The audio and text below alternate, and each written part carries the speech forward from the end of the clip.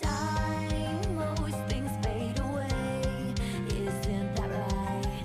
All of the memories dissolve. The sunshine, the breeze song go by. No matter how big it is, its time will come. It will be reborn as something new. The full moon, bright balloons. Only my feelings will ever grow. And swallow, so that's me. Non-stop love song. I will follow you wherever you go. I can't wait to catch up before the sun sleeps. Not if you're short of breath. I'm the disaster of fashion.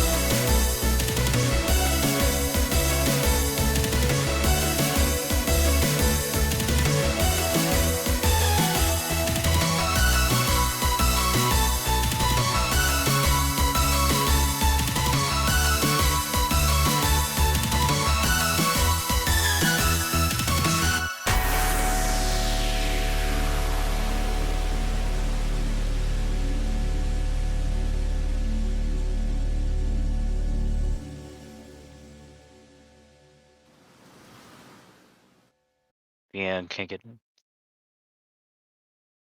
All right, greetings, BBTAG gamers. Welcome to Project Tsukiyomi, West Coast, here at twitch.tv/redE30. I believe I have an Eon on the mic joining us, about to share a couple of words with y'all.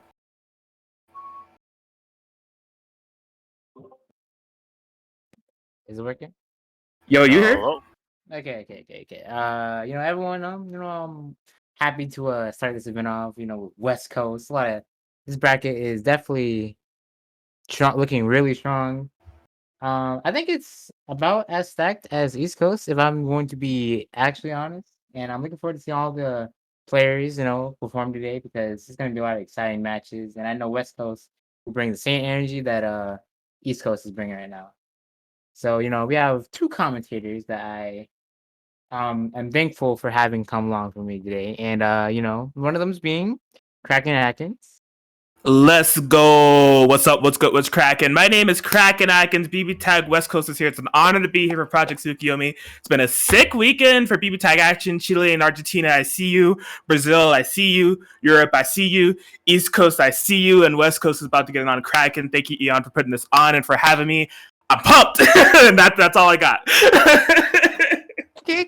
I feel you. I feel you. The energy is strong, all right? We also have Long Louis here.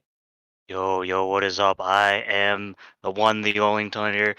The only tater? Yeah, let's go. That is me. I am Lon Lily. I'm very excited to be able to commentate for y'all in this very stacked, very huge bracket major run by Eon here. Thanks for having me.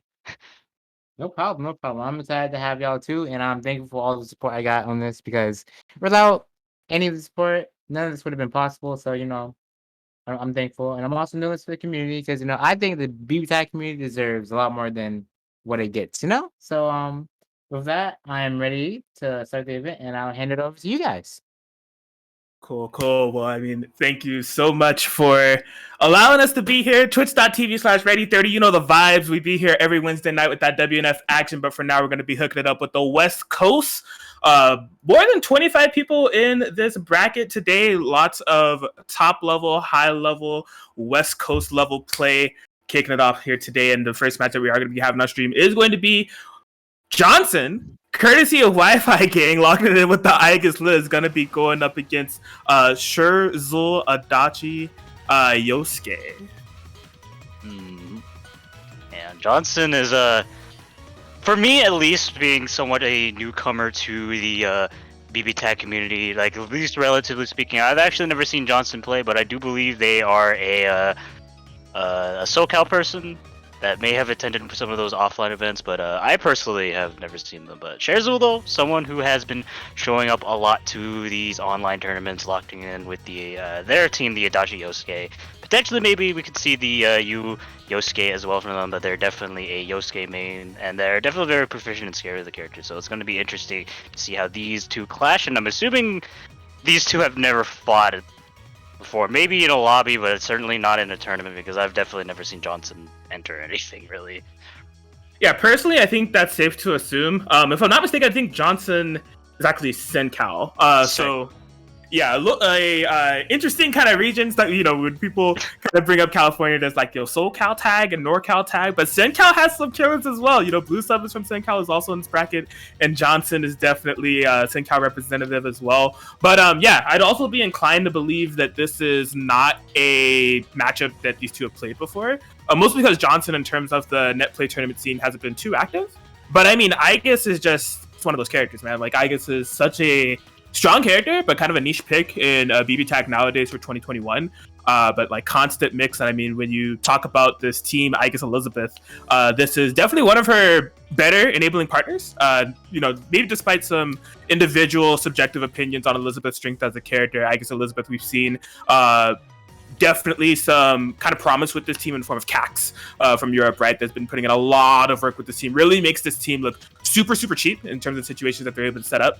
So it'll be something. I think this is definitely the clash of like a very meta pick that we have from Shirzul with that Adachi Yosuke. That's a comp that we see. If there's a net play tournament, like no cap, that team's probably being played. Like There's just so many Adachi Yosuke players going up against a little bit of a offbeat pick with this Aegis Elizabeth.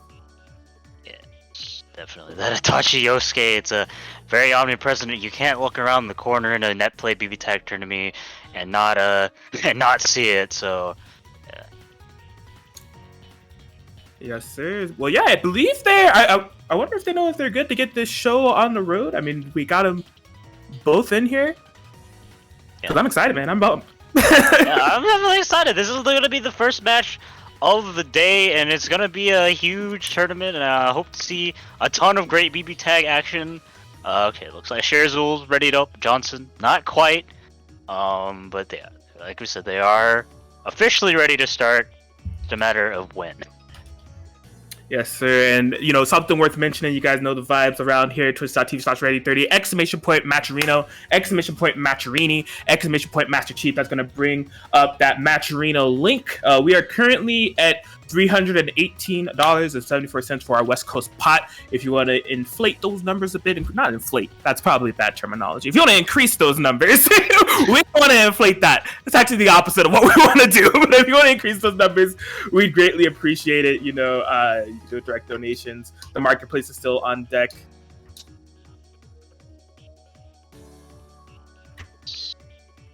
Sure, you go support our players and add some just whatever amount of cash you want in the pot.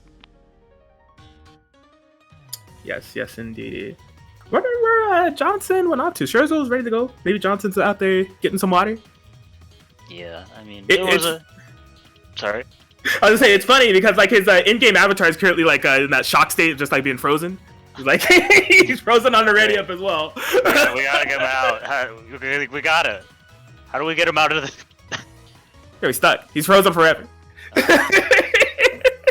You must assimilate, become papery. Maybe it'll get him out. He's in the middle of competitive booking in Travago, trying to get a flight to CEO. Yeah, that's true. CEO officially has BB Tag in their lineup, which is definitely very exciting. Yeah, I'm definitely about to hit him with the AFAM you good picture that I sent Guzman the other day. Hey yo, Fab, you good? Let me. I'm doing this live. To get on the general right here. Oh wait, no, I need to go to the West Coast general. Hold up. Where'd he go? Hold on. Wait. You got cold feet. All right, where's my memes folder at? Maybe if you hit him with, I'm just gonna hit the entirety of general with Heart Smirk, and maybe it'll summon him. I mean, in terms of West Coast players and summoning people, I think Heart Smirk is a good one to go for. Oh, he started typing as soon as I said that. You know, my man said all my matches will be for Pokimane, and then he. You know, all it took was a Heart Smirk. Heart Smirk. It's OD. First match. I told you, man. If you want to summon any West Coast player, Heart Smirk will get it done. Yes, it's just that like that higher power of the one that shall not be named Kondo. That Heart Smirk, it inflicts a lot of emotions in any West Coast player. But either way, we're here. All right, Aegis Elizabeth, as we said, Adachi, Yosuke, Sherzul versus Johnson. Starting us off here, Project Tsukiyomi, West Coast. Here we go, game one. Let us begin. Immediately getting hit with a 4P. Sherzul activating the Resonance to pop the cross combo immediately. Don't want to trade. Yes, and I mean, if you're us, we're happy that our bracket has just started. But if you're Johnson, this is not the way that you want to start. Going up against Adachi Yosuke. I almost found a good mix with that Elizabeth Zio. Just wasn't quite able to confirm off of it. Yeah, try to contest some few sessions with JB, but the 4P coming in clutch, helping Sherzul convert off it. Oh, just once again smacking down with the JB, gonna be activating the cross combo. Able to get a conversion off it. Oh, yeah, he definitely didn't want that DP there. Gonna be playing it patiently, just setting up the full screen zoning game. Forcing Sherzul to approach, and when he does, just gets a 4P smack, and Elizabeth will be taking a good amount of damage. Yeah, I mean, that's been like a common trait of this matchup thus far. You know, we've seen some big hits, but a little bit of drops on both ends. This should lead to a dead character, though, so this is very advantageous for Scherzel. John's coming in with the solo, I guess, level 3 Resonance, and some good ground to make up. I guess definitely not a character that's touching on the damage, but it can be a little bit of a struggle to actually get in and use all that high damage, especially when you're getting crossed up like this and put in another sandwich, mix you up once again. Ooh, that was a very nice reversal. That's going to be, yeah, like a solid 6.7k to cash on Yosuke. You're able to find that hit. That could be very advantageous for Johnson against the overhead. Yeah, I guess can be so difficult to block with that overhead going in straight in, forcing Scherzel to pop the resonance once again. Oh my god. Johnson needs to be so careful. There's no more Gia, so the mix value of like Aegis is really stifled here. Has to wait for that cooldown too. Yeah. Oh, Aegis DP moment! You hate to see it. That was so unfortunate. Johnson not able to get contact with that DP, and Scherzel will be taking game 1. That Aegis DP kind of be lacking in that horizontal range. It's a very vertically focused DP, and like moments like those where Adachi is just like spaced really well, it's gonna be really hard for Aegis to try to get out of that situation outside of like maybe jumping. Yeah, an unfortunate call there for Johnson. And yeah, we were talking earlier about that Aegis Resonance. She's like a bit of a meme. Like she reminds me of like pre-patch Carmine solo, but like harder in a sense, because like her damage potential on Resonance is actually like possibly unfair. Like she gets a lot solo with passive meter gain, but it's just like you know, having to navigate that neutral, especially against a team like this, could probably be rough. Yeah. I think Johnson they're trying to go in with the Megiddo Fire plus 6p, but just a big Azio laser, really able to stuff it out, but able to nullify some of that cross combo, but immediately jumps into the Yosuke. But oh my god, that was a great use of that JC, able to avoid the bullets and just punish accordingly. Going to be taking that Aegis out extremely early. And what side did you have to block that? Only the Yosuke player seems to know. Yeah, this is just an unfortunate call for Johnson. Yosuke schmoove, and if the bar and meter and health wasn't enough, it definitely is now. It's going to be a dead Liz in game 2 for Scherzel. Yeah, so in comparison to our game 1, that was definitely a lot more definitive game from Scherzel. And that's like something that I've noticed about this can happen with the Adachi Yosuke comp in general, but something I've definitely noticed with Scherzel. They pick their spots and are very good at counter calling on this team to get a lot of happy birthday situations. Like, I think that's something that they just have a good eye for, and like just has a good natural ability to kind of call out. I see Scherzel get a lot of happy birthday situations going in their favor. A good skill to have, especially and potentially going into this game 3, which could be the last one of the set. Yes, Johnson needing to dig deep to make something happen. I mean, we saw the game 1. We saw some promise and maybe some capabilities of being able to take a round here. But, oh my gosh, this round start is definitely rough. Yikes! Forcing in a burst. Liz getting hit by the Tinterafu a little bit. But yeah, the classic setup. The 6PO Azio into the Bzio, just letting Yosuke get it immediately. But unfortunately, drops the combo, but gets a happy birthday for this troubles on his 4P. Both characters are definitely going to be bleeding, and I feel like that Liz is probably going to be dead, actually. Oh my god. Is Yosuke going to come back? Yes. Man. Able to extend that combo for long enough. Yeah, that was fantastic routing there for Scherzel. Probably like one of the best routes possible in terms of maintaining the happy birthday and guaranteeing the kill on Elizabeth, getting the throw on Aegis post-resonance, and that's going to do it, man. Scherzel's going to be able to take it 3-0 over Johnson, man. I mean, Johnson said that they're dedicating all their matches to Pokimane. I don't know, fam. If I were you, I would try to get the VOD DMCA'd or something. I don't think you want this clipped.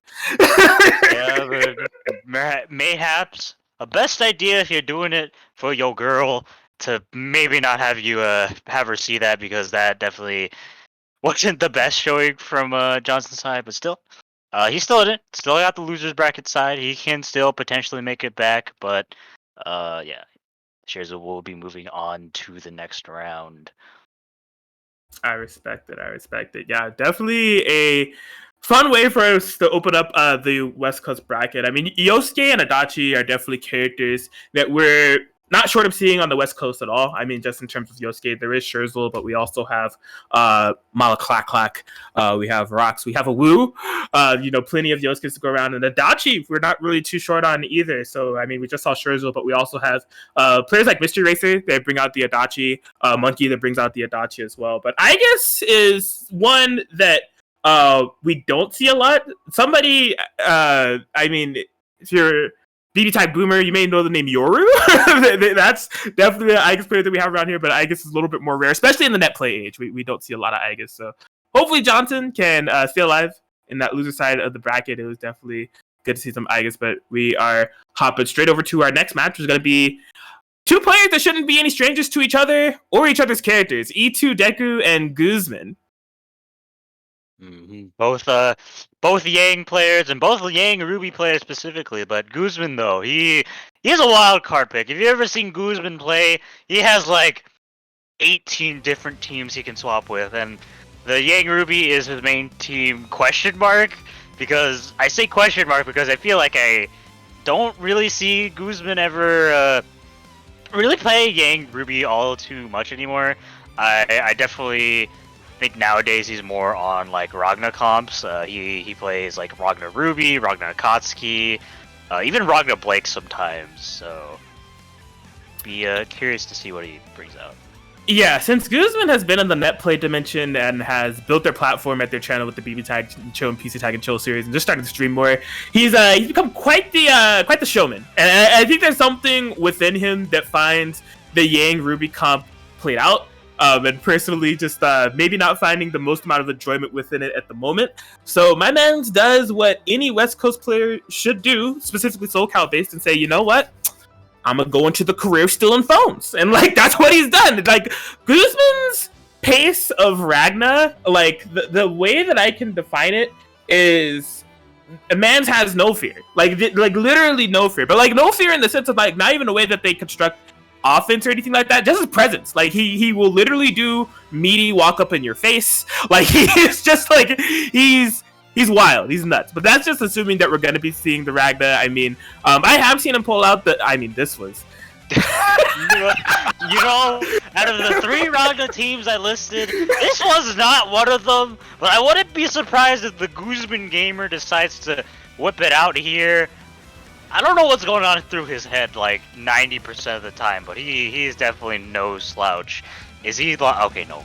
He is not locking into it. Going to be swapping over to that Ragna Ruby comp. This seems to be his favorite Ragna comp for sure.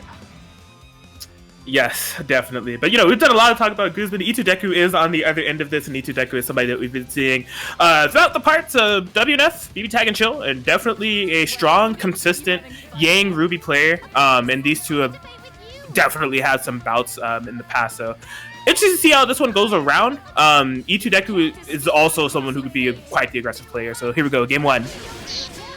Round start 2C is we're gonna start it off, probably trying to call out a 5B round start. Goes with the empty jump low, but Guzman finding a good place to burst out.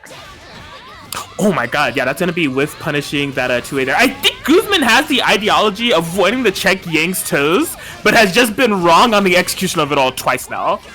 Yeah, good jump out of the grab. Okay, yeah, good use of that 2B there to finally clip the armor. And imagine you're going to be swapping over to the Ragna. Yeah. That's what I'm talking about! He was right forward! Go Hades! Exclamation point SoCal! It's the best move in the game. Perhaps maybe not that time. Ooh, unfortunately, probably clipped the jump frame. Oh, not able to cash out of the super just yet. That definitely was a dead Ragna. Reverse hit 2B, why not? Ooh, okay. Yeah, if I'm going to be a betting man, I think that was actually a misinput on the jump C. But who knows? She is going to be burning. What will Guzman do? Jump over, set up a sandwich, but oh, what are you trying to do? Hit me with mid. I got this armor on the 5B. No mids allowed, Mr. Guzman Gaming 1. Level 4 resonance on Ruby. Nice jump out of the Yang 6P. But boy, Guzman needs to be finding some hits. Yeah, definitely wants to make some good use out of this resonance. E2 Deku, though, keeping up the pressure to make sure Guzman can't do anything too threatening with that resonance, especially with that JB jump in. Okay, there is no assist meter being called back, so he's dead. Yeah, he's dead. Boom! Just in case. Goes in with the DP as well. I like it. E2 Deku going up game 1. And yeah, I really think some of the biggest proponents of that matchup is, as we saw in the earlier hits, Guzman tried with the 2C round start, but that's just a bit too slow to contest Yang. And then even tried to hit with the 2A to read the E2 Deku, but ironically, that was the point where they probably needed 2C because it whiffed. So there's, I mean, we knew going into this, Guzman was going to have the matchup knowledge, but now he's going for the true check. He's going for the true check. He's like, yo, I've been playing this team since this game was announced, since beta. Let me show you how it's really done. Swapping over to that main team, the rare nowadays team, but still, the Guzman game, he's definitely good on it. We're gonna see a 5B round start. Yes, Guzman. How did I know? Oh! West Coast! Welcome! Well, dude, look at that, Yang! She almost dead! Oh my, she's burning! What is happening? It's only been... Nice block on the empty jump low, doesn't block the overhead, gets checked by himself, goes in with the armor 2B, and the Guzman is Looseman on the main team already, and goes in for the reset! Oh my... Dude, he's knowledge checking his own team. So you know what's funny? You know what's funny about him doing that reset? That's the E2 Deku reset. We see E2 Deku do that reset all the time, and it actually worked on him. That's nuts. He knowledge checked him on his own team. What are you doing in that corner? I don't know, but the Guzman is Looseman able to take game 2. Man, that was absolutely insane for a game 2 for us to have here. But when you got the Yang Ruby mirrors, especially with these two being the players that are driving it, you can expect chaos. But holy crap. Guzman do be gaming. Man, when he puts on the KDA colors, because he's told me that's the reasoning for the colors, it's the KDA colors, that's when you know it's real.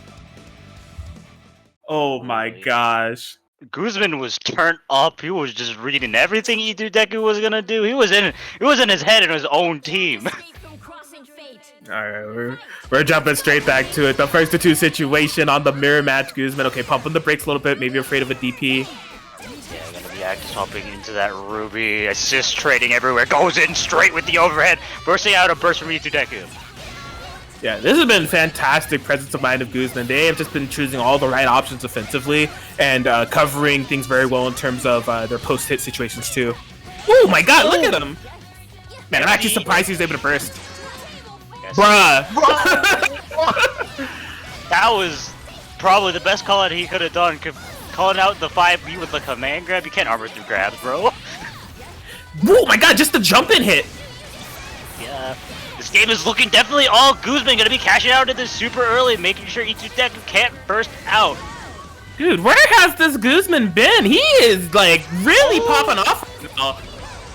That is for sure. Be forcing out an early resonance pop. Oh my god, he has the blessed for P on the plan, going to be cashing out of the cross rate and taking a very dominant game 3. Yeah, man. I mean, like, all things considered, then the mirror match is definitely coming down to, you know, these two are really comfortable. They're gonna be really comfortable against each other just from like the amount of times they play against each other and just having that knowledge on the team. But like, truly, this is like some of the cleanest Guzman gaming Yang Ruby play that I've seen from him in like a minute. Like, he is on fire right now. Absolutely. E2 Deku is definitely gonna have to dig deep and find a way to stop this Guzman, who's just been on a train roll with the Yang Ruby. Oh my, I think he wanted JP. I think they were about to do the same round start again. Oh my god. Guzman, it's just the Yang player singular brain cell. Oh my gosh. Freeze maybe react to that 5B, but it's all good. Sandwich situation. Oh. Yeah. Oh, actually found a good place to burst on Yang 5B. Okay. Guzman Yang. Yeah, we'll be burning after this conversion. Has to be careful about the Ogi. Are we mashing low? Yeah, mash right there. Bro. Oh my god. The mere presence of Guzman forcing out a burst from E2 Deku. This is going to be a huge amount of damage. Yeah, I think you nailed it right on the head. Oh, okay. Yeah. Oh, for the Ogi! Oh my god! Run up EX command grab to catch the jump, and there goes the Ruby. E2 Deku gonna have to make the solo comeback. Use the freeze frame to punish the 5. Guzman is insane. The Guzman is... Yo! Oh my Everything is hitting. Overhead. Guzman Gaming 1 gonna be able to take it 3-1 with that Yang Ruby switch over E2 Deku. That was explosive, ridiculous. Like I said, like straight up, bro. Like Guzman has been on the online tournament scene. He's been entering some of DonCon's tournaments. He enters WNF. He runs his own tournaments. He doesn't typically enter those. But in terms of character picks, we don't see him go to his main very often. And it's been, you know, quite some time, maybe if ever, since I've seen Guzman play at that potency and that level. That was fantastic. I'm almost speechless. That was just immaculate. Just Yang Ruby play coming out from Guzman. That was a sight to behold, and I was kind of sad to see Deku to go into losers so early, but still, that was a good ass set, and he still has a loser bracket. Oh my gosh, there it goes. Well, I mean, the excitement doesn't stop from here. There's a lot of WNF classics that are on the way. So Guzman and E2 Deku just happened. That was ridiculous. We're actually going to something that's more of an offline WNF classic for this next match. Master Chief and Lord Host of Dong. Look, if you've been, I don't know, if you hear the hearsay about SoCal memes and how many Ragnar players that we have here, and if we were like trying to hide that at the possibility of like we're not all Ragnars this round one match, just kind of spoiled the surprise.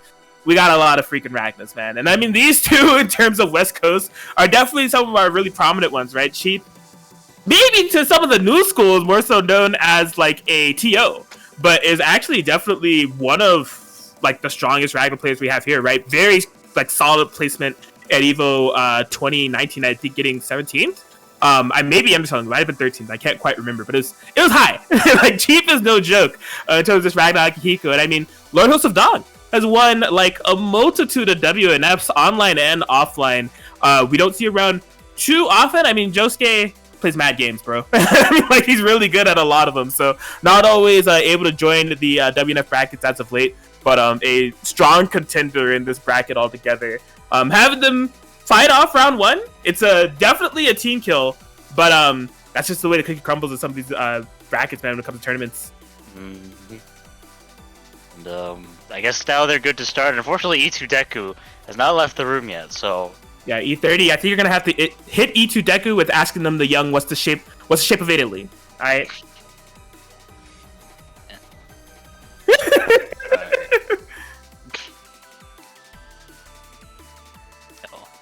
Can also ask them what the shape of Ragnar 5A is. True. Alright, yeah. They seem to have answered wrong. They have been, as we call, booted from the lobby. Yeah, it had to be done. It is what it is.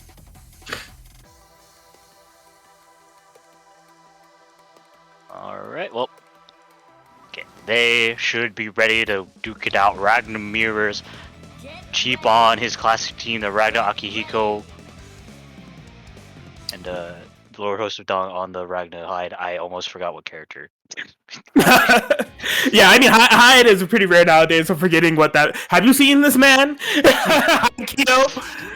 Oh my gosh. But yeah, man, so like, the really interesting thing about this set in terms of just, man, am I really about to analyze the psychology of Ragnar players? I think I am. Like, out of all the Ragnars, these two are very neutral-focused. So, like, they are not afraid to stand on life lead, and have a strong presence of mind on the ground game, so.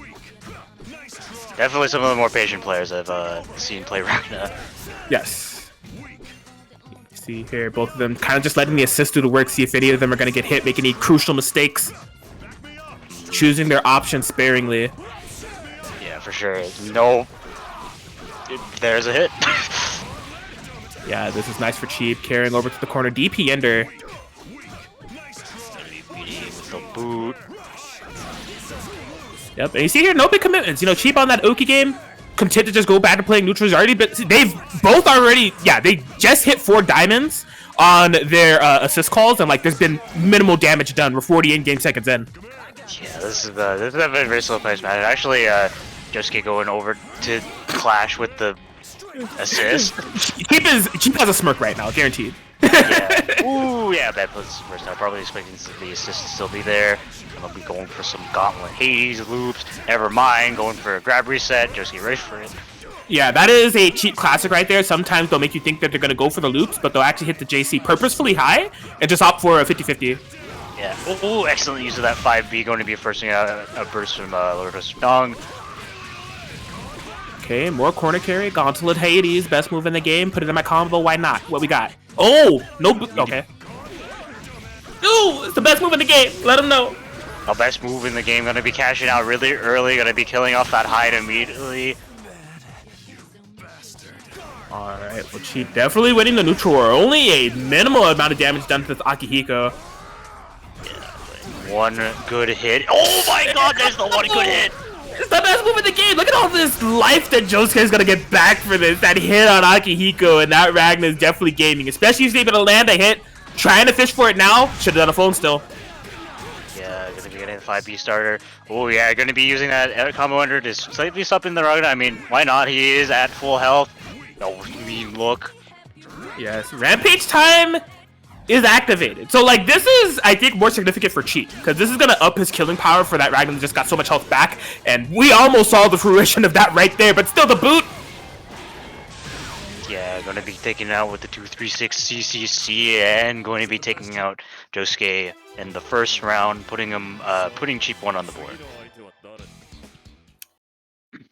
All right, man. Yeah, the slow burner match. I can, unless like one of them is able to find a kind of big point of momentum, or like one of them makes a drastic error, I think that's going to be the pacing of all of these matches that we're going to see here. Like, this is truly just kind of like the way they play the game. They you know, won't commit too much on the life lead. They're really comfortable on playing the ground game. They really mirror each other's playstyles in that regard. For sure. So definitely be a long haul set, but it'll be some excellent BBTAG action nonetheless. Master Chief waking up and choosing violence. Unfortunately, did not hit the Ragnar point. Gonna be bursting early. Yeah, nice tech on the throw. Oh, that Ragnar taking some extra credit, not able to punish it. Oh, yeah, that's an overhead. Cheap not ready for it, but gets an excellent TRM call. Alright, ending it early. Going to be with punishing that JC with 5P. Just bursting out. Ooh! Almost a whiff punish on that whipped anti-air. Okay. Yeah, and the other thing about both of these players, they're both going to want to prioritize having Ragnar be the one that they put a 2v1 with. You see right there, like, Ragnar was in danger of dying. Chief said, no, I will, like, take whatever you do to Akihiko, just don't kill my Ragnar. Yeah, you definitely want Ragnar and Resonance over high. Oh my god, that was an excellent block. Easy defense. Okay, yeah, gets the counter. JC confirmed. Gonna get the nothing person out. Kid baits the DP, and suddenly, just like that, a game looking good for Lord Horse of Dong is looking very good for Master Chief. Yes, but Gauntlet Hades, no matter how it looks for you, that'll still be the best move in the game. Absolutely. Forcing in the persona of Ragnar. Josuke popping the Resonance immediately afterwards. Ooh, probably trying to miss anti-air there. Yeah, Master Chief has been doing a fantastic job of making sure that the solo Ragnar doesn't get out of control. And yeah, in terms of this match, we're just not going to see that solo Ragnar Resonance really get much of an impact at all. Yeah, still, Ragnar is a very good solo character, especially with that Gauntlet Hades fine. Just going to be bursting out immediately. Doesn't want to take anything. Oh, that was definitely a misinput. Is this going to be a kill? I feel like if it can go to DVD, it will. Oh my god, yeah, he's doing the entire seatbelt loop, and that's great. You know, okay. Optimal health still, basically. Not ending that combo early. Very good stuff there from Josuke. The grab, nice tech again. Oh my god, that boot is so active. Once again, trying to bait it throw. Oh my god, runs into the JAA. Gonna be cashing out into the 236 CCC. Not gonna be a huge amount of resistance, but there is an Astral. Gonna be running away. Yeah, corner to corner. Didn't want to have to deal with anything. Man, this is the embodiment of SoulCal right here, man. Rampage time! Oh my gosh.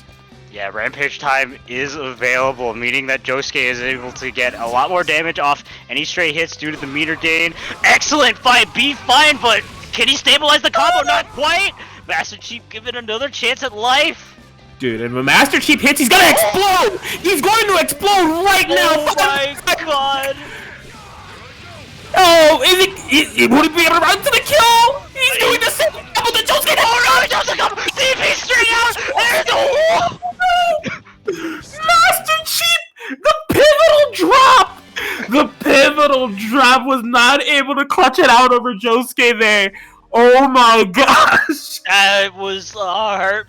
He definitely had it, but just unfortunately whiffed the combo at the most pivotal point, and Josuke just able to DP out of the Oki situation, tying up this set. My god, that felt like 3 games in 1. Yes, like I said, we're here for the long haul, man, but whew, before that point, I was definitely feeling like, I want to say that Lord Host of Dog did a fantastic job on that Solar Ragnar comeback. Like, really, if you think about, like, the game 1 and the pacing of that, he was really having a hard time opening up Chi, and he just chose a spot and found those pockets fantastically in that last round. Stare down, and Josuke not ready for the grab, though. Oh my god. I can't think of a set that's more of the embodiment of Soul Cal than this one. The Gauntlet Hades hit rate has been insane. The best move in the game.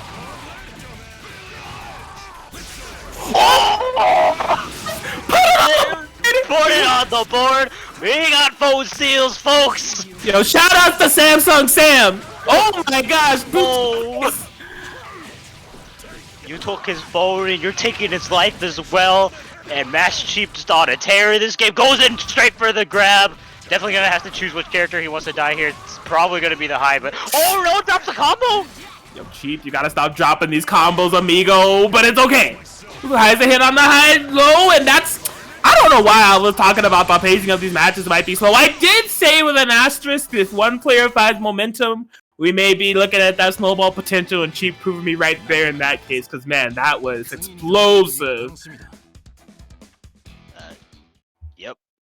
Definitely. Against Chief's team specifically, if you make one crucial mistake, you're eating, like, at least 10k. Whew.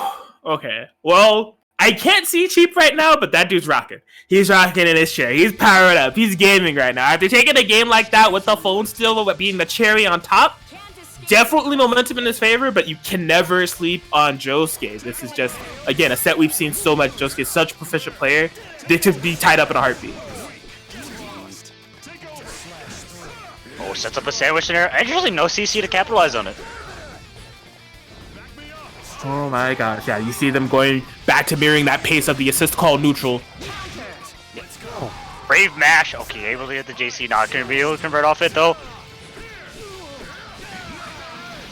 Alright.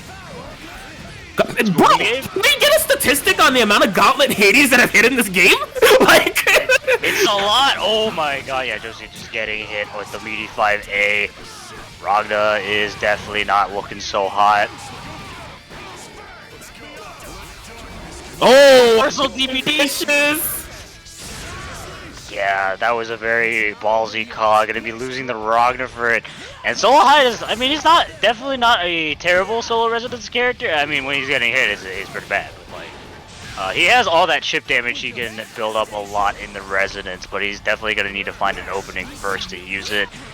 And there it is. yeah, okay. So yeah, as long as they are able to possibly get Cheap the block, get some of that chip damage on him popping, it could be possibly a good time here for Josuke. This is good, getting that Ragnar down. Cheap just opts out for the tag. Big whiff punish here. Yeah, no real meter. An excellent block on the cross up once again. Well, that was an attempted whiff punish, it's a little bit too slow.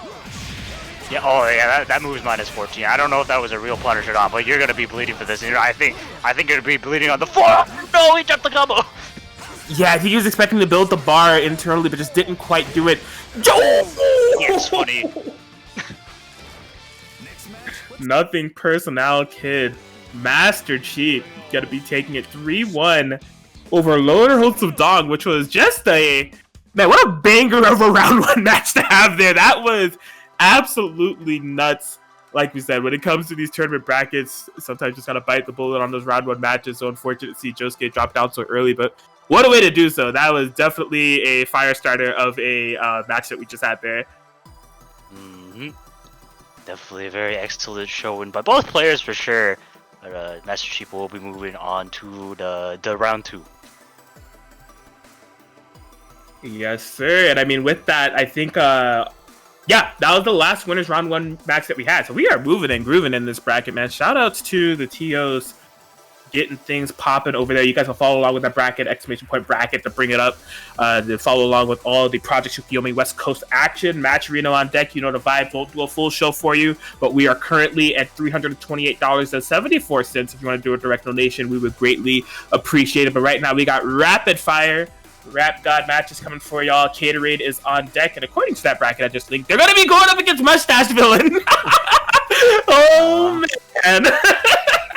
Yeah, this is definitely going to be an interesting fight because Mustache Villain, if you don't know him, you're gonna know him now. His team is the Teddy Taylor comp, which is a very eccentric comp to say the least, as I like to dub it, the circus. He has like an almost amazing load of tech and combos with the team. He's definitely very proficient on both characters, and he plays them both really well together. And it's just it's definitely gonna be an absolute joy to watch. And interesting thing about this matchup is he's going to be going as Caterade, who is a primarily PS4 player, while Mustache Villain, he does have the PS4 platform, but he's a PC Tag native, and he primarily plays on PC Tag. So I'm almost certain that these two have never fought before, and this is going to be their first exposure to each other.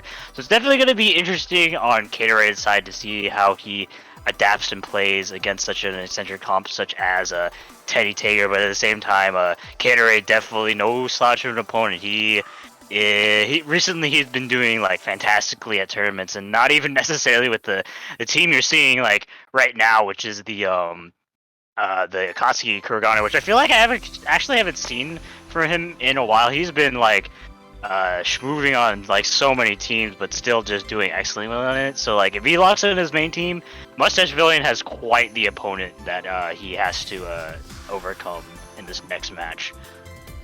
Yes, I couldn't have said it better myself. You know, when it comes to Caterade, I think in my personal opinion, he's definitely one of my favorites to at least hit top 4, if not like maybe win the thing. Like he has just been on fire lately. Like he is such a solid BBTAG player, and that's just like really the only way that I can define him. That he has his own style.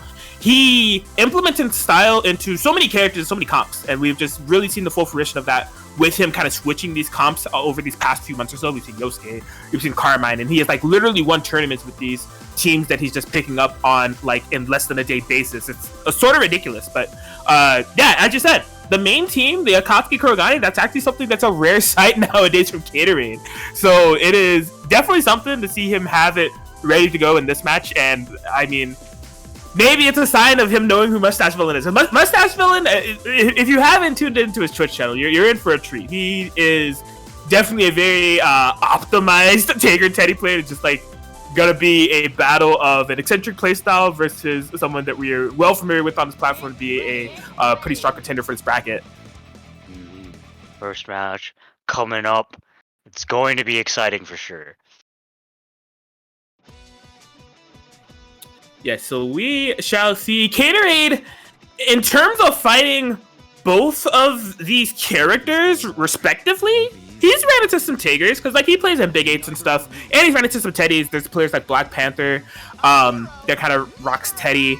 So in specific character matches, they should have some experience. It's just Mustache Villain as a player is an entirely different beast in himself. Yeah, we're gonna see Bear through round start. Yeah, do it to him. Oh my, yeah, it kind of looks like Hitaru was kind of ready for something like that. Yeah, I tried to opt for the air DP round start. Oh boy. Smacking that Kurogane, but so is the Tager. Oh yeah. Ooh, yeah, actually that is punishable on block, so if Caterade didn't push out, that would have been a punish. Oh, a smart idea to try to push block there. I think he thought he was out of dodge. Got opened up by the low, but no big damage there from Caterade. Into the corner we go. What's the Oki? Woo! Command throw! Yeah, I got a TRM off it, and that Kurogane is definitely bleeding, forcing out a burst from Caterade. Okay, nice air conversion. Taker taking a little bit of that damage. What a... Wow. Ambitious setup there from Caterade. It pays off, able to beta burst, but they should be cashing in a dead Taker here. Ridiculous. Yeah, too. Yeah, and for what was a match that was pretty even, actually Mustache Villain have a little bit of advantage. It's completely lopsided now. Caterade is turning completely in their favor. 5 bars on deck, and we're spending that cash right now. Natsuki Kuragane does a buttload of damage, and we're gonna see it right here. Almost 11k immediately for one mistake, and Gatorade going to be taking game 1. Beautiful, beautiful. I mean, like like we haven't seen this Gatorade comp in a minute. It's almost like you forget the potency of what this comp has been for Gatorade in the past, because he is so solid on both of these characters, man. I think like in terms of Kuragane, he's definitely proven to be one of like the stronger Kuraganes in North America for sure. But Akatsuki is just like right up there with him. Like he really solid on both of these characters. Absolutely. But yeah, the pacing of that match is pretty even. I think when it came to Gatorade getting in the zone and setting up that Oki, he had such well-constructed offense. That's where Mustache Villain started to melt. But before that point, really felt like it could have gone either way, to be honest.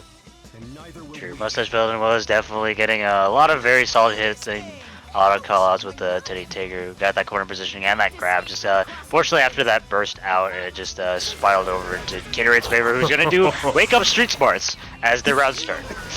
Yes, wasn't quite able to find anything with it. Oh, he broke the persona, so that messed up the routing. Yeah, maybe tapping the Tiger just a little bit. Using the GC air stall, trying to go in with the slash kite, but good air conversion. I like it. Okay, Mustache Villain definitely finding even more. Oh my gosh, nice momentum here. Able to tag the Akatsuki. I think they thought they had a hit confirm on the point character there. Yeah. Oh my god. Okay, yeah. Gatorade recognizes the situation using that 5B to save the Kuragane in his life. That's so cheap. Yeah, you gotta hold it. It's like, hey, I want a sandwich and I want it now. You can't do anything about it. Man, this is almost super reminiscent pacing of what we saw from the game 1. Mustache Villain finding like a good amount of hits, some good pacing. The Gatorade just gets started and says, no, my offense is too clean. Don't even think about it. My damage, my offense is too clean. Ooh, I think that was a burst bait. Oh my god, go straight in with the Bitatsu. Yo, the Bitatsu with rocket launchers attached to the feet. Let's go. Fuzzy Wuzzies, Gatorade, please. Yes, definitely bullying Mustache Villain into this kill. Same situation last time with DHC on deck. And Gatorade up 2 in the set. Potential last game. Man, and if you're Mustache Villain right now, I mean, like being down 2, especially in the way that you are, it has to be something that's a bit like mentally taxing, because Mustache Villain hasn't been getting momentum. Like he's been getting some momentum in some of the early like gambits of this match. It's just like, dude, when Gatorade gets started, he just does not stop. And like the construction of that Oki game with the Akatsuki with the DP and the Naruto 6P, like it inflicts a lot of fear. Definitely. But still, Mustache Villain, like, still that game, as you said, it was definitely reminiscent of the pacing of the first match where Mustache Villain was getting a pretty good pacing there. Yeah, I got both characters relatively low. It's just, what's really killing him, I think, is just getting into that 1v2 game against Gatorade's team is a huge detriment considering both characters. It just leads to a situation where they can't make one mistake or they die, really. Yeah. Oh, he said you want to spend on Teddy. You can't do that. Yes. EX20 round starts arcing out. Oh yeah, probably expected the 6P version there. Yeah, we actually saw something that like I thought would be a bigger aspect of this matchup in terms of like if Mustache Villain was to take to the air and throw Teddy items, he has to be so cognizant of Naruto Kuragane 4P. Yeah, for sure. Gonna be stopping a lot of what he can do up here. Let me switching in the Akatsuki. I actually. No way! He's gaming. That was insane. Wow. Gatorade definitely gaming. Sets up another set. It's so gross. But oh my god, yeah, reads the active swap with the get B. Going to be slamming Kuragane into the floor, putting him in an extremely uncomfortable situation. Okay, yeah, you can see Mustache Villain activate the cross combo in the neutral, just trying to get that sliver of health needed on Kuragane. Gatorade says no. Back once again in this 2v1. Oh my god, just wakes up with the grab. Yes, this is good for Mustache Villain to at least get some damage on Akatsuki. I gotta imagine he's gonna want a resonance call after this. Yes, okay, so now if he can just get a hit on either of them, it'll be burst safe. He can just guarantee a kill on a character. The problem is he got hit right after activating resonance, and a lot of that time's gonna be wasted. Yeah, probably doesn't even really need to spend the DHC for it. Just gonna be that resonance. and putting Mustache Villain in a situation that I think is going to lead him to a kill, unfortunately, with that 4P. Yeah, he's going to fish for it.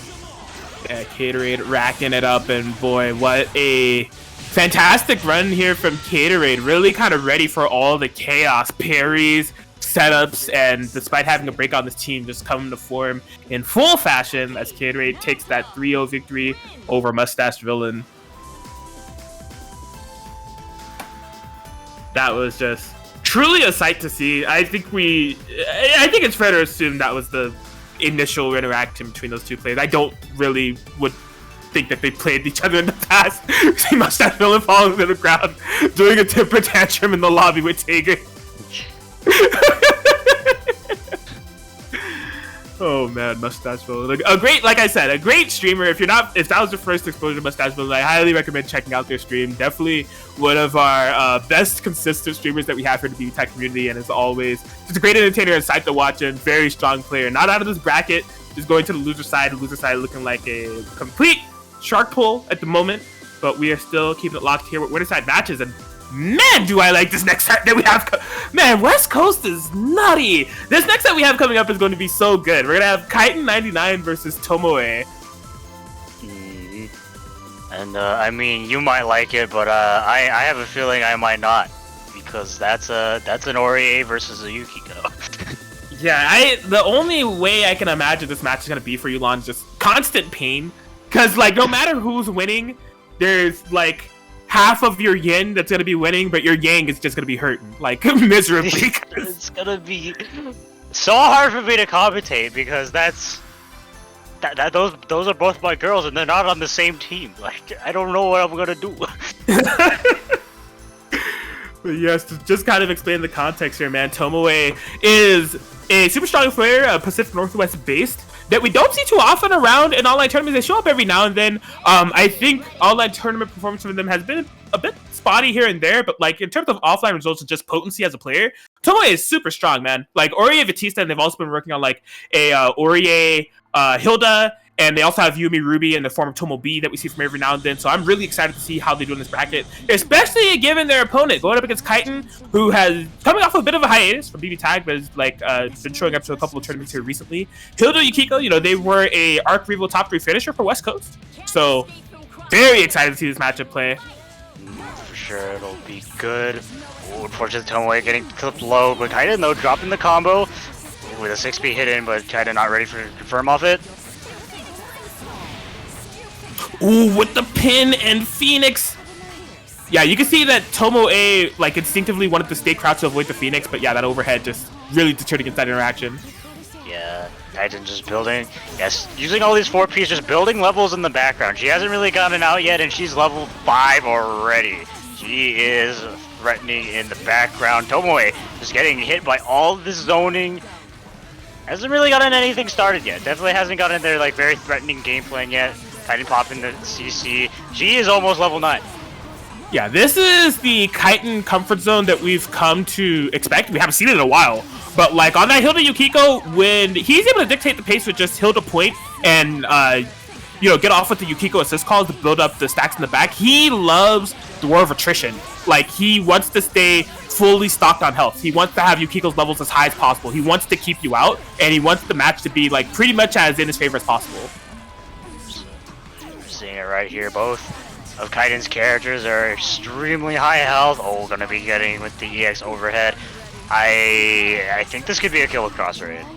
It's gonna be close, and no, you're absolutely right. That's gonna do it. Kaiton gonna be able to take game 1 in what I would absolutely state is a definitive match for Kaiton. Like if you had to look up, I mean, if you Googled what is a typical Kaiton99 match or what is the ideal Kaiton99 match, it would. This match would have to pop up, right? Because that was just fully kind of the all the cards on the table of what Kaiton idealistically wants. So we'll have to see how Tomoe kind of plays around that, because that was definitely very, very dominant there from Kaiton. Yeah, that was definitely looking very rough. And in terms, I mean, we didn't really get to see the Yukiko play at all there. There was a very Hilda-centric gameplay there. But in terms of like Yukiko herself, yeah, Tomoe definitely has a matchup experience against me and Podge, who he does play against regularly. So when Yukiko is on point, I feel like there could be a Or, you know, you can just 5A round start knowing that Tilda's 5A is like 11 frames. Oh, they dropped the combo. Yeah, that wasn't the best drop there for Tomoe. Luckily, gonna be bursting into Batista instantaneously. You can see he does not want to get the full screen. He learned from what happened last time. I do like his EX lasers to contest Chitin. That could be pretty significant. Oh my god.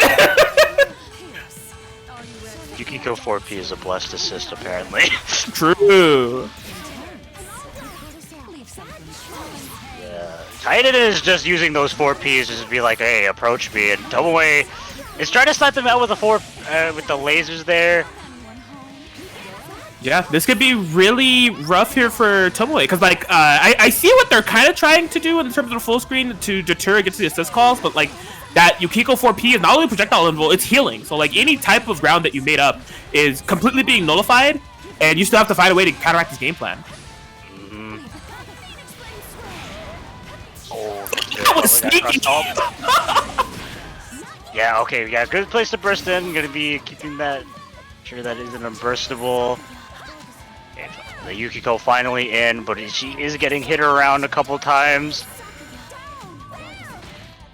Oh, able to run it in and get the throw. Tomoe is in big trouble right now, man. Okay, ready for that Uki situation? Yeah, gonna be setting up with a sandwich CC.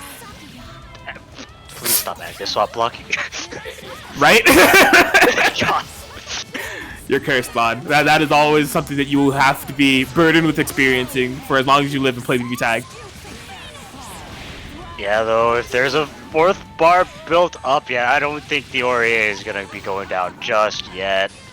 The rampage time has been hit. This is definitely more in favor of Kaiten, considering what Hilda and Yukiko's like EX options are going to be really threatening, especially in this rampage type situation. Going to be getting all this passive meter back. Going to just be making sure that Hilda gains as much health as possible. This is looking rough. Yeah, this is so rough. Chitin is just really looking in full form, and it is just much too big of a task for Tomoe seemingly to handle at the moment. It's going to take a lot of adaptation. You know, this is not the most popular team, and I mean, especially coming from the PC tag point of view, I would be inclined to say that there's like nobody that plays this team specifically. There are some Hildas, there are some Yukikos, as you said, but really in terms of trying to find a game plan against this team, it's looking rough. And we see Tomoe just going for the complete switch. They're going to Tomo B mode, Yumi Ruby. Personally, like, in terms of just switching things up, I think Ruby can definitely be kind of a good character to choose, because I think the best way to kind of play against this team comp is to actually not let it get the full screen. You want to chase Chitin and make sure that it doesn't get the full screen, just so you can have Hilda move, commit to the air, and then try to abuse the normals and her frame data in your favor. And Ruby can definitely be a good character for doing that. Definitely. You want to make sure that you're just constantly on them, make sure they can't get any healing shenanigans done. That Hilda TP is so ginormous. Yeah, Chitin allowed his set of full screen once again, but Tomoe going straight in, almost able to convert off the 5P. Okay. Yeah, so in terms of getting some type of, you know, presence against Chitin, there is more than usual, but still, Chitin just has such a huge life lead. Good burst to save the Ruby, necessary burst, but just right back into pain, man. And now since you've already used the burst, Yumi has to eat all of this. I think there was a sandwich attempt set up there, just a little bit too much screen carry, or screen carry. Yeah. Trying to use those EX snowbirds. Okay, yeah, unable to snipe out the 6P. What clashed? I could not tell you. Yeah, Tomoe is just having a really hard time. Like, Chitin has been able to play these matches so Hilda-centric, with Yukiko assists in the back to support, and like all of it has been so immaculate and so like well placed that Tomoe just can't really seem to find an opening. Yeah, gonna be finding somewhat of an opening on this Yukiko. Yeah, great use of that DP, able to punch the landing frames with that JC. Yeah, that's not gonna go. Oh my god, he's going for some awesome fancy combos. Oh, unfortunately, Ruby DP not quite good enough to reach the Yukiko, and Chitin going to be taking over Tomoe 3-0.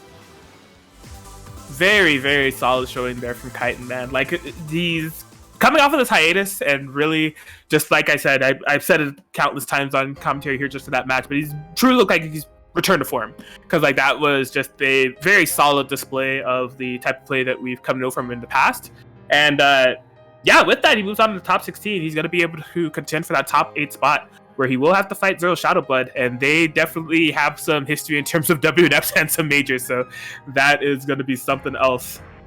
But still, I believe we have 1 or 2 more winners round 2 matches that we need to go through before we move on to the winners quarterfinals. Yes, in terms of who I'm seeing just join the bracket, that is Dropped Inputs. If that name doesn't sound familiar, maybe I got something else that'll sound a little bit more familiar to you if you're a frequent flyer here of twitch.tv/ready30. That's Mr. Orax. All right, Orax, known for playing Yang X. Like Yang just with another character behind.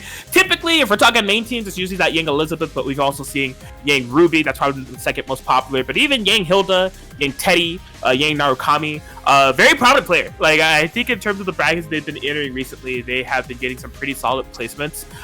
It's funny, like the Yangs of our brackets at WNF are I don't want to say interchangeable, but we get them confused a lot, and I think it's because they're just both super strong and like tend to get like somewhat of like the same like placements and everything. But I'm excited to see Orax play. You know, this is a top 16 qualifying match. They will be going up against Neanderthal. Neanderthal hopping into the net play bracket circuit. Neanderthal is a fun player to watch. He has a lot of teams. Akatsuki Tank is one of them. We also see Blake Susanoo from time to time. There's a lot of different routes that we see Neanderthal go.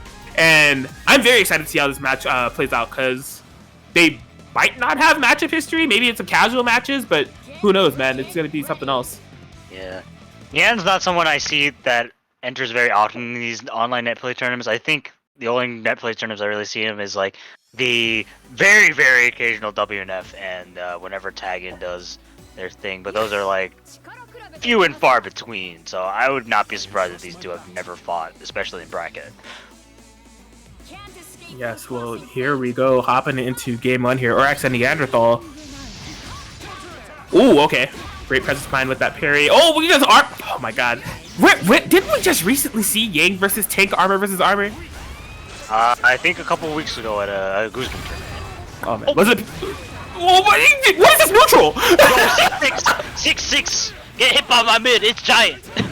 Man, Neanderthal gaining a bit of a drop, unfortunately, but able to find a 4A, and yeah, we're actually just taking it. I was really surprised there was no burst. Just let Yang die. Or not Yang, Elizabeth. Sorry. Yeah, that decision making, it surprised me quite a bit, but Neanderthal's offense has not skipped a beat here. He is really moving and grooving here. Orax hasn't been able to get any momentum at all. And I mean, I know it was an assist started, but based off what I know these two are capable of, I wouldn't be surprised if it's a dead game. Yeah, that tank super does an ungodly amount of damage. Gonna be swapping back over to the Kotsky. Ooh, it was close. Doobie burning. I like the ambition of it. Oh! What happened? Well, I can tell you what didn't happen. There was not a block. Yeah, I think that could have been two things. It could have been jump frames that were caught, or if he tried to instinctively mash 5B, I don't think he had enough health to live through that, so that would have killed too. But either way, like you said, that was not a block. So that would be Neanderthal getting game 1. You're gonna be sticking to the Yang Elizabeth comp. As you said earlier, this is Orax's main comp, but in the future, I wouldn't be surprised if there is a swap. Yeah, I think against this team personally, it would be hard for Liz to kind of get things started. Yeah, just because of her Persona Normals and startup, and really in the zoner game, Blitz Tank, he may be a meme, but he is no slouch when it comes to the zoning game and that full screen control. So, Yeah, especially right there, that was like a full like kind of explanation from it. Liz trying to set up 6P, Blitz Tank said zap. I got this laser. Oh my god, it looked like a drop. It turns out it was a reset. Bro. That was really not okay. Yeah, okay, just gets a 2B though, able to convert off it. Almost a happy birthday, gonna be forcing in Neanderthal's tank. Magarp. Did that parry or did it whiff? I don't know. I honestly couldn't tell you. I don't have the sound cue, so. Yeah, oh my god. I actually, that might be a dead Liz. The tank super does an ungodly amount of damage. That was I saying earlier. Yeah, that's dead for sure. Yeah, oh my gosh. Neanderthal's routing on that combo was also just so well done. Neanderthal is looking really, really clean right now. Absolutely not letting Orax get any lick of a game plan started.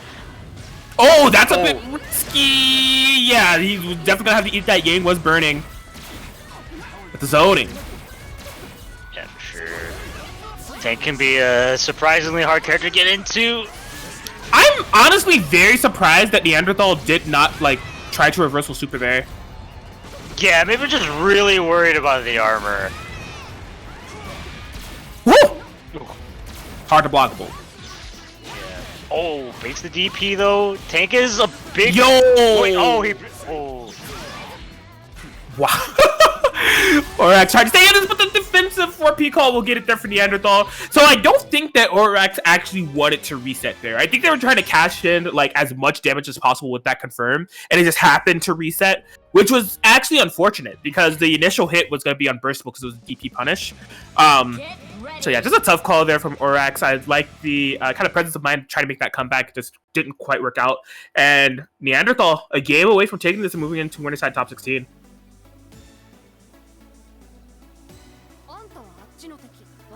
Yeah, we're not seeing any swaps from Orax. They are confident on Yang Elizabeth for now. Well, forever. They can't switch. For the rest of this set, they're stuck with it. Take on the throw. Okay, excellent use of the JB and a good parry though to punish the burst. Oh my god, yeah, he got the counter hit. Tatsu confirms. Yeah, that was beautiful, man. 6k damage and the Neanderthal snowball just continues to build bigger and bigger. Good! That was really good coverage with the Tatsu and the Blitzing 6P just to really make sure that Yang could not move. His offense has been insane! Absolutely, just really couldn't, Orax really couldn't get anything started with this Elizabeth, and is gonna be stuck on the solo Yang once again. Man, dominant performance from Neanderthal. What a way to find the command throw, but you need so many of those in order to make this happen. Orax is not even burning yet. Now, Semblance, a whiffed parry could prove a bit pivotal here for Orax in order to try to make this comeback. A huge amount of damage, but it gets the instant air dash mix up. Yes, I like how burst safe they were making the majority of that conversion. I think they knew Blitz Tank was coming in no matter what. Just wanted to get as much damage as possible on that Akatsuki. Nice read. Oh, but the jump C is blocked. And this should be fatal if Neanderthal has the confirmed. Oh, yeah, we showing up, but maybe a bit too much. No. He's burning. Be careful. Too much dip on the chip. Actually, yeah, he has to hold that. Yeah, there was no push blocks. That was really just checkmate of a situation that Neanderthal set up there. And Neanderthal looking fantastic as they advance in this winner's bracket. 3-0 win over Orax, and we'll be moving on to fight Master Chief. Yes.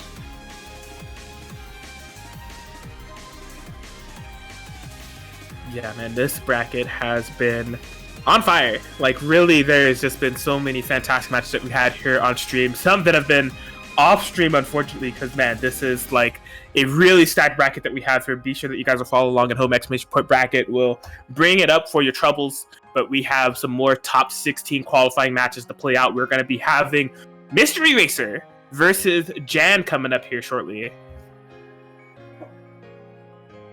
So yes, Mystery Racer, one of those Adachis that I was mentioning earlier, that Adachi is not a character, or is a character, I should say, that we see quite often here on the West Coast. Plays Adachi, Naoto Shirogane. Also has a couple of side teams that they swap off to every now and then in terms of Batista, Susanoo.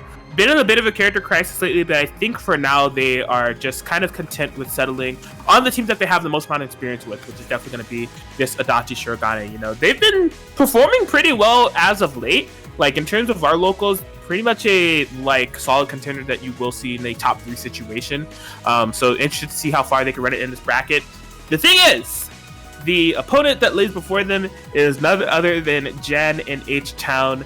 Jan, a big proprietor of that Team 40K, right? In terms of 40K, we're talking about 40,000 on the life values, 20K split between 2 big boys, Tager and Waldstein, right? This is just a grappler comp that has been, I don't know, cursing or blessing, no matter what way you look at it, depending on if you play the team or not, for the past 3 years of BBTAG's lifespan. Like, it feels like in every patch that team has not like really died. Like that team has always kind of been proven and shown that it can win and it can compete at the highest level and is really freaking terrifying to fight.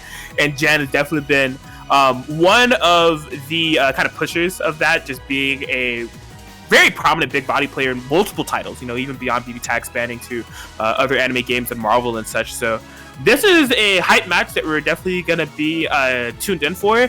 Something in my mind sticks out to me and tells me that these two have played each other in a bracket in the past. Just off the tip of my tongue, I can't really say what it is, but I'm definitely interested to see how this matchup's going to go. And if Mr. Racer does lock in the Adachi Shirogane, I definitely imagine inherently the matchup between this team and Team 40K is going to be very skewed in Mr. Racer's favor. Adachi has amazing full screen control with those AZO and Nacho Shirogane. Similarly, has a really good neutral presence with just the zoning and traps. And more importantly, I think is going to be affecting this matchup a lot is the advent of marks.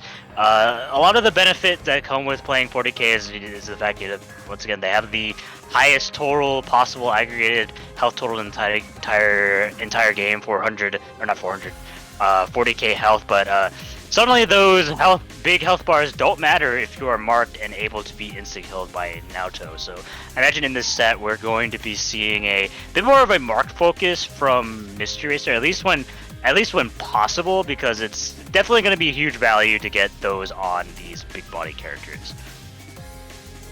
Couldn't have said it better myself. And like, shout outs to Twitch chat for two things. One, for reminding me of the command ! Mystery Racer, because that is something that came about from Arc Revo actually when they had to fight Iso. That fantastic quote there that Mystery Racer definitely said. But also reminding me that Jan and Mystery Racer actually played at Anime Evo, so they do have some matchup experience against each other. In terms of 40k players, I say this all the time when it comes to commentating Jan's matches, because he is super methodical, and it's not too out of the ordinary to see him take things at a very slow pace and kind of pick you apart and download you over the entire context of a set. Game 1 and Game 2, ironically, in terms of matches that I've been commentating, typically don't go in Jan's favor. Like, they actually typically go to an opponent's favor. Sometimes they can even be like a wash. But like, his adaptation and just like the way that he kind of picks apart matches is like fantastic, especially when we're picking apart cables and we disconnect from the lobby here. Yep. That's all I can really say. Shout out to BBTAG. Yeah, it's a bit of a drop on the connection there is unfortunate. Hopefully we can get Jan back in here. Sometimes it really do just be like that.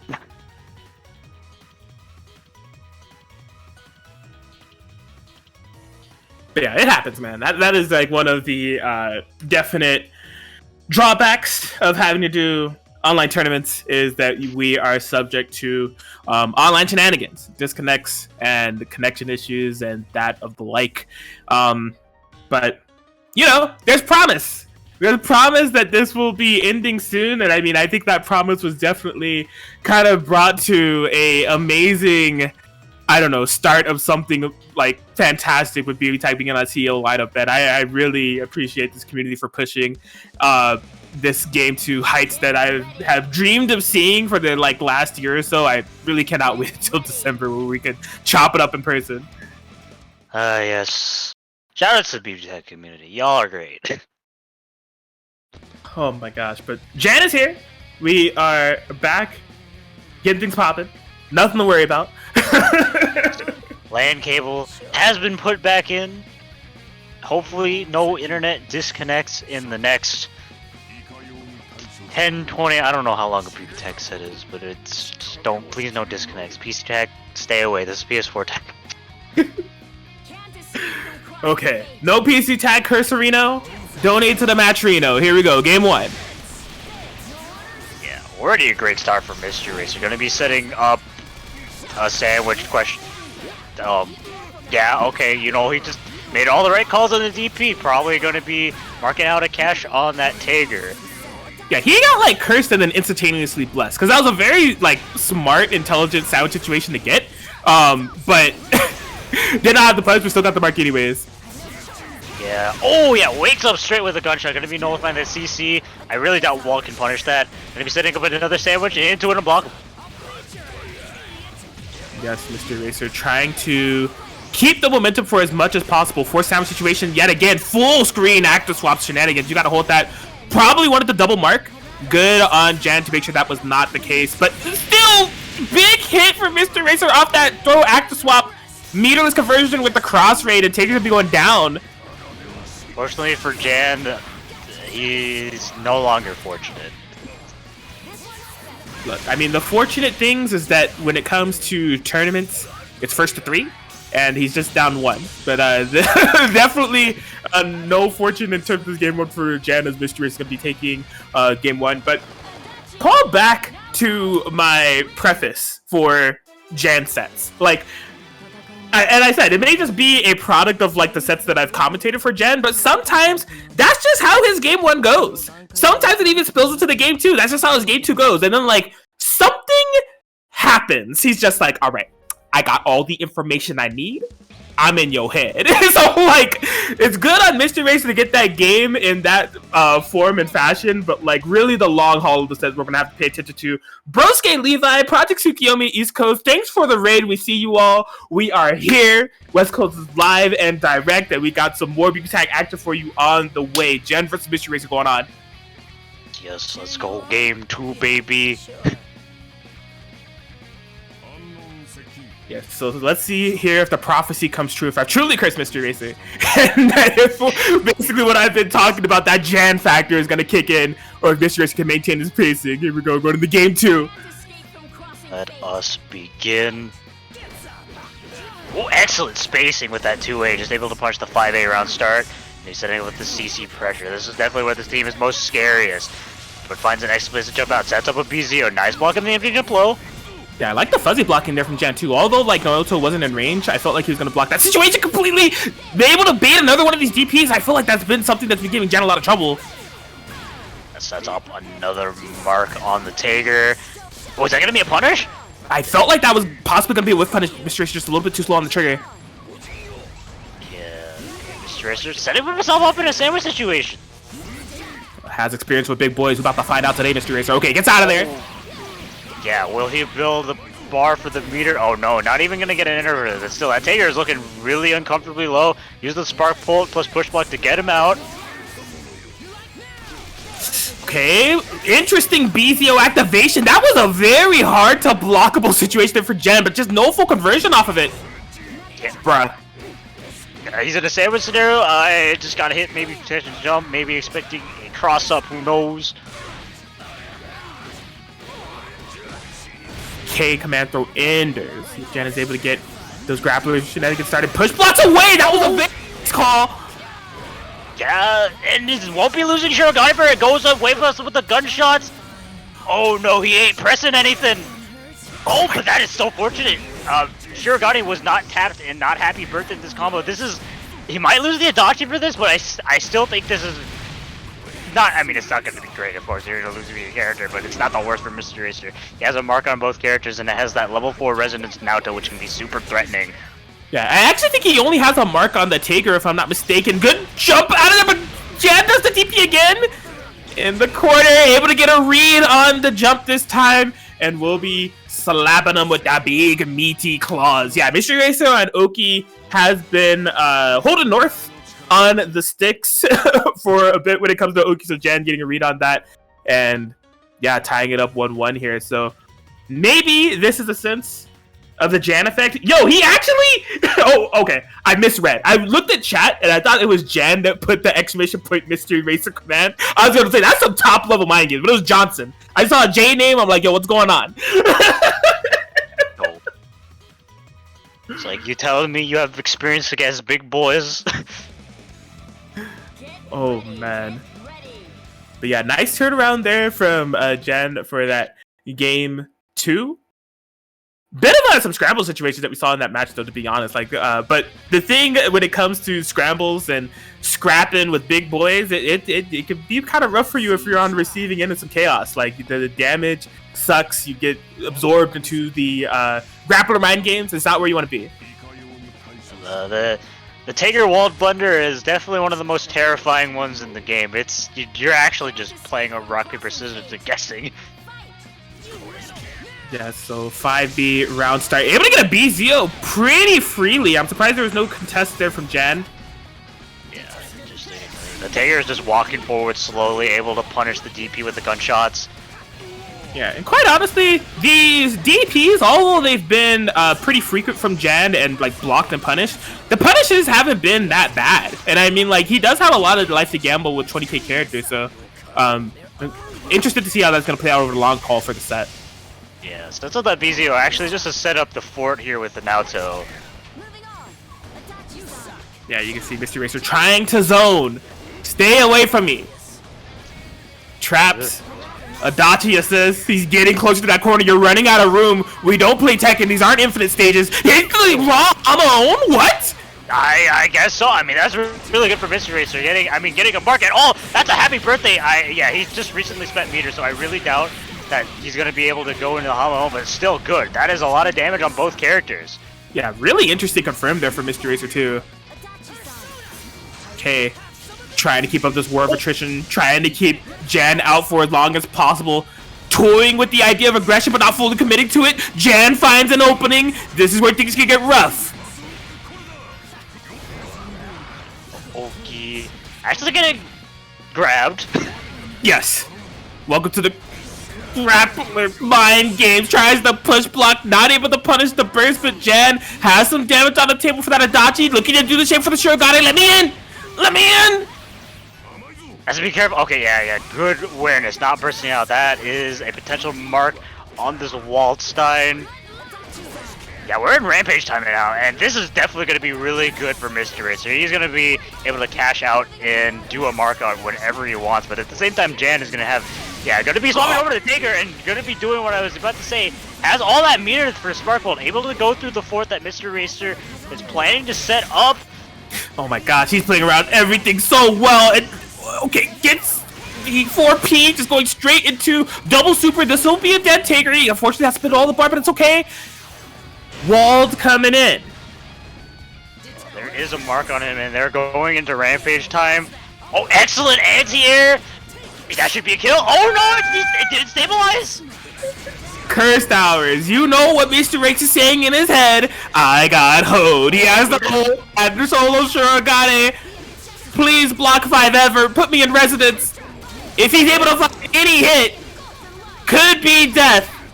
Yeah, excellent defense. Oh, that was a pivotal mistake. Punish skulls and crossbones across the screen. If you're a twitch.tv/ready30 native, you know that we used to call that the Ekum Bokum around here. Mystery Racer gonna be able to get another game up 2-1. Alright, I like it. I like Mystery Racer digging deep and going for a zoning approach. It works out. If things go into the Rampage time situation, that's fantastic for Shirogane. Especially if you've already built up some marks. You're really guaranteeing that if you're going to be able to find that hit, you're going to be cashing straight into the Hamon. But just even in terms of the long game, if you just look at the matchup on paper, you know, if you're able to keep grapplers out, then in theory, they're going to have a hard time. We're seeing Jan play around it pretty well. I think like tagging into Taker for that Sparkbolt and everything was great ideas, and there were definitely some points where they could have found momentum in this match if Mystery Racer was able to outplay it. Definitely, if Mystery Racer gets his zoning game plan going, it's going to be incredibly hard for the big bodies to try to get in. Here we go. Happy birthday! Huge start here for Mystery Racer, but fumbles the bag!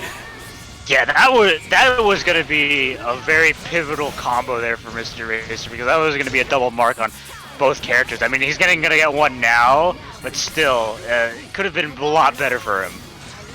Yeah, active swap throw, great throw tech, and I mean, equally great BZO to have set up in the back. You see, Mystery Racer, I really like the way he's playing this. He's toying with the idea of aggression, but just playing it safe.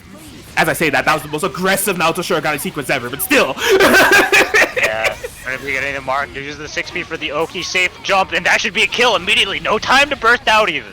Good hit confirmed there from Mystery Racer. That was wonderfully executed. He just has to worry about a solo Wald who gets a happy birthday on the incoming. Fortunately, 2BB does not carry both. He only has room in his hands for one. Gonna be spending some of that cash though for the corner carry. Alright. Don't get absorbed to the grappler brain cell. DP's out. excellent to be able to clip the Nacho Shurigan in the back. Oh, I think that was expecting a cross up. You see, he's trying to stabilize his combo as much as possible, believing in the meter gain, perhaps a bit too much. Jan has a chance. Mystery Racer, 7 on the stick. If I help. Go with the frick. Why is Adachi so privileged? That was definitely a Adachi privilege coming in favor of Mystery Racer. But Mystery Racer playing that fantastically. You know, able to get a 3-1 over Jan. One of my critiques of Mystery Racer's gameplay in some instances, in some matchups, is not playing lame enough. Doesn't zone enough. Chooses violence too much. And I think really in that match, we really found his flow of how he can approach the concept of zoning for himself. And it really paid off there to get that win over Jan. That was wonderfully executed. Absolutely, Eric. Moving on to, I believe that it guarantees him a top 8 spot, right? Or no, it doesn't. I'm capping. I'm sorry. Yeah, he's in winner's side, top 16, so he'll be going up against True Care to decide who's going to be going in the top 8. What is a top 8 qualifying match is what's happening right here, right? Zero Shadow Blood going to be going up against Chitin. Now, as I said earlier, these two have history. They have played in earlier parts of the BBTAG Quarantine Saga. Arc Revo, they played at a bunch of WNFs. The name of the game is that Zero Shadow Blood has been a big demon for Chitin. And I mean, since Chitin's hiatus, Zero Shadow Blood's been tearing things up around here. So it's kind of a welcome surprise or welcome curse for Chitin to have to overcome this if they want to spot in this top 8. Definitely interesting to see how much these two and how much this matchup will change over the past month. Yeah, right now finding a nice snipe here with that Hilda JB. Has Zero Shadow Blood cornered. Yeah, oh my god, frame trapped with the 236B. Coverage, oh, sniping him out a little bit. Okay. Gets the hit with the Susanoo 6P. Zero Shadow Blood gonna start gaming now. Yeah. Oh, that was... Man, that was not a good burst time there for Chitin. Yeah, you could go getting it smacked around for that. Half her health is gone. No more burst available. Nice block on the fuzzy, but that's a DP coming out. Oh, it's a guard point! DP! What a call there from Chitin, but couldn't get really much off of it. But what genius presence of mind there. That was insane. That was probably a really good use of Yukiko DP. Now falling for the throw bait. Oh my gosh, stuck in the sandwich, Chitin jumps out instantaneously. Fighting check with Yukiko, has the routes. Trying the game, trying to push into this corner, cash it as much as possible, no meter spin. You read that? That's just another alive. Yeah, get him there, oh my gosh. Yeah, you can go ahead and smack, but oh my, both characters getting smacked actually. Okay, yeah, couldn't stabilize into a happy birthday combo, but leaving that Susan alive seems to be a pivotal mistake because it's allowing Zero Shadow Blood more flexibility. Or was it a bait? Was it a bait to kill the Susanoo? It wasn't quite able to kill the Yumi off the happy birthday combo, but this is definitely going to be hard. That 4P in the background is going to be really hard for Yumi to contest. Oh my! To be calling out the 236 BC with that super and actually doesn't even need all that health gain, able just to kill her. Yeah, so that killed, but if that hadn't, I was definitely going to point out the way Chitin punished that. Waiting to reversal super, because reversal super is going to be guaranteed. It's a snap, it's an animation, you don't got to worry about the projectile. But making sure they could call Yukiko 4P first before they do the super to get the health regain. That really just kind of shows, it harkens back to what I was saying earlier. Chitin likes to have the odds stacked against you as much as possible. 1, don't get in. 2, let my girl Yukiko get her stacks. And 3, keep my life bar high. When this is a 2v1 situation in Kite's favor, both Yumi and Susanoo are gonna have a hard time contesting Chitin's game plan of just playing very lame and just throwing Yukiko assist in the back and getting all that health or fire levels. It's definitely gonna be very hard. But we're currently in this 2v1 game or 2v2 game. Oh yeah, it is enough. This is Gage to call the punch burst. Yeah, Zero Shadow Blood gonna be able to get that momentum right. That was, I couldn't even see, bro. Like, yeah. Ooh, I ain't looking. Yeah, that Yukiko definitely needs to get out of there immediately. Hilda gonna be taking the brunt of this damage, but this game has been looking all Zero Shadow Blood. Oh, it hits 2 times. Hilda's pretty tall. Maybe expect for it to just hit just once. And boy, have these bursts been costing Kite and Zero Shot of Blood. Firing back. Yeah. Obstacle. She doesn't steal phones. All right. Look, the laws of the land when it comes to West Coast of SoCal, only 2 characters steal phones. It's Ragnar DBG and Seth. Hilda does not steal phones. Does not happen. All right. Yeah, yeah, I want to say because I want to say that was a misinput grab, but at the same time, Kaiden's been around SoCal, so that type of play is not unreasonable. I don't know. That was definitely a very questionable decision. Yeah, to be honest, I think it might have been a missed input. That was really an all or nothing decision. But it could have been tilt. You know, Kaiten had such a flawless like game 1, and to have that game 2 going that, you know, to make a decision like that, could have just been a little bit of tilt firing in. And yeah, you do not want to have something like that happen against Yumi. Just leave yourself open and vulnerable. Zero Shadow. These bursts from Kaiten have all been really unfortunate. You got to be so careful about bursting against Zero Shadow Blood. Yeah. Oh, delay over Ed. Oh, I don't want to see it. Man, yeah, close your eyes, because that Yukiko is the opposite of alive. Hilda coming in. Yeah. I think he wanted God Press? Yeah, I think he was expecting to be on the other side there. I doubt that that choice there was actually wake up 2 through 60. Yeah, well, oh no, that's a big whiff. I think he wanted to catch it as much of those jump beats as possible to go into pins and just build up some chip damage, even though it's a level 1 resonance. But Zero Shadow Blood will be punishing that, as he's been punishing everything throughout the set since game 2 commenced. They're now up 2-1. And I've explained this before when it comes to Zero Shadow Blood matches. You know, when you're Yumi Susanoo, they do a lot of damage. I know that's not the most direct way to put it, but they really do a lot of damage. But what you have to think about as a defender, or when you're receiving this damage, is like, is the burst worth it? Like, your burst needs to hit. Because if your burst's not going to hit, you're just making the situation much more drastic for yourself. You know, eating 10k with your point comparatively to taking 8k on both of your characters, that's not good money. That's bad money, man. That's not a good conversion rate. Yeah, for sure. Alright. Game 4. Alright, see Kaiten trying to desperately find any of the success they were able to find in that game 1, but I gotta say, I feel like there's just a bit of nerves and tilt that are taking control, because we have been seeing countless mistakes from Kaiten and nothing short of punishment from Zero Shadow Blood. Nearly 15k. Hide anyone that's a fan of Hilda from watching this, because this is unfortunate. Yeah, she needs to get out immediately. He's playing with such fire for this long. Please, for the sake of all ponytails, let's just ready, 30, get out of there. Cross raid? You can go. She's out. A sigh of relief from possibly, literally everyone. Yeah, that. Oh no, I'm not. No blocking, just chaos, but all coming in Zero Shadow Blood's favor. No, Did not protect the head. Trying to make it burst safe. Could not Kara cancel. Oh boy. Interesting. Tried to punish it? Oh my god, yeah, tried to frame. Wait, hold on. That Susanoo's almost dead. Oh my god, he's not dead? Did not have a very good ender for that situation at all. Dead? Yeah, fantastic defense on the front with Hilda.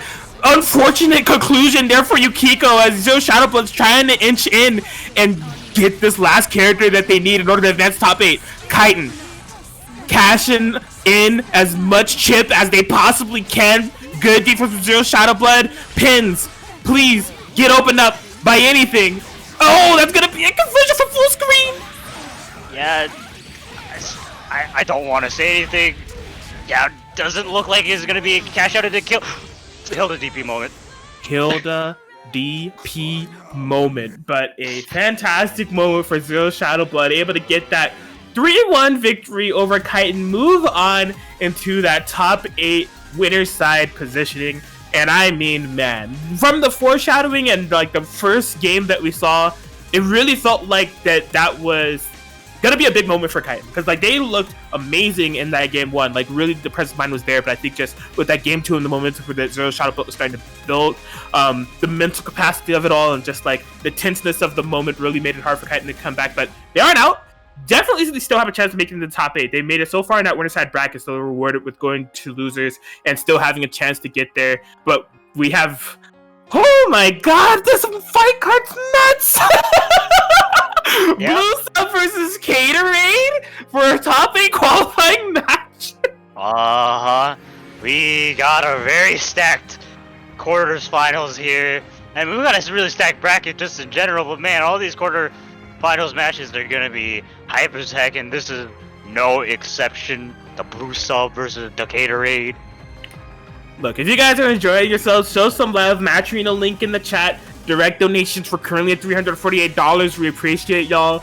But if from everything that you've seen thus far has not prompted you to want to donate to our pot, this match will. I think this is like if you're a fan of like twitch.tv/FadedDragon and West Coast BBTAG, it's maybe a heartbreaker of a set. Because like Blue Sub and Gatorade I think tend to be fan favorites.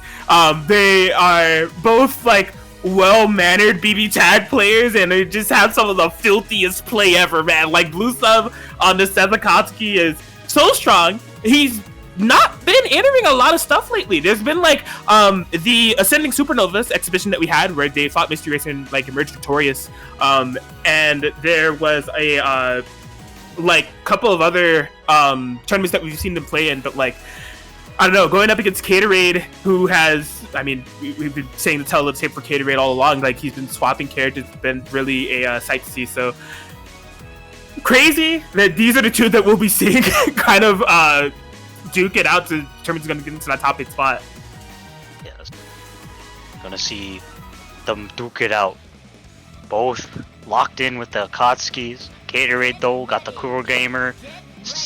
Blue Sub though got the Seth. Look, and for everybody in the chat right now, if you got some H2O nearby you within a hand's reach, just in the spirit of Blue Sub win or lose, just take a sip. Just take a sip. I'm gonna do some myself. Let me just take a sip of water. He would appreciate it. Stay hydrated, folks. You're definitely gonna be needed. You're definitely gonna need some water after watching some sick BBTAG. I mean, water in general is good. Stay healthy, y'all. All right, we are gaming. Gatorade Blue Sub. Here we go. It's like Blue Sub starting out with the offense, sets up a sandwich scenario, gets the active swap 2-1-4-B. Oh boy, okay. Nice confirm here from Gatorade to get things started. His Oki is always nuts on this team comp. Very good defense for Blue Sub thus far. These, oh my god. I like don't have the mental capacity to commentate this match because these two tend to be so freaking clean. Ooh, definitely missed that as well. Gonna be trading the anti-air 5A. Unfortunately, just isn't able to stabilize the combo. Goes in straight with the 2-1-4-C. This Seth though looking kind of sus. I'm gonna imagine that he's gonna get hit by the 5P, able to convert off it accordingly. Gonna be swapping it into that Akatsuki, just trying to save the Seth. Going to be getting this grab on the Kuro Gamer too. And oh my gosh, I'm really surprised. Honestly, I'm very surprised about that burst timing from Gatorade. I think that was, out of all the opportunities they had, probably one of the most sus ones to choose. And I mean, the result of it is death for that Akatsuki. Sets up an orb. Okay, finds a good place to... Did he convert it off that? He not only had the audacity to call out the backdash in that manner and was right, but got the combo too. Gatorade, please. Oh my god. Solo Gatorade Kurogane is like the most threatening thing in the universe, bro. Like, wake up, command grab, why not? I stand corrected. Blue Sub with air conversion. Blue Sub looking so good in this game 1. And he just doesn't skip a beat, bro. Like, his BBTAG hours of play over the like past 2 months have not been much at all, but when he shows up, he shows out. Absolutely. I mean, both these players definitely still the first round, and we're showing just how this matchup's gonna go. Imagine it's gonna definitely be very close between the two of them. Yeah, I will say, in terms of that 2v2, I really like the way Blue Sub approached that. He's covering the ground space by all means necessary, whether it means using the EX meter with Seth to just cover that full screen, Akatsuki 5Ps. It's a minefield if you're Gatorade, kind of navigating the ground the way Blue Sub's playing it. Whoa. Round Style Street Smarts almost proved really bad for Blue Sub, but Akatsuki 6P saving the day. Aggression here from Gatorade. Oh! Ooh, excellent bait. Yeah, that was huge. That's something that we see Gatorade do from time to time. You know, that cross up JB this time, pump the brakes, and we'll be cashing in a kill on Blue Sub Akatsuki super early, 19 in the game seconds. Yeah. Oh, catches the backdash a little bit, able to get a counter at 2C afterwards. Block on the overheads. And, ooh, yeah, the 4P coming out, but unfortunately Gatorade jumping the combo. There's still an orb in play. Gotta be careful. Yeah, off that active swap, fortunately, just hit the assist character, so Gatorade didn't have to worry about that too much. Oh my god, he's... Yo, he's sneaky. Yo, he like Q-Tao, man. He loves Q-Tao, get to them time. He has that little sneaky stuff going on there, man. The herb from the back have been on point. Yeah, get hits low. Oh, wasn't able to bait the DP, though. Yeah, the disgusting side swap combos going out for Gatorade, and Seth is a 16k health character, so I think he will be going down after this combo. Yes, Gatorade firing right back with a game of their own, tied up between the two of them, and that was big. Just making sure that Blue Sub's Akatsuki went down as soon as possible really put Blue Sub in a tight spot. You know, Seth can make those 2v1 comebacks. Does have some pretty good resources to utilize in Resonance in terms of that EX, you know, ground coverage that could lead straight into a super that does like, I don't know, like 8 or like 9k or something ridiculous on counter hit. I don't want to think about it, but it's really good. It has EX orbs, but yeah, Gatorade doing a fantastic job abusing the mismatch on that 2v1.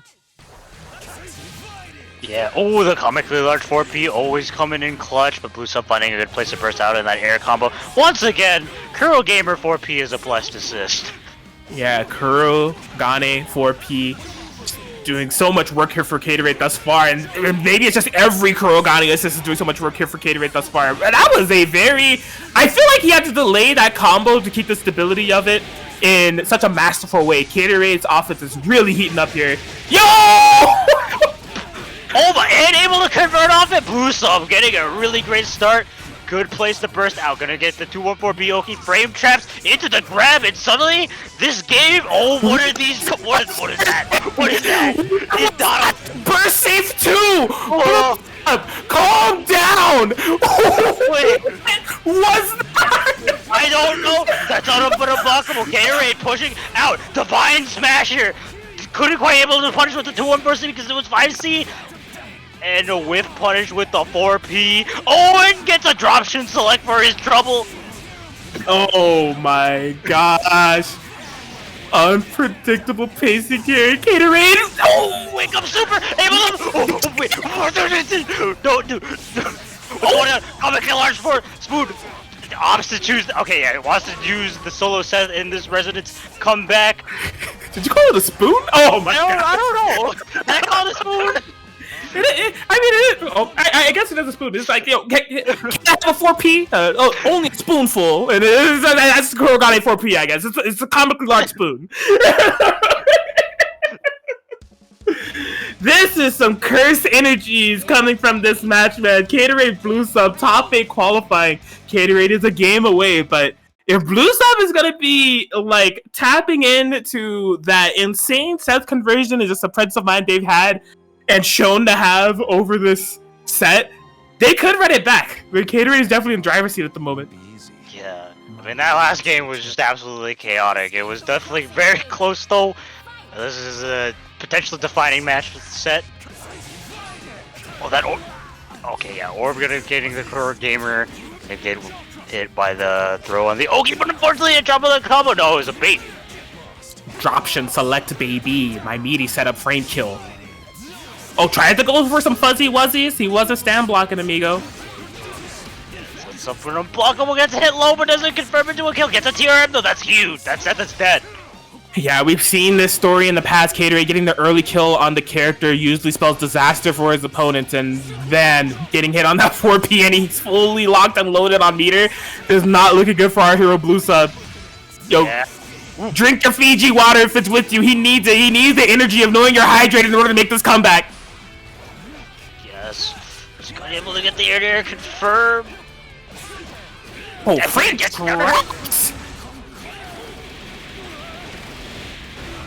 Alright. A little bit of damage on the board. So much more needed. And wake up Divine! Masher! Oh, 6 feet goal! Force sandwich situation. Best of luck. Yes, able to tap the Akatsuki. A nice backdash. Schmovin'. Oh my gosh.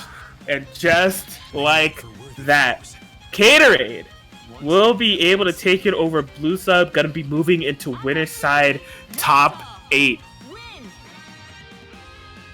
Oh my god. I knew just from when I checked the bracket and I saw it was these two players that were going to be playing that we were in for quite the set. I just think in terms of like why we would be in for quite the set, I didn't quite imagine it was going to be for the reasons that we just witnessed, but I'm not capping Atkins. That was crazy. That indeed was an absolute insane set.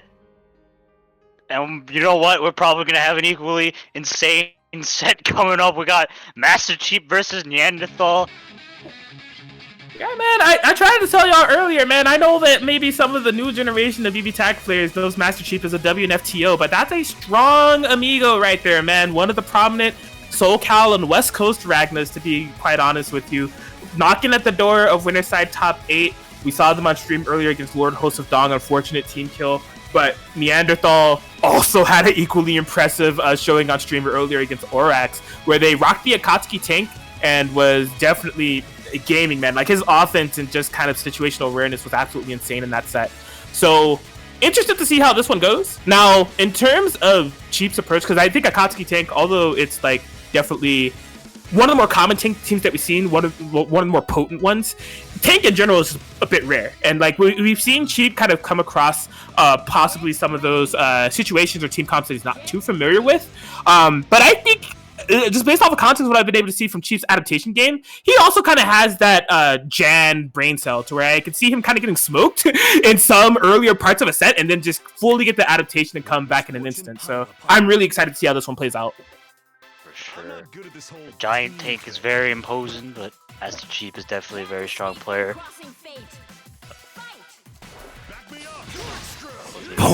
Excellent parry. Great awareness there from Neanderthal. Not twice. How are you doing that on that play? I don't know, baby, but he's getting a low check. Happy birthday for his troubles. Gonna be a huge amount of damage on both these characters. At least 10k as long as there's a cash out. Okay, Neanderthal definitely proving that he is very ready for what Chief will throw out at a GC. A 13k for that. He's still going. Neanderthal, like, has been fully cracked with his offense all tournament long. Unfortunately, going to be opened up. It's great here for Master Chief. Please get some momentum. Yeah, he is going to need it. Both characters really low. Baits both DPs. That's really huge. This is all unburstable, too. That actually could be a kill on the Akatsuki. Akihiko damage is absolutely crazy. And is going to be able to take it out. Man, that's exactly what Master Chief needed to sniff for there. But a DP is fearless. I mean, he has so much health again, but why not? If it's going to kill a character, let's do it. Send it. Hit confirm into it. Yeah, maybe a little bit afraid of his potential special cancel and the 2A check hitting the Ragna and Neanderthal able to take game 1. I like it. What a solid game 1 there from Neanderthal, man. I mean, like, those parries on those Akihiko 6Ps, they were so good.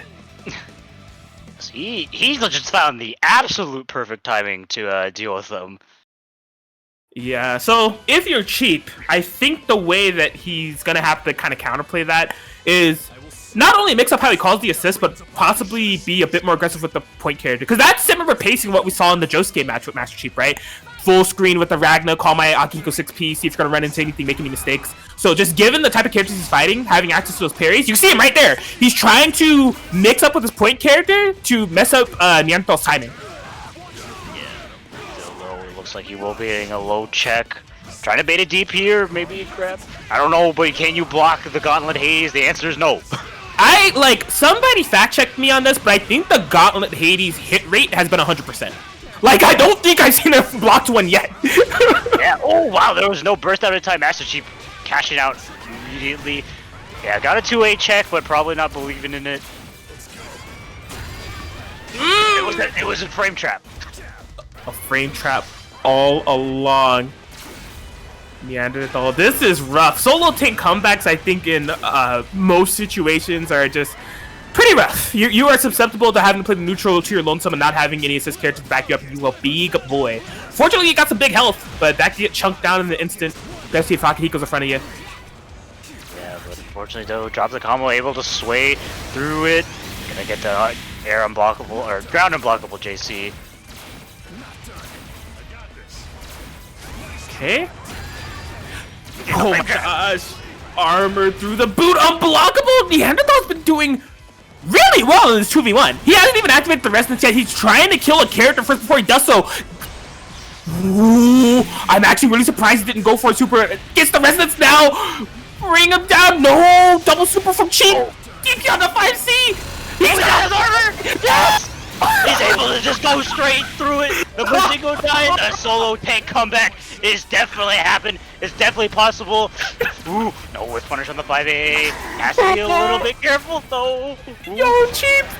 Oh, not it. It's not the best control. Is it able to confirm into a kill? Is he really gonna do the solo tank comeback this way? Oh, no counter scissors. Cheap finally finding a way to navigate this minefield. Neanderthal almost had the blitz tank outplay. Oh my gosh. You know, I'm just saying, if he did that 1 second earlier, I'm pretty sure that card scissors was gonna get armored. I don't want to know what reality that was gonna be, but either way, game 2 going over to Master Chief. Mori, why did you have to put a tank in a fighting game, man? Why not? He's hype. Whose bright idea was it to put a big sack of metal in Blaze Blue cross tag battle? Oh my gosh! You know, it was the greatest mistake anyone has ever made. Blaze Blue cross tag battle, nuts and bolts. Here we go, game 3.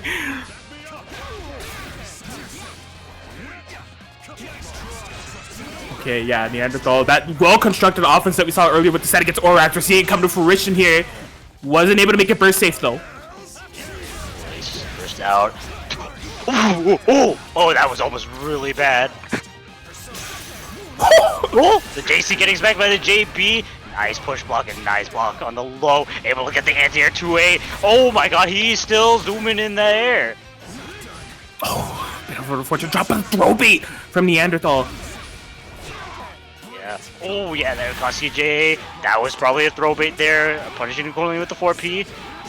Yeah, he is schmoving so well here. Gets cheap, but a bit of a drop with that Akatsuki conversion. Not the worst thing in the world, just trying to maintain this nice life lead that he has found. The armor doesn't work in that situation, but it's cheap. Proper routing, Gauntlet Hades, still, I mean, like, it's been pretty consistent. Yeah. Hades best move of the game, able to punish the... Yeah, the whiff 5C and cashing out almost immediately, able to keep that all burst safe. Oh, boy. Alright, Cheap on a nice point of momentum here. Gonna sit on that life lead, gets opened up low, though. Watch your toes. Whoa, watch your head too. Boy! Katsuki jump beat. It's on the throw, yeah. What are you trying to do? Contest the Ragna after a throw tech, you're getting a boot to the face. Okay, into the corner we go. Master Chief on the prowl. Maybe just a mix up. Dude! Somebody move in the game! Seriously tell me, besides the time that's been counter-poked out, if Gauntlet Hades has been used and it's active, it has hit every single time. Like, I have not seen it blocked. Like, it's the best move in the game, and it's the best move going to be putting Sheep 2-1 on the board. Oh, man. But here's the thing. Nyan has not locked in yet. Is he switching? He's switching to Susanoo tank? I know that Neanderthal does have a I believe it's Susanoo Blake as their main Susanoo comp, but Susanoo tank? That is a completely different beast. I mean, I believe in it. It's just a giant angry god next to a giant questionably emotional tank. Yeah, I'm mostly just surprised because I haven't seen Neanderthal play before. Like you said, it's usually the Susanoo Blake, so interested to see how this comes out. Yeah. Ooh, throw bait's gonna be bursting out immediately. Excellent low check to nullify that sway. That is plus. Nice jump out of the God Press though. Excellent low poke as well. Ooh! Oh, the thumbs up! Nice unblockable, kid! Nothing personal, kid! But I got, yeah, that sway is projectile, so he is able just to go through it. Yo, the Master Chief classic cross combo, cashing in 13.5k, but that's a big boy. On a normal character, might have killed. But on a tank, I'll just put a TRM in there for your troubles. Here we go, solo Susanoo. Yeah, JB start is a good one. It will take the throw. Players trying to boot each other out. Excellent anti-air though, bruh. Curse drops. Absolutely. Oh, but yeah, it's a guarantee.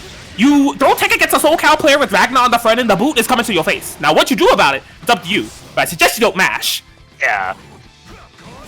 Gauntlet! With the game!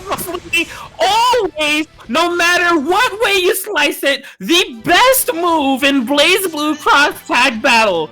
Chief will be able to take it 3-1 over Neanderthal. Then he's locked in that point in winner's side top 8. Cheap is out here. For sure, and he is carving a path through the Gauntlet Hades. Oh my gosh. Top 8 is really shaping up out here to be nightmarish. Zero Shadow Blood versus Caterade is guaranteed. On the other side of winner's side top 8, Master Chief looms and awaits to see the next phone he finna snatch.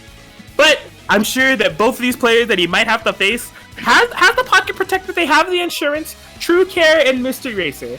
So these like in terms of like WNF constant like placements that we've seen, it's really kind of been toss-ups between 4 players. It's been Zero Shadow Blood, Caterade, True Care, and Mystery Racer. Like that's been like really like the consistent top 4 spread that we've seen.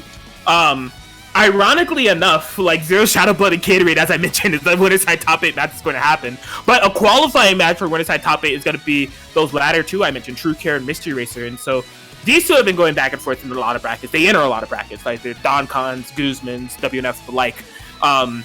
In terms of an overall matchup spread, I think it's been like fairly even throughout the 2 of them. But I mean, we're talking like really high level Neo play. I think just in terms of watching True Care perform over this past year or so, he's made me a believer out of Neo. Like really just the situations and the prominence of this character that he's been able to display has been really impressive. And he's been showing me stuff about this character that I was previously undervaluing. And Mystery Racer, when he's hot, he's hot. And I think in terms of this bracket and coming off that win from Jan, he's pumped up. So I'm really interested to see how this matchup is going to go between 2 of them. Yes, definitely. I always love seeing these two duke it out. It's always a good set. Alright, well, Mystery Racer locked and loaded. We have not seen any signs of doubt or any signs of swapping to a Batista, to a Susanoo, it's Adachi, Shirogane, all the way True Care. Person of, like, many teams as well that we've seen. I mean, Mai, Kurogane, and a whole bunch of different characters of the like, but he prides himself with Neo, and he loves to see her being basically degraded in the intro because Susanoo does not like Neo, as you're about to find out. Yeah, I mean, she just stands there and she's like, "Hey, I'm a cute little girl with an umbrella," and Susanoo's like, "Bruh, I hate you." Yeah, that is I don't know what she did. Just her mere existence. He's not a fan, but Yes. Maybe not a fan of ice cream. Who knows? Lactose intolerant. could you? Oh, if that's the case, understandable. Here we go, game 1. Oh. Yeah, get used to that parry to get out of the situation. Okay, lots of topsy-turvy active switches, and True Care has been constantly counter-poking them, and that was the point in which Mr. Race, I think, recognized it a bit, had a BZO waiting in the back for you. True Care, though, be able to get that counter hit. JA confirm. Oh, yeah, that is such a mind screwy setup. Goes in with the whiff. JA, it's actually low. Yeah, he can just loop you to death off of this. Like we have seen True Care just kind of get the situation going for them. Raging Demon, die 1,000 deaths. Not really, die by 1,000 hits because Neo's damage is actually pretty low. As you can see, just cashing in 6.7k for that, but it was a sick read. Yeah, absolutely, though. Mr. Razor in a sandwich scenario and getting grabbed again. The reads from True Care and callouts have been on point. Yeah, Mr. Racer definitely not looking good in this game 1. Okay, you know, it's not Neo damage, it's Susanoo damage with Neo, so it's definitely gonna be a kill. Man, True Care, through the presence of just reads, very good Oki, and just very nice play, and I think a bit of matchup knowledge as well. Again, these two have been going back and forth all together, and so really those calls, we saw it immediately with the counter pokes, right? On the active swaps that Mystery Racer was trying to do. Just know, I got long Neo buttons in my two-way. It don't play, all right? Don't you dare, right? Mystery Racer tried to have the counterplay, set up the BZ on the back. I think that was a fantastic idea, but no, True Care definitely played that very, very well. Absolutely, and I wonder if Mr. Racer is thinking about a switch. I don't feel like inherently anything was wrong with the Adachi Shirogane comp. I think it was just a matter of True Care really just getting his flow going, which would be very impressive to like try to get out of. The mix is really terrifying and really layered. It can be very difficult to defend against it properly, and just that game it was looking all True Care. Yes, well, let's see what Mr. Racer... Blue sub, I need some water. Let's see what Mr. Racer brings to the table here in game 2. Oh, getting hit immediately, it looks like it's going to be a start immediately. Oh, going for the 5P ender. But, yeah, True Care just immediately trying to mash out with the DP, but Neo DP, gotta be Saugers.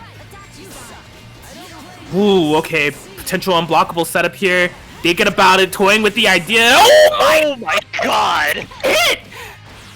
I didn't even think there would be a gap there, but True Care just somehow finding it. Oh my God! Swaps into the Neo, slapping the Shirogane down. He didn't have a time to burst out, and she's dead. Dude, just the complete turnaround from that reversal, and this is completely in True Care's favor. Solo Adachi to try to pick up the pieces. Oh boy. Resonance.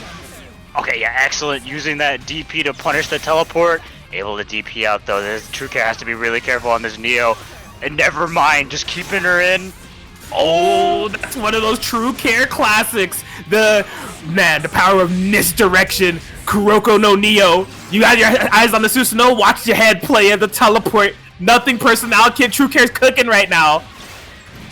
Yeah, we're gonna be seeing the same combo that killed Mr. Racer the first game. Goes back into the Susanoo, slam dunk Adachi straight into the floor, and this has been looking all True Care.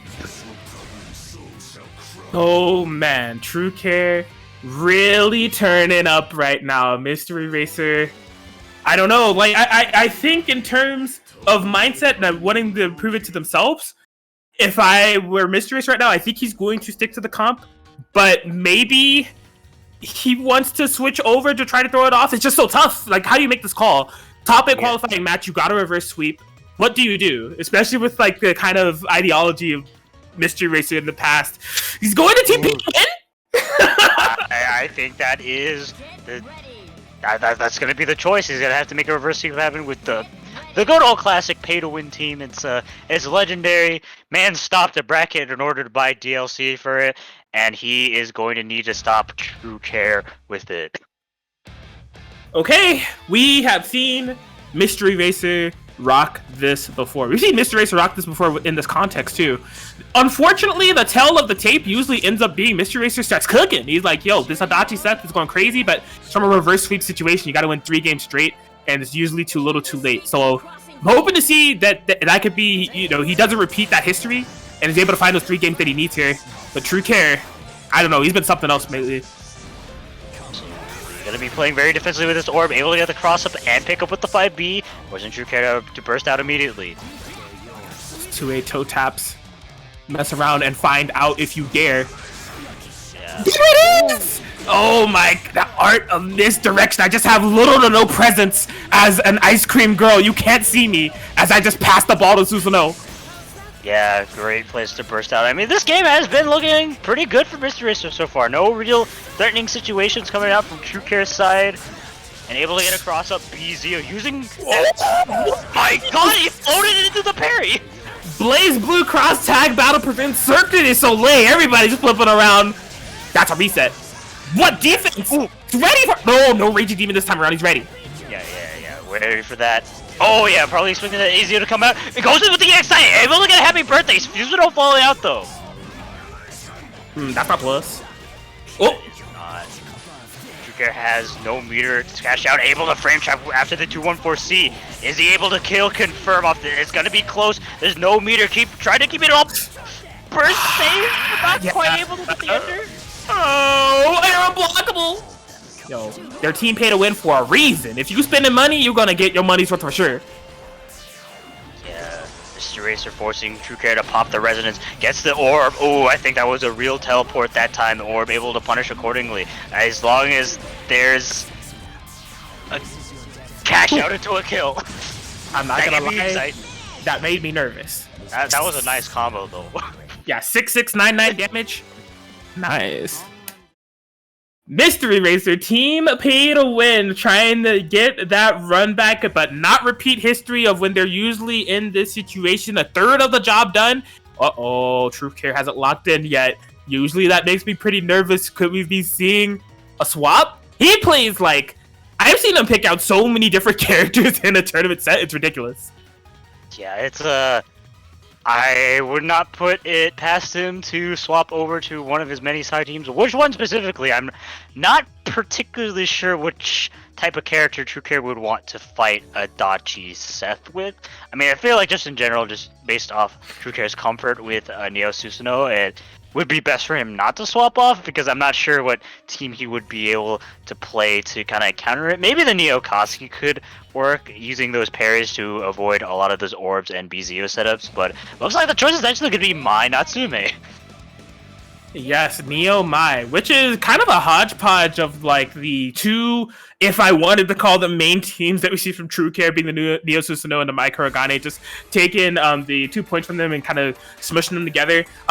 If you've never watched TrueCare's Neo, my man's plays Super Smash Bros. Melee. He wave dashes, he's moving all over the place. I'm like, yo, what am I watching? Wave Shine L cancel off of the freaking bridge in the background there. I don't know, but like it's nuts. Yeah, absolutely, but doesn't look quite nuts yet. Wasn't able to bait the DP though. Yeah, able to... He's moving. The big snipe. Oh my god, that was a great conversion. We waking up with buttons. Yeah, able to get a counter hit 5B, confirm his trouble. That Seth ain't looking so hot though. He is 16k, so it's gonna be a little bit uncomfortable. Oh my god, what a mix! Is that gonna hit? No, it's gonna be a whip. It's happening. Everyone's panicking. Someone hit the panic button. Everyone's certainly doing it. Has to be careful with this mine. Never mind. Just going to be getting command guard out just in case, going in for that grab. Okay, Mystery Racer, maybe $4.99 with a $19.99 well spent. Cash it in on a comeback if they can take down this Neo and tie it up 2-2. Oh my, yeah, excellent use of that J, able to snipe out that BZO. Definitely not gonna be a kill. Gonna go for the reset. Mystery Racer ready for it with the DP. Trying to float over the BZO, wasn't quite able to. Yeah, we've seen TrueCare go to that with Neo so much. I mean, like, if you have a character that's able to float over Zeo shenanigans, it's great. But, oh my god, just that has not been working out every time. Yeah, just, those floats not able to linger long enough in order to avoid the BZO and all of that. Mystery Racer tying up the set 2-2. The team pay to win, definitely looking strong. Oh boy, Mystery Racer team pay to win. Almost about to give the most high returns possible, locking in top 8 at Project Tsukiyomi West Coast. TrueCare back on the main squeeze. I'm not playing no more games. If we're first to one in, we're first to one in the right way, with only the main amigos. Oh my gosh. Last game of the set. Let's make it a good one. Whew. Chat, y'all are wildin'. Haha, neutral course. Oh my god. Lots of Mystery Racer chants in the Mystery Racer fans in the chat and Corredor Misterioso fans in the chat. They're popping off right now. Alright, well let's see if Mystery Racer can I don't know, win, I guess. Whew. Okay, as of now, baiting a burst. Oh, sorry, no, he did not. But anyways, yeah, oh man, there was no fear. There was an orb out, and TrueCare said like, "Nah, I'm gonna hold forward." Okay. Wow, this time blocking that Neo situation successfully. Finding a nice active switch. Yeah, this is looking very good for the Mr. Racer and his fans right now. Oh, okay. Couldn't quite keep it all burst safe. Still an orb in play. Yeah, what a tricky mix-up. Sneaky stuff. Mr. Racer. Eric really trying to lock in that momentum. Baits out the reversal super. It's a whiff. You can't DHC that, homie. Yeah. Okay. Ooh. Yeah. DPing out at the end. Woo! Ooh, and able to punish it with the 5A currently. This is gotta be careful. Okay, yeah, it doesn't commit fully to the fuzzy loop. Reset. Excellent mash out! Is Mr. Racer able to take it off this? He's trying. He's catching as much damage as possible. Did not call in the set to go into the Super. Susanoo still living. Could it be? Buttons? The bait? No! No, he didn't cash out of that smasher. That definitely would have been a punish on the Super. Gonna be taken out of the Adachi off that. Oh my gosh, Seth versus Susanoo. This is for top 8. Gonna activate the resonance right now. True K. Counter hit 2-1-3-6. 8 confirm. Not the best starter. But still, Mr. Racer has to be careful. One touch situation, air dashes in, playing patiently, goes in with the take to 1 for A, able to get it, going to cash out with the grab super, and Mr. Racer able to take it, reverse sweep 3-0, blocking him a spot in the not grand finals, freaking top 8. Here comes the money! Here we go. Money talks. Here comes the money. Money. Dollar. Team pay to win. Mystery Racer able to get into that top 8 situation. Finally, dude. I'm telling you, that is a constant thing I see. He swaps to the Adachi set much too late, but this time he finally got the reverse 3-0 with it. What a set there for Mystery Racer. Fantastic work by him. God, I got wait, we gotta go into the next game, bro. Like, wait, hold on, you're not giving us enough time. We got, yeah. What even is this? Is this Mustache versus Neanderthal? Mustache Villain versus Neanderthal right now. This is top 8 qualification. Yeah, we're moving on to the loser side. Yes, blue sub locking in loser side with a 3-0 win over Griever. This is for the other side of that bracket. Neanderthal versus Mustache Villain. Right now, we don't take any breaks. West Coast, we go in. Let's go game 1. He goes in with a Bayer screw round start. Able to get another air-to-air confirm. Whew. Yeah, great place to burst out. Yeah, there's no more meter on Neanderthal's deck, but it doesn't seem like he needs it when you're getting these sick happy birthday confirms. Not a huge amount of damage on both characters, but okay, yeah, great DP out. Gonna be going in with the active swap. That might be a dead Blake. Oh my gosh, I don't know what we saw Mustache Villain on stream earlier. It was an unfortunate set, but for him to bring it back all the way here, he's looking like he's in full gamer mode right now, dude. Is he gonna make a Mustache Villain top 8 here at Project Tsukiyomi? We will see. This is only the first game of the set.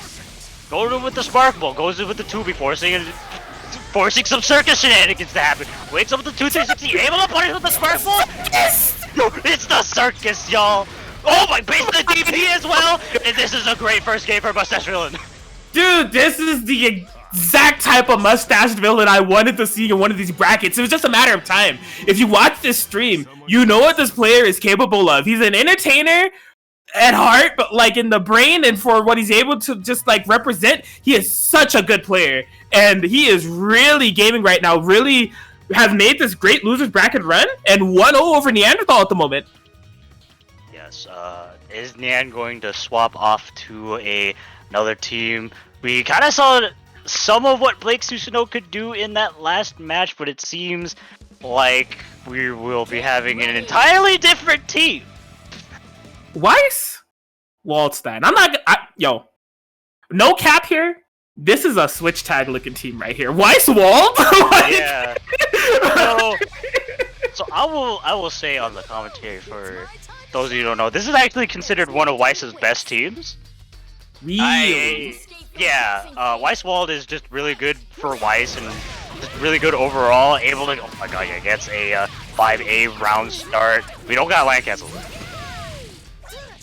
Okay. Mustache Villain. taking a little bit of damage to start out with, trying to even the score a bit. Here comes the circus. Yes, in the corner, oh, the circus, that's 5C. Going to be cashing out some of that meter to put Weiss in a very uncomfortable position. Oh, nice wake up. 2-2-C, able to catch both characters, but not able to fully confirm. And force out the swap onto the Tager and force out the swap onto the Wald. The Teddy 5P able to punish the Waldstein though. Oh my god, yeah, he's still on the Tager forever. Yes, able to get the counter hit, bear screw confirmed, wasn't able to convert off it. What's going on? The circus is here, folks. The circus is here, but I think the circus performer is going down. Medical expenses not paid. No insurance. Mustache villain, solo Tager to try to bring this back if possible. Benny is cooking at the moment. That's a good time to activate the resistance. Don't take that. Unfortunately, meaty 5P, but no conversion. Bit of a pivotal drop. Yeah. Just gonna go with the spark ball. This is definitely gonna be a little bit rough for Tager, especially when you're getting red like that. Oh, unfortunately though, drops the combo. Yeah, the thing for Benny, he's had some really big hits, but like, not the best conversions. It's giving Mustache Villain some chances. Now, granted, it's solo Tager, but like, the longer you leave him alive, the more threatening he can become. Oh no! He took the combo! Oh yeah, there's 5 bars on deck. That's going to be dead for sure. There we go, Neanderthal. Firing back with a game up off of this character swap. So the thing that is fortunate for Neanderthal, this is a really interesting dichotomy of player here. Because Neanderthal has a billion comps. He has a lot of teams. So he can just kind of throw things at Mustache Villain, even should he go down to a game 3 and he's disadvantaged situation and just swap through. Mustache Villain, to my knowledge, only plays this team. It's only Tager Teddy. So he only has to worry about finding a way to get things over Mustache Villain with their counter picks, whereas Mustache Villain is constantly going to have to be cycling through if Neanderthal is going to be cycling through their team comps. It's my time to shine. Currently tied up set. There's no time to waste. Can't escape. Weiss Wald Gaming. Here we go, game 3. Yeah, those are same startup, so it's just gonna trade on round start. Okay, yeah, Mustache Villain get another air confirm. Ooh, Oh, you unfortunate got a though. drink! Delicious. Yes. Oh, yeah, great use. What is going on? The circus. I don't know if the purposeful reset or not. Either way, this is insane here for Mustache Villain. Yeah. Oh, yeah, excellent conversion. I got him in a combo into the sauce, but no! I should have known. That's a Mustache Villain. No! That's 4 bars! Burst safe? Mustache Villain! Yes, killing off that Weiss. Making a very emphatic. Oh, yeah, using that 2B invul just to go through the barrel. Thank God you were playing Wald and had an animation to invul through that, because boy, oh boy, were you gonna be met with the true fruition of the circus. He did it on wake up. Yeah, you're gonna have to hold that. He residence. Oh, his block. Oh, yeah, piercing same side. There's only a 2A starter, though, so it's not going to be a huge amount of damage, but still, especially when you drop the combo. Still in this corner, tries to read the jump out with the air grab. Going to be going for the X teleport. Mustache Villain. Yo, Oh, into the curry. The curry. He's dead. don't eat the curry. Mustache Villain is really in his zone right now, dude. 2-1 over Neanderthal, but here's the thing. It's like I just said, Benny has so many teams. If he's not feeling confident that the Weiss Wald's gonna throw him off enough, he could just swap once again. Granted, it'd be the final one, but oh my gosh, you need to throw Mustache Villain off of his game right now because he is on one at the moment. The wheel of teams is potentially turning. Benny definitely taking some time. Who knows what's going on through his head? We're gonna see the tank come out again, or we're gonna see an entirely new team. I don't know, but Mustache Villain is currently 1 game away from blocking in a top 8 position spot, and it looks like a Kasi Blitz tank will be locked in. I'm pretty sure this is main team. I have no idea, but anyways, this is going to be the team he needs to make this 2-game deficit comeback with. Yeah, to be fair, if you ask Neanderthal who his main team is, I don't know if he'd have an answer either. In terms of the team that we've seen the most from him, I think it's this one. I think it's a Kotsky Blitz tank. And I mean, in the brink of needing to not lose any more games, this is what he locked in. So that should be a statement in itself. Here we go. Yeah, goes for the 5B round start, not working out, able to just get punished. All right, just trying to cool off the mustache villain momentum. I love that active swap there with the double overhead. Going over the Tager. Ooh, does it beat the DP? And this is a huge happy birthday. That Teddy's deady. That Teddy is deady. That is actual factuals, if I do say so myself, Lon. A solo Tager and a dream here for Mustache Villain. Every Tager in the world is probably cheering on this comeback and Mustache Villain at the moment, but man, is it such a tall mountain to climb. Yeah, too much of a big boy, so I really doubt this is going to kill, but I imagine he's going to be spending that meter just to make death a lot more uncomfortable of a thought for Mustache Villain, forcing the pop out of the Residence and baits the grab on the wake up as long as there's no weird combo drops. Game 4 going over to Neanderthal and Mustache Villain. Mustache Villain is still 2 up in the set. This is the last game of the set. It could definitely go either way. I don't. What happened? Did you really say that Teddy kind of deady? Lon said that. So if you're banning anyone, it should be Lon Lily. But you should. I'm going to ban you, alright? Damn, I can't believe Eon just shot the wrong person. Wow. One of you Prejudice. really right? Prejudice against commentators. Either way. What the hell? Bro, I don't know what happened. 2-2. Top 8. Qualifying match. Mustache Villain trying to keep up this momentum they've had so far. Imagine being a taken fighting game. Oh my gosh, your hitbox is such unburstable punish. Yeah, just gonna go to the Crimson Punisher. Oh, able to air stall it off with the DP or the JC. There's a toy. I don't know. There's still another toy. Goes in with the Eitatsu. Able to punish the burst or DP. I don't know anything anymore. English is hard. That is exactly what Neanderthal did. That type of mistake. The 5P cashing in. I don't know. Taker's a big boy himself. He's gonna be living through this. Yeah. Mega Tech Wheel! Oh no, he's gonna parry through all of it! The tank! Tank! Who thought it was a good idea to put a giant ass tank in the game and give him the reflector the size of a planet? Oh my god! Mustache Villain! Joe, the tank to work with. Fortunately, that combo was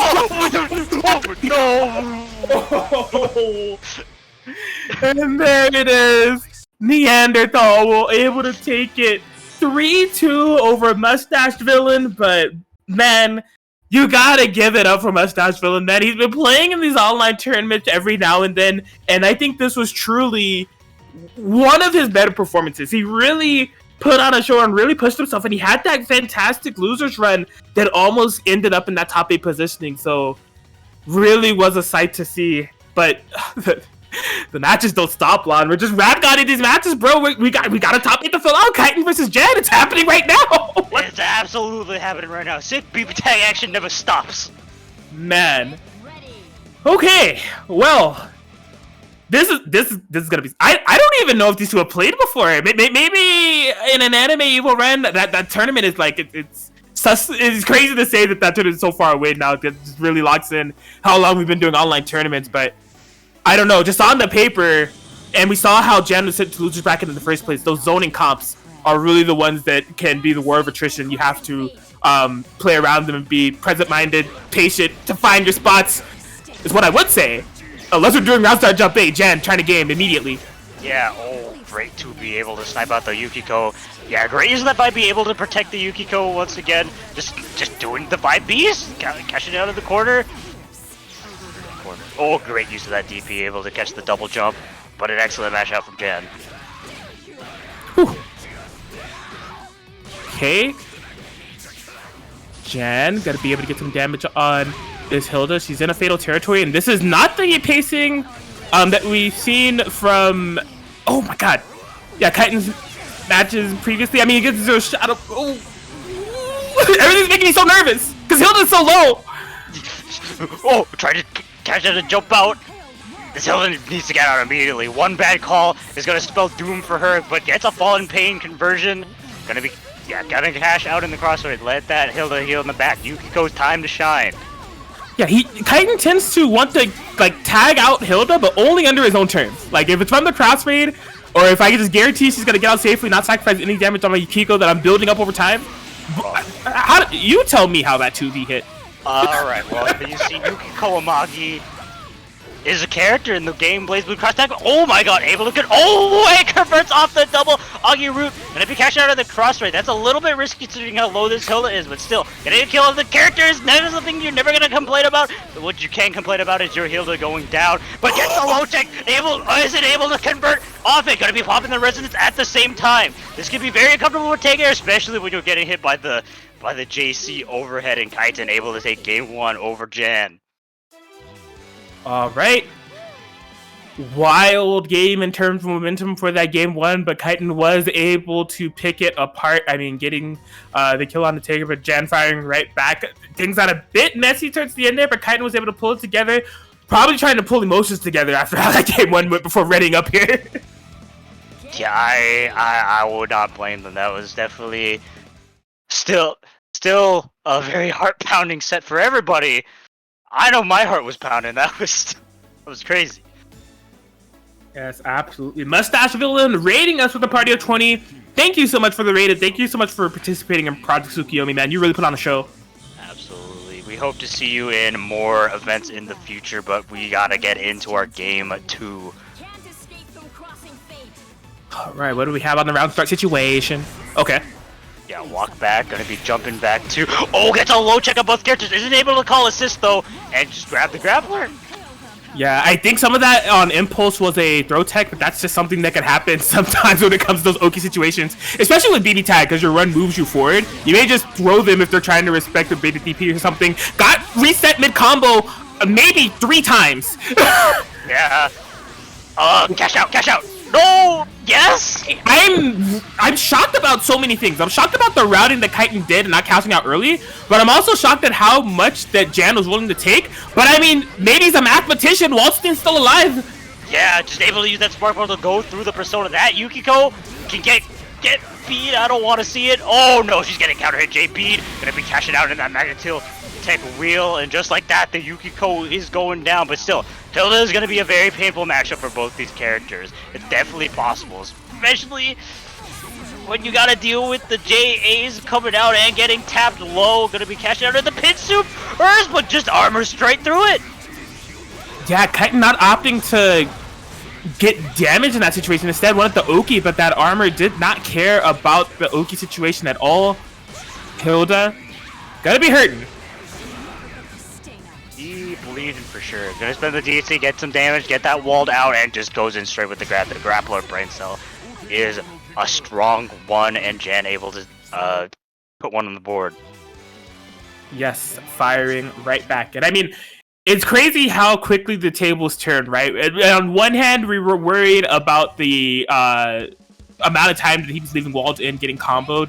I mean, Walled ended up dying, but then on the other hand, as soon as Jan found an opening, just getting the kill on that Yukiko as soon as possible. And I mean, in terms of just the matchup on paper, I think that, getting the kill on either character just to make sure that the zoning isn't too well supplemented is going to be advantageous for Zan. But for the player, like, we really know that Kaiten wants to build up those flame stacks and have access to that solo Yukiko to really game on flame stacks, resonance calls, Miragi downs, and all the such. So getting the kill on Yukiko is very, very significant. Sure, that is the Yukiko is definitely going to be the primary source of the damage for this team, so you definitely want to keep her alive, especially against the 40Ks. Oh, sniffed it out, the reversal DP. Jan, unversatile damage for that. Yeah, just going to be going in, and Kaiten, we know him for his stack combos, going to be building it. Where are we going? Level 7. Turned up, great low to stuff out that Tigger. 5B, she's running away, leave me alone. Yes, I'm just a tiny little girl with fans. I'm a zoner. Gonna be going for that Oki. Oh, but gets a DP out. Gonna be putting this Yukiko in the corner. That was a whiff punish. Yeah, oh my gosh. There's one button you don't want to be whipping as Yukiko. It's definitely pretty much all of them.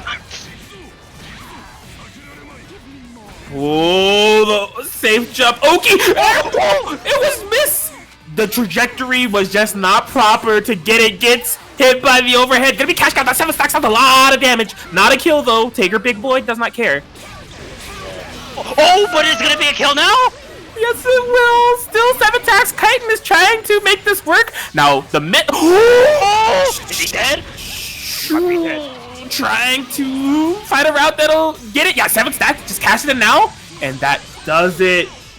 Chitin able to get 2-1 over Jan. They are a game away from moving into that top 8. Oh boy. Oh boy, indeed. Yeah, I think Jan's counterplay, we're seeing signs of it definitely start to get the gears turning. Those reversal DPs are hitting, and I think in terms of just like being in the right presence and state of mind, he's there, because that air get B almost hit.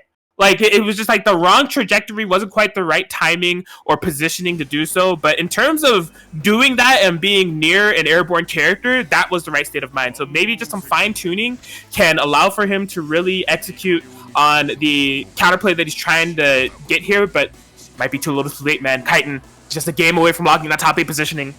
Yes. Locked in with the team 40k. He's known most well for it, but he's gonna need to make something happen to stay in this tournament. Oh yeah, that Hilda 5A, it gotta be slow. Yeah, goes into air combo, so just finds a good place to burst out. Bruh.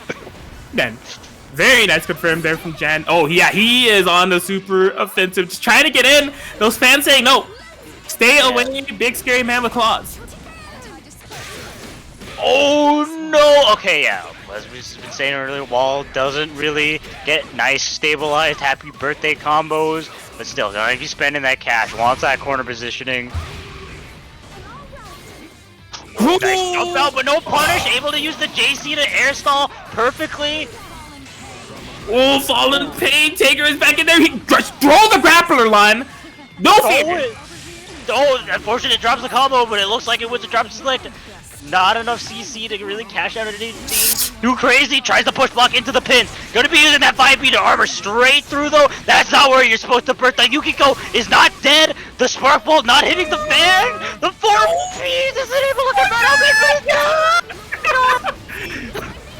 Everything's making me so nervous. Kite's character so low. Oh, that's gonna be a push, but not death. And he committed. He committed to trying to kill that Taker, and because of doing so, Wald comes in for free off the burst.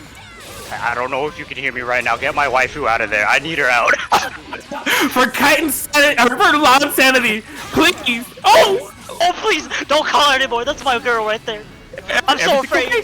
Oh, she's fine. She's chilling. It's okay. You don't have to worry about anything. Look, she's safe. She's out of there. It's okay. It's okay. Oh, able to get the backdash. Isn't able to. Oh my god. She's not fine. Hilda, Chitin trying the game.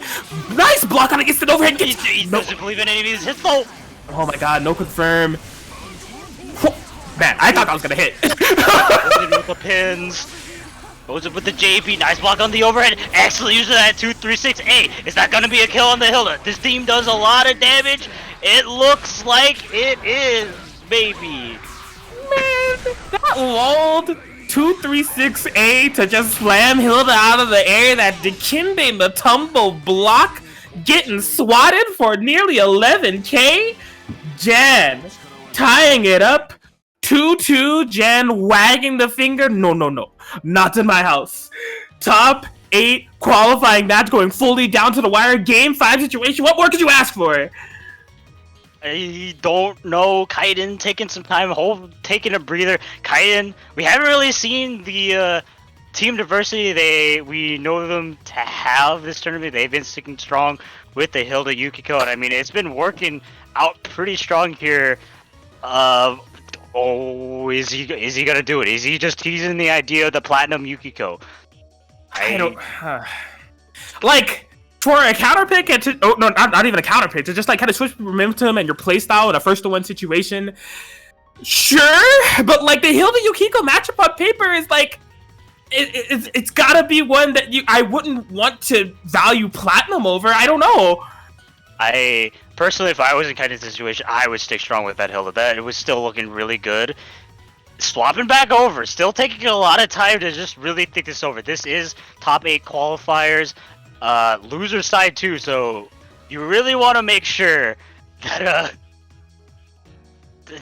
you're in the right mindset. Really, just like kind of just stay all the time in the world, and he is mentally stunned. But the end of the day decision is Hilda Yukiko to attempt to bring it home. This set, the Zoner versus the Grappler, the polarizing ends of the spectrum across all the fighting game lands, purely going down to the wire.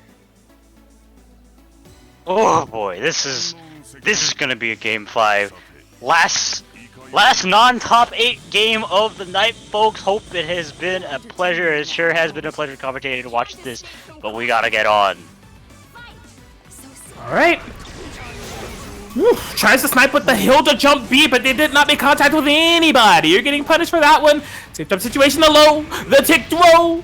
And all that time you were trying to get your composure, I was just sitting here plotting, waiting, wishing that I'd be able to get in, and my wishes are being met. Jan, so much damage done on that Hilda, but gets opened up with the overhead. Oh, bust out straight with the running command grab. That was very ambiguous. The Hilda's getting smacked. Gotta be really careful about her still. He's still locked in this persona pressure. Overheads have been doing him a lot of work, but the Yukiko is not very threatening right now. Only at level 0. Hilda needs to be really careful. That Hilda's almost dead. Oh my gosh, and like, Kaiten is trying to get something started, but the difference in pacing, usually when Jan has been getting started in the set, it's after Kaiten has done so much damage. It's asking to keeping out. You know, Jan got the damage to begin with, so it's up to Kaiten to play catch-up. This is like not a pacing of the set that we've been typically seeing, but Kaiten is navigating it pretty well thus far. Oh, but suddenly all that health is going to be coming back, and they activate the cross combo for all this 4P. Oh no! They run this purple, but JB. Magnets. Oh, excellent use of that armor, and it looks like it's up the solo Yukiko. Can Kaiten do it? That 2B call is really good. Gonna be gaining some levels. Gets hit with the 4A though. Not enough meter to really cash out into a kill or anything. Gonna be spinning another Sparkle. Are we gonna see? Yeah, gonna be not teching. No, gets hit with the 4A. Maybe catching a jump out, and Yukiko Amagi was not able to take out Jan, and Jan moving on into that top 8 positioning. But oh boy, what a nail biter. Yes, absolute nail biter of a set there between Kaiten and Jan. Again, just that real double end of the spectrum there. Zoners versus Grapplers. Grapplers are victorious this time around. Tigran Wall players around the world rejoiced as you got one. You got a 40k in top 8, and that is all of top 8 that we have been able to do here at Project Tsukiyomi West Coast. Be sure to do exclamation point bracket in the chat to see what we have in store for you. Top side, Zero Shadow Blood and Caterade in winners. Mystery Racer versus Master Chief in winners. And then bottom side, just deduced right now, Jan gonna be going up against Blue Sub and True Care against Neanderthal. Very exciting, very interesting, and a hype top 8 we have locked in for Project Tsukiyomi West Coast side. Hope you guys have been enjoying everything tonight. Yeah. It's definitely been something else. If you guys have been enjoying it, look, Matcherino link is going to be in the chat. Be sure to do exclamation point Matcherino, Matcherini, or Master Chief. We'd like to keep it diverse around here with our commands. We got like 100 plus of them, but that is going to pull up the Matcherino link. Oh my god, West Coast, what is this? Let's go. Let's go. We did it, gamers. Alright, I mean, we're currently at $420 and $420.69. That is a nice amount of money. It could be nicer if you like. If you want to do a direct donation, we would greatly appreciate it. There have been some direct donators. Shout outs to Connor G, Zankoku, J Gachabizi, Eon, and all others who have been doing direct donations to the pot. Blue, Neanderthal, Antinomy, I see y'all. Thank you so much. If you want to check out that, let me hit up with the marketplace. Kaiten Books always bringing the latest and greatest manga in the land. Shout outs to Christian and crew. Hope you're all doing well. What they have for your viewing and reading pleasures in your leisure, The Loner Life and Another World series, Chet That's Genri Igasaki-san series, My Dad's the Queen of All VTubers, The Yakuza's Guide to Babysitting, Gotcha Girl Core, Welcome to the Outcast Restaurant. They have a nice library of fantastic manga titles if you're looking to get something for your direct donation. So if you haven't donated to Matchina yet, please consider doing so. But yeah, top 8 action is right around the corner. In terms of pacing, where are we headed here, E30 or Eon? Where are we going? Are we jump straight into it? Do we have a break? What is the deal? I think how we've been usually doing things is probably a 10-minute break right now. Something like that. Alright. That sounds fun. I mean, the non-top 8 side was definitely very hype. So hype that I have ran out of water, so I'd like to get more. Look, I'm kind of with that sentiment exactly, so you guys keep it locked. We're just going to be taking a quick break. You know, maybe 9 p.m. PST or midnight EST, or maybe wherever you're at the globe, just like, 10 minutes. We'll be right back. Grab some water, go to the bathroom. More Project Tsukiyomi West Coast action coming at you.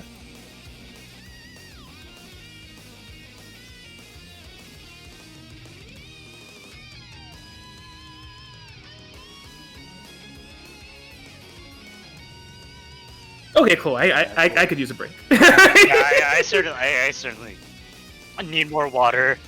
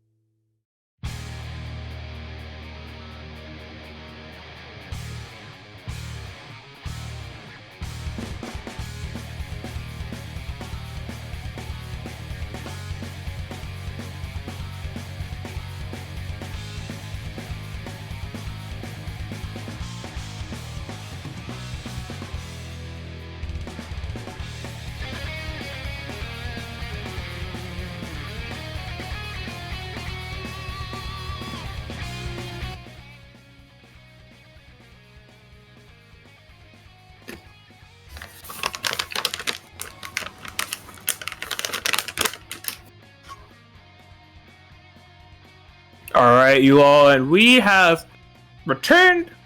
Thank you for sticking with us. Project Tsukiyomi West Coast Top 8 action on the way, being delivered straight to you. And man, I think like his bracket overall, Lon, has been quite the sight to see. I think just on the face of it, looking at it, you know, as Eon said, this one is just like an equally stacked bracket in regards to East Coast, and really just showing the BBTAG community coming out to play our strength. And the display that we've had here on for West Coast has just been truly nuts, but somehow we've been able to nail it down to 8 players. I mean, would you agree that this has just been like an insane bracket? Because I feel like every stream match has been fire. Like, Oh, yes, absolutely. Everyone who has shown up today has definitely shown off what they can do, and it has been hype. It's been great to commentate, and like you said, I can't believe we can only have 8 players in this top 8. I mean, that's wild, right? 8 players in top 8, but like, it's just been amazing. It's been an absolute pleasure, and we will be getting onto it soon. Yeah. absolutely. Brackets are on your screen right now for the top 8 and matches that we have underway. So winners side, Zero Shadowblood versus Gatorade. So funny that they're meeting in winner side top 8 of this tournament. They are 2 players that are constantly scrapping at least every week at WNF, right? In those top 2 and top 3 positions. Even beyond that, very, very strong players. But this time, it's going to be to dictate who's going to have the momentum to try to take this whole thing. So, a very interesting round that we have there. I think Gatorade just recently came up victorious, but ironically, it was with the Carmine team. We've talked about Gatorade's kind of willingness to switch teams in like weeks for big tournaments and somehow take those tournaments.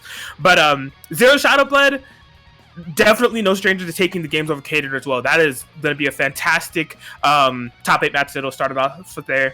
And the other match that we have for winner side would be Mr. Racer versus Master Chief. How are you feeling about that one, Lon?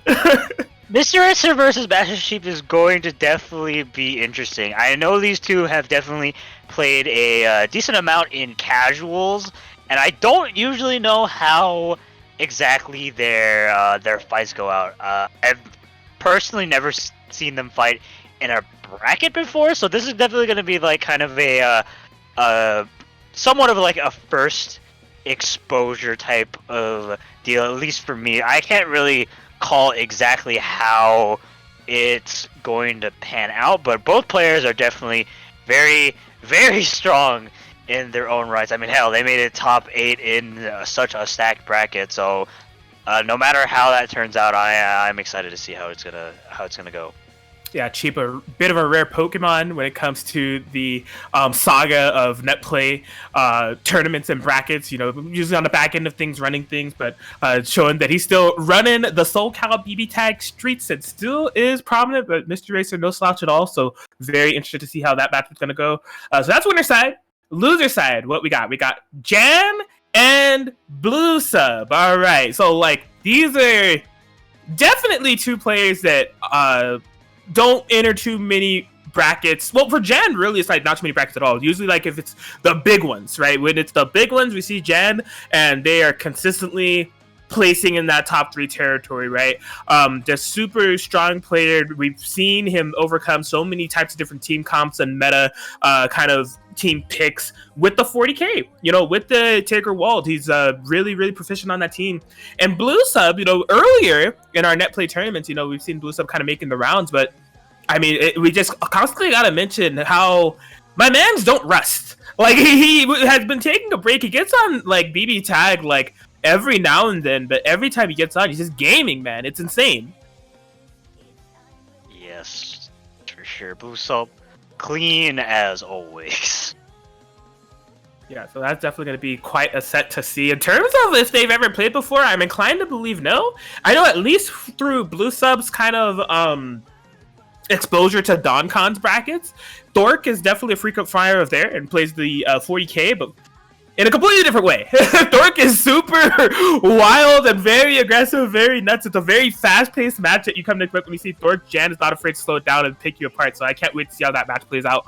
And then, last but not least, we do have True Care versus Neanderthal. I mean, both of these two have been putting on some crazy stream matches for us. We saw True Care land like a million reversal Neo Supers. We've seen Neanderthal cycle through a whole bunch of teams. I mean, maybe like in terms of the top 8 spread that we have here is the player who is most prone to switching teams from what we've been able to see thus far. How are you feeling about that match, Lon? Yeah, that definitely is going to be interesting. I feel I'm more iffy on whether Neanderthal is going to be sticking with that Koski Blitz Tank comp he has been rolling with.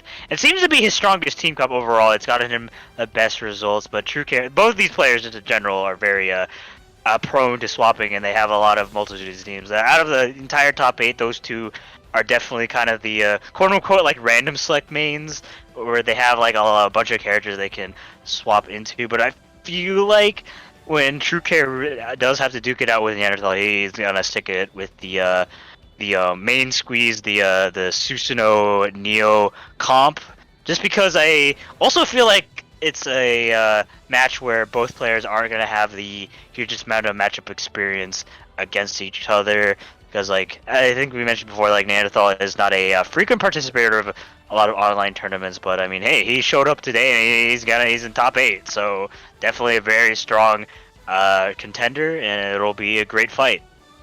Yeah, I am absolutely inclined to agree with you there. And there's something that you said too about like these two kind of being the quote unquote like random select players of like the top 8 bracket that we have here. And as I like kind of look through the bracket, I mean, you might be hitting the nail on the head there. I think for a lot of players, as far as what we've been seeing them do within the context of this tournament, what you see is what you get. You know, Zero Shadowblood has not swapped off the Susanoo Yumi. Typically, when it comes to online tournament structure, that's what they're committing to. Every now and then, very, very rarely, we see a counter pick, but really, it's Susanoo Yumi that they're sticking with as the main squeeze. Caterade, now outside of the context of Project Tsukiyomi, yes, you can see anything from Caterade on a day-to-day basis when he rolls up to a tournament, but within the context of this bracket, no, he's just been Akatsuki Kurogane Gaming, which has been ironic because we actually haven't seen him use his main team in so long, but he has been playing very, very well on it. Mystery Racer, Adachi Shirogane, but we did see the team pay to win come out for the reverse sweep, and that's how he got into that winner situation in the first place. Adachi Seth did come in clutch for him.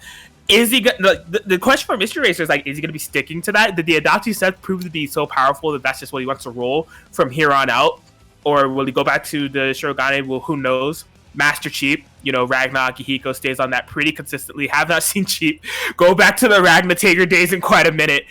Jan, 40k, you know, take a while in terms of the context of tournaments. That's all we see. And Blue Sub, you know, again, Akatsuki Seth. So exciting top 8 here through, and we are getting started right now, y'all. We're going back to that first one we mentioned, Caterade and Zero Shadowblood getting popping right now.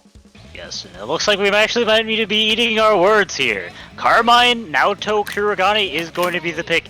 This is the team comp that did allow Caterade to come out victorious against Zero Shadowblood, I believe, at a recent BBTAG in Chill tournament. Carmine, definitely a very good choice just overall, even though he's very new to the character. I mean, it's Caterade. We've seen him constantly whip out new characters week in and week out and get amazing placements with him, and he was going to be sticking with this comp that did him well that tournament, so why not? Why wouldn't he do him well here, I guess is the thought process. But game 1 of this not grand finals, top 8. It feels like it just speaks to how much we see these two play in that situation, but no, this is top 8. Yeah. Ooh, unfortunately, just gets hit out, but excellent mash out with that 2A.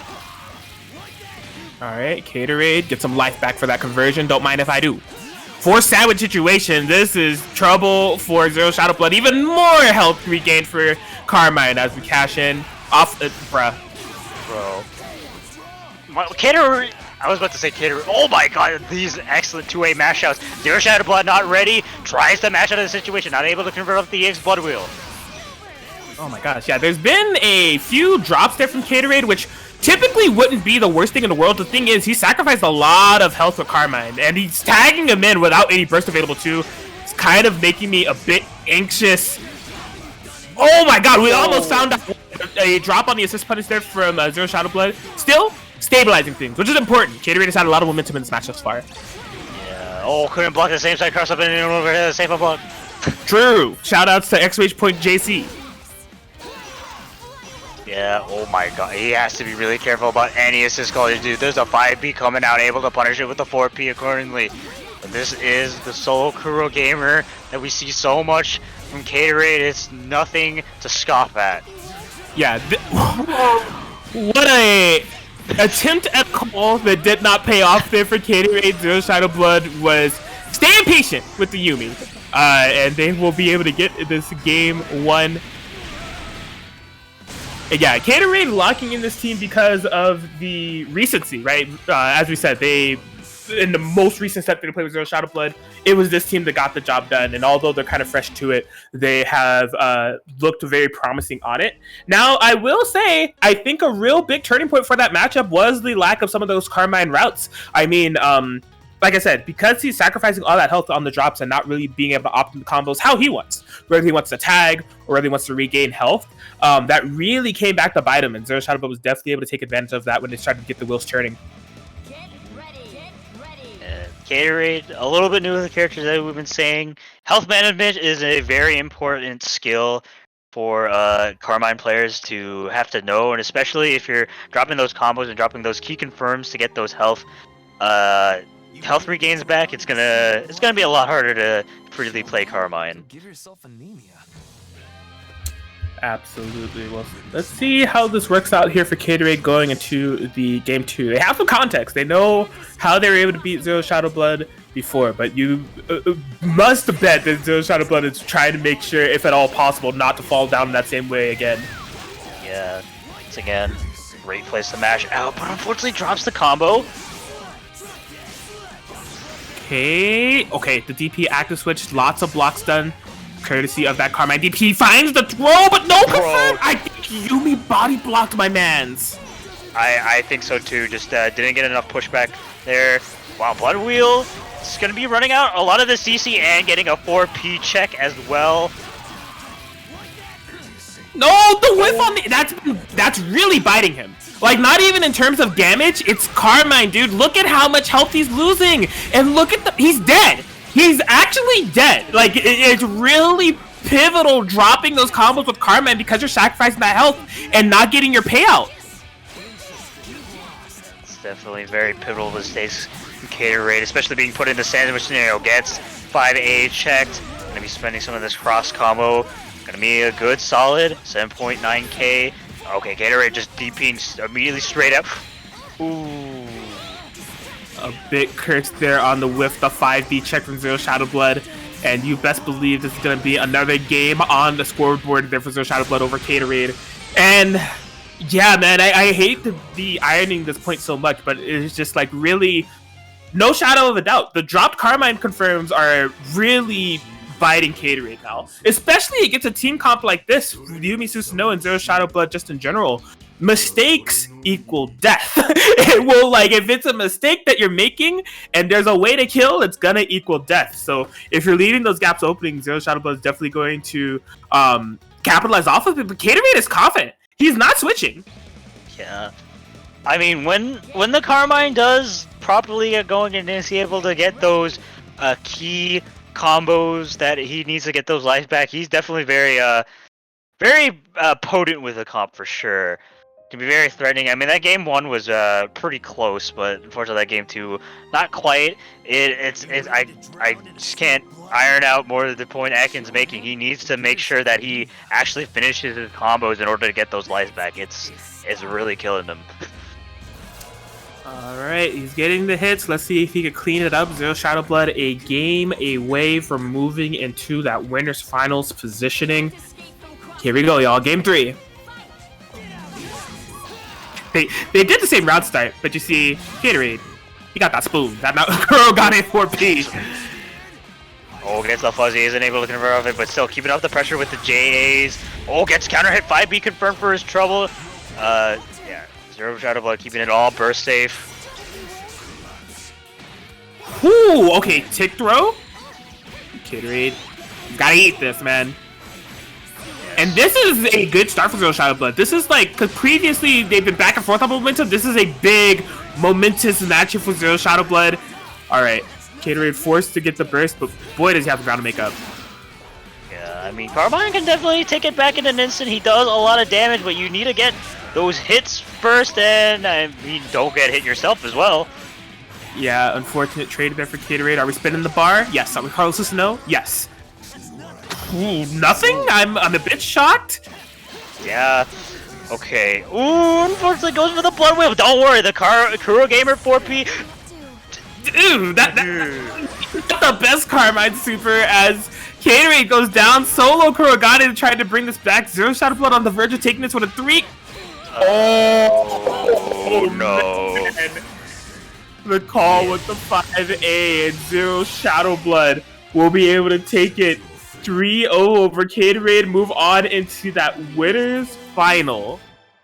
Yeah, the Carmine unfamiliarity, man, it just came full force in that match. We really got to see kind of just Gatorade really just stumbling a little bit with the character, dropping a lot of key hit confirms and just not able to really get anything super threatening going. And he's still in the bracket. He's still got the loser side in order to run, but he is at a higher deficit.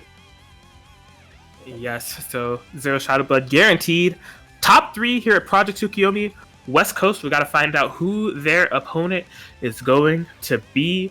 Mystery Racer and Master Chief coming right up. And this is a funny matchup because I mean, like, I think in the context of our past year or so, there have maybe been multiple times where Master Chief, our resident TO at WNF, has wanted to ban Mystery Racer. Like, you gotta just imagine, just given the energies that Mystery Racer has been emitting, Master Chief has wanted to ban him. But there's no power dynamics at play when it comes to a bracket, when it comes to a tournament set. He can beat his TO right here, right now. So if Mr. Racer wants to retaliate, he has the opportunity to do so. Yes. I mean, on the same side too, Master Chief not really actually able to ban Mr. Racer in multiple instances due to professionalism, but he may be able to take out some of his anger there in the set. Yes, Chief already trying to put the mind game there in the Twitch chat. If he wins, he's banned from WNF. I mean, Mr. Racer can take that as an empty threat and swing away. I'm giving him the license to swing. But, I mean, the issue here is it's easier said than done, right? I mean, Chief has been doing fantastic within this entire bracket. And he's in winner's side top 8 for a reason. That Ragnarok, Hiko Dubi, Schmoovin, but Mystery Racer coming in here off an emphatic win that we saw. One of the more exciting stream matches that we saw here with that reverse sweep. I cannot wait to see how this one's going to go. Absolutely. Second winner's match of top 8 coming up right now. Yeah, and our big question in the pre-top 8 analysis was how Mr. Racer felt about the teams. You know, the reason he got here was front-loaded by this team, but the culmination was definitely big thanks to Adachi Seth. But it looks like they want to just go to Adachi Naruto for now. As blocking game 1, starting off big with that Adachi 6A round start. Yeah. Okay, great place to burst out. Catching Mr. Racer lacking. Yeah, he thought he had a nice round start. Things are completely evened up now. Yeah. Multiple clashes, but I was going to Mr. Racer at the better end of the trade because I thought we were going to see a mark. Unfortunately, a little bit of a miss shot. Yes. And just like something to the Adachi, he is at a very uncomfortable life total, I would say, when you're facing Ragna the Blood Edge. Still, the 4-piece coming out. Nice jump over the command grab. Going to be TPing straight through it. He's not marked. I think that's what matters at the end of the day, even if you're taking some of that residual damage. Oh my gosh. Yeah. 5D. Yeah, I think in terms of that trade of doing DP to get out of such a situation, I think that was very smart for the Chiefs. I mean, in all, he got a way more advantageous situation because of it. Yeah, respecting that 5B. Oh, gets the counter hit. 5A confirmed though. Yeah, he is on him. I think there was an embedded throw bait or just a missed input there from Chief. Oh, not burst safe on that conversion. Couldn't active swap or anything. You see him. He's on the aggressive. He wants to stay in. Wow! That was his choice? very surprised that choice there from Mystery Racer. Sure, got to go down with the nice whiff punish. That's a cheap classic, bro. That's gonna hit you offline too. I guarantee it. Bro. Great reaction there from the Vorpal play to punish with the Mizzio Dine, and Cheap going to be taking game 1. Just for him, because he did it, I'll call it Bazinga Dine. He got it. Yeah, a Bazingo Dine. All right, Mr. Racer. How is he feeling about that, right? Because we see Cheap's point of attack. He's kind of going on the aggression a little bit more than usual, staying in Mr. Racer's face, not letting the full screen shenanigans get going. Rightfully so. If they do, you can be, I mean, subject to so much, right? Zeos and traps and something that's going to culminate into a mark that can leave you into a two-touch situation. But Mr. Racer, maybe thinking it over for a bit, going to that team pay to win, but no, they want to stick it out with Shirogane for now. At first, that was definitely very close. The Dachi Naoto's game plan was, we saw some good moments where it could shine and get a lot of that very oppressive pressure going, but unfortunately, the Cheap was the one that come out victorious in the end. Bro, what the hell is this? I don't have time to read. Mr. Racer copy pasta. Y'all are great, man. Going with the Heat Riser, going to be getting a BZO save set up. Oh yeah, just a bunch of resets. Going to be forcing out a burst from Cheap. I wonder if there's going to be a mark. Nope. It actually would be an interesting choice to get a mark on the Akihiko there, but I don't think he needs to cash out. Man, yeah, all things considered, because he didn't commit to the mark, he's killing Akihiko, man. Yeah. I thought it was definitely a very interesting decision that he didn't go for it, because Aki is an 18k health character, but still. This is very good, excellent block on the active swap. AZO runs into the trap though. Nice. That is something he's been doing a lot. Just to throw active switch with the BZO in the back, I mean, it could be really tough to kind of deter that from happening. Yes, ooh, gets crossed up on the side, unfortunately dropping the combo. That could have been a kill. Trying to bait out a card decision. Is there gonna be a whip punish? Yes. Just gonna be killing, no supers needed, and Mr. Racer taking a very, very dominant game 2. Yeah, I based off of the way that interaction ended at the end there, I'm inclined to believe that these two definitely have some matchup knowledge against each other. Because Cheap had 2 bars for Carnage Scissors, full screen, and Mr. Racer did Adachi AZO into Naoto Shirogane 6P. And typically, against those that are the uninformed, he may do a BZO active swap in that situation, but that actually has a gap. He did not do the BZO in that situation because I think that Cheap is aware of that.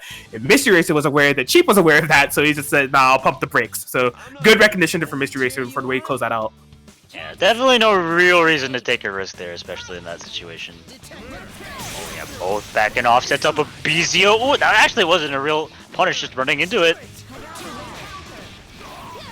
Okay. Oh, threatening a mark, but we'll get a burst punish at the very least. Do I see Marcarinos? No! Oh my god! Reset.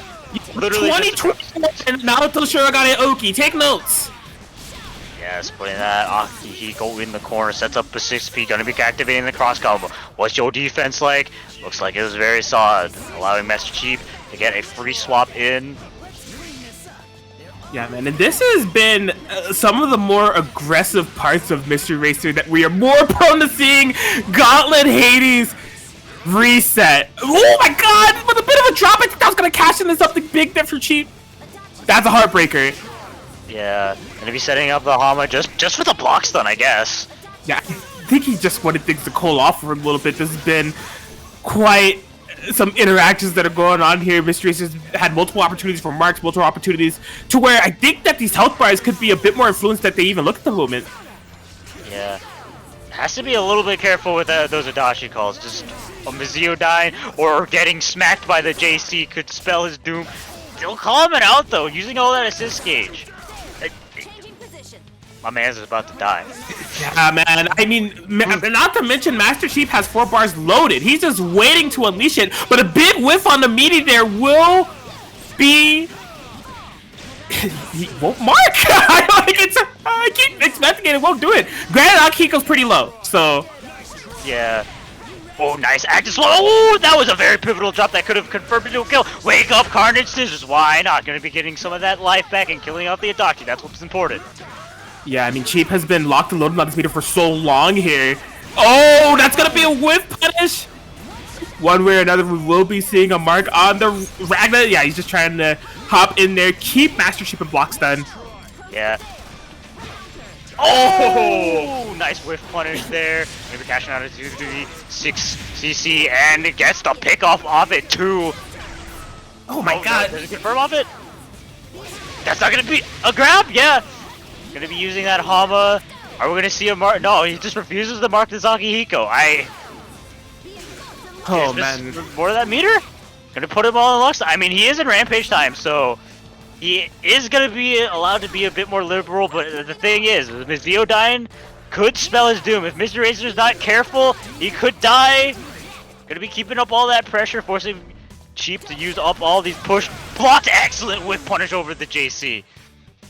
Dude, his JC callouts with Akihiko have been so good throughout the entirety of this set. He is finding so many of those against Mystery Racer. And I don't know, man. I think like Mystery Racer's reluctance to mark actually came back to bite him there. If you really want to kind of think about it in the large scale, because he ended up fighting a good amount of hits with Solo Naoto. But because in the earlier parts of the set he chose not to mark, those could have been just flat out kills, right? And like the latter half that he found. So the economy of his meter usage, I mean, it's up for debate, but we'll see if he's going to be tending for something else. Because we have seen it pay off, you know, due to the conservative nature of it before, it did cash in that kill, so in game 2. Alright, so that's up the CC pressure. There's no push block on deck. Baits it. Okay, I wasn't quite able to convert off it. Setting up the fort once again. Oh, great conversion. And not gonna get a mark. Yeah, fortunately did have a little bit of a stop sign with that note to trap to deter Cheap from going in. Perhaps 5P, no active swap. Just gonna be keeping it in the Shirogane. Gonna play this very patient zoning game. There's no better than Mizuno done until now, so okay.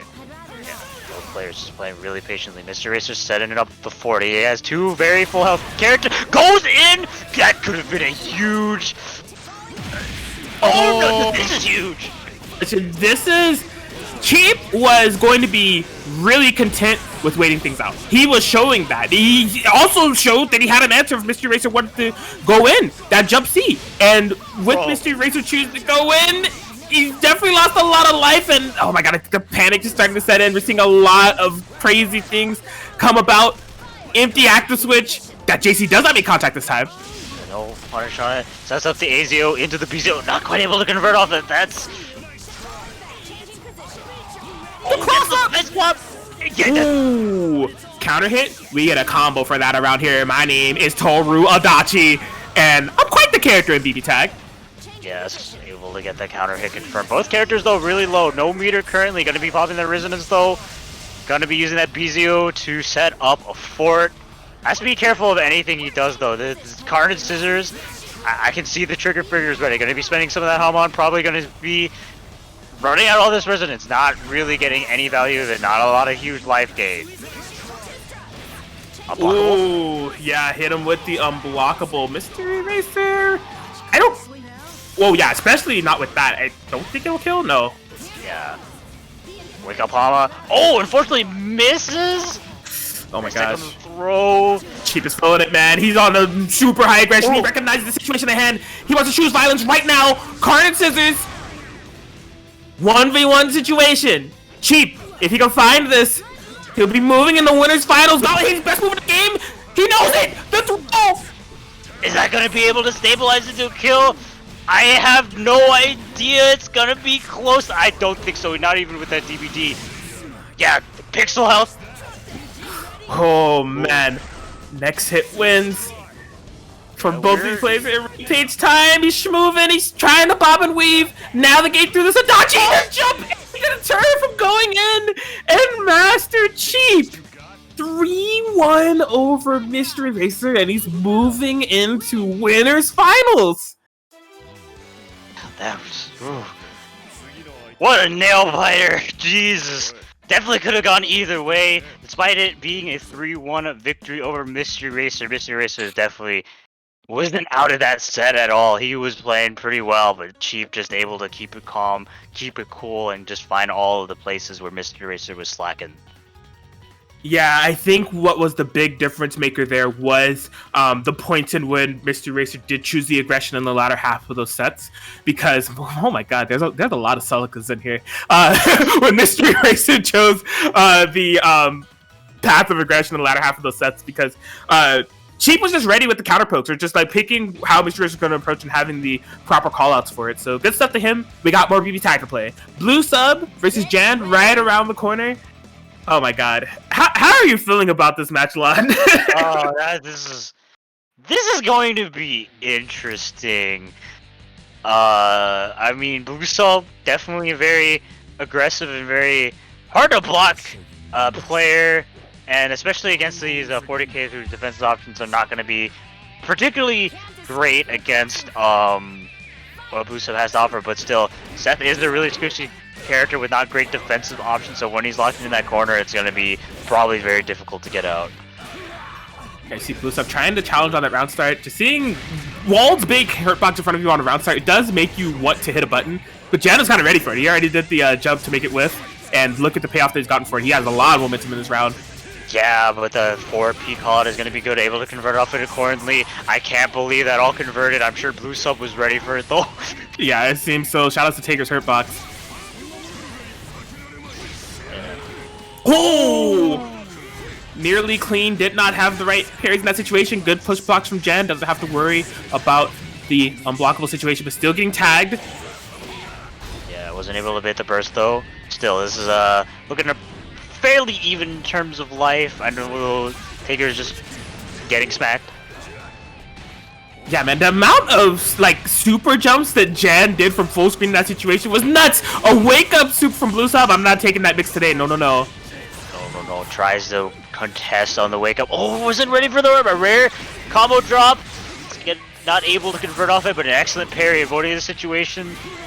Man, that was a really intelligent active swap that he did there. Oh, the latter half. Oh, that he would have had to go on the N1 Street Volume mixtape for that one. That would have been a nuts confirm. Yeah, that's not the place you're supposed to burst out. Yeah, just able to tag. The wall side isn't able to get any assist gets back. Oh, body. What? Bro, what just happened in the past 10 seconds of my life? Holy crap. Nonsense. I mean, like, I honestly cannot tell you why that happened there, but Blue Sub will definitely be taking advantage of it.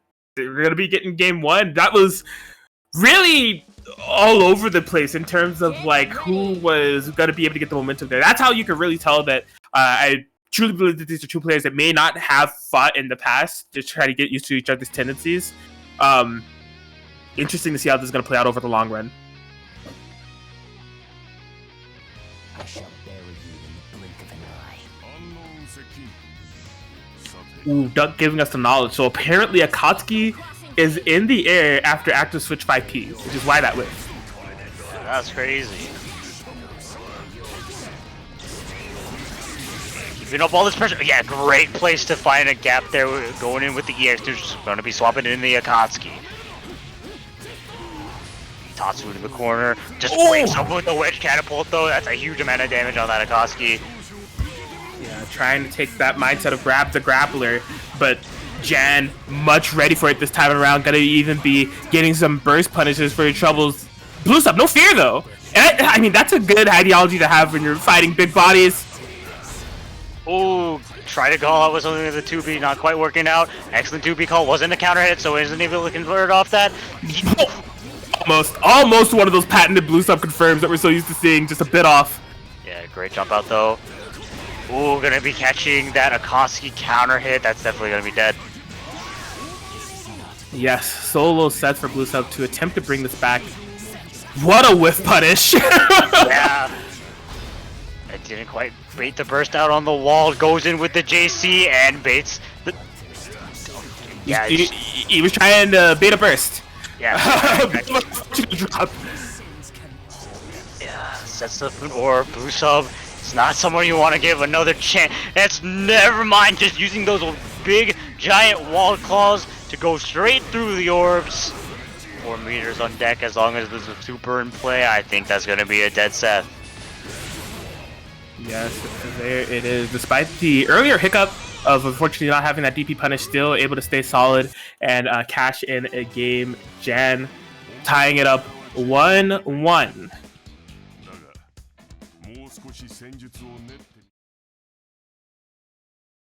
Yeah, I mean, the back and forth nature of this. Whew, it's gonna. I feel like we're gonna hit a game 5 situation. Like I just feel like truly just between the adaptation that I've seen from both these players and previous sets that I've commentated and watched, this is definitely a sight to see. Jan really navigated that really well. I think they're getting a bit of a read of Blue Sub's lack of fear, right? Because Blue Sub is definitely cycling through their wake up options pretty well. They don't want to be on the ground, right? Oh my god, that route start walled 5A. Almost ensuring violence. Yeah, good push block out. There's no real meter to call out anything from full screen. He's setting up all these orbs. Sets up another 5P. Sets up a sandwich there once again, but unfortunately the 5P is able to convert. Yes, fantastic confirm. Ooh. Okay.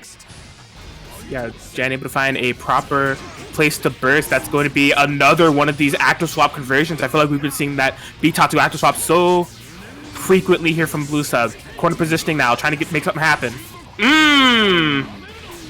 Yeah, just try to call out something with the atomic collider, but just gets grabbed himself for the trouble. Whoa. Okay, yeah, great. Just bursting out.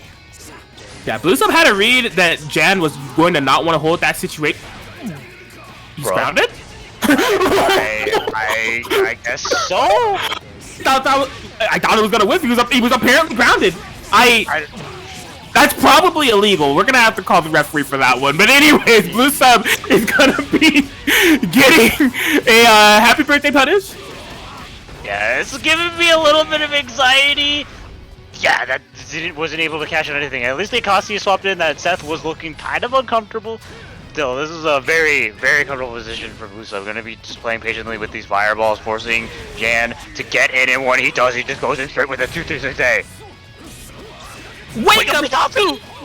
Just wake up in the morning and said, you know what?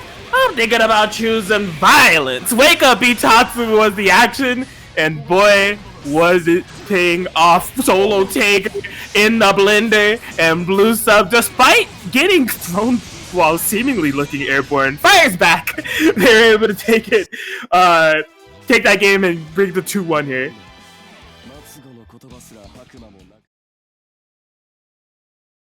Yeah. I mean, that is something I experience with Batista all the time, because I have definitely gotten thrown out of many of JC's. But Seth just looked like he was pretty high. Like, even despite like the possibility of that happening, visually, really looked like it was gonna whiff. Yeah, I mean, Mans was kicking in the air, so I was shook when that grab. He's like, you're not supposed to anti-air command grab. That's cheating.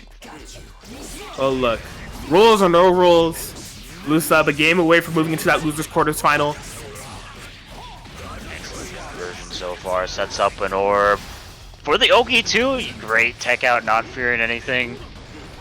Yeah, so good of Jan to be able to escape that situation. That visually looked really tough to defend against, and look at his payoff for it. Good defense gets awarded with stonks exchanges. Blue Sub, he's not afraid. Like, if there's anything you can tell by his actions, win or lose throughout the set, he is really not afraid of cycling through those actions. What a safe jump! Gonna be able to get an unburstable conversion to our Tager. The thing is, Tager's big. Does he have a kill confirm? Oh, what are you talking about? That's Seth right there. That... There's gonna be a kill with only 1 meter. Why does Seth do so much damage? I don't have an answer for you. Finally, that gambit he's been threatening with the unblockable situation, finally getting the call with that push block. And this is looking rough for Jan. Solo wall to try to bring this back. Blue Sub is starting to cook. Nice back there, just grab and able to get the 4P confirm. Beautiful stuff here from Blue Sub. A bit of a drop, but stabilizes it. And just like that, Blue Sub gets it 3-1 over Jan, and he's going to be carrying on that loser's bracket, man.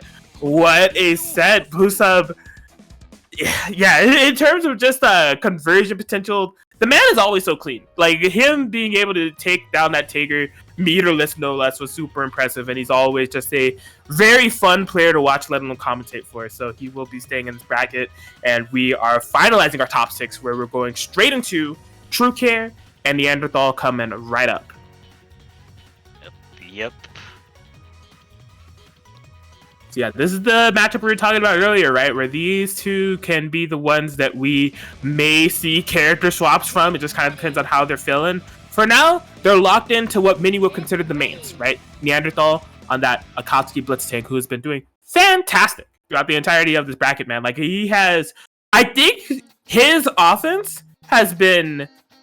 he's been so on point with callouts. Like, even though like his offense has been like really on point, I think in terms of callouts and getting the read on his opponent, it's been bar none. He's landed so many throw baits, but True Care has also been on point with the callouts.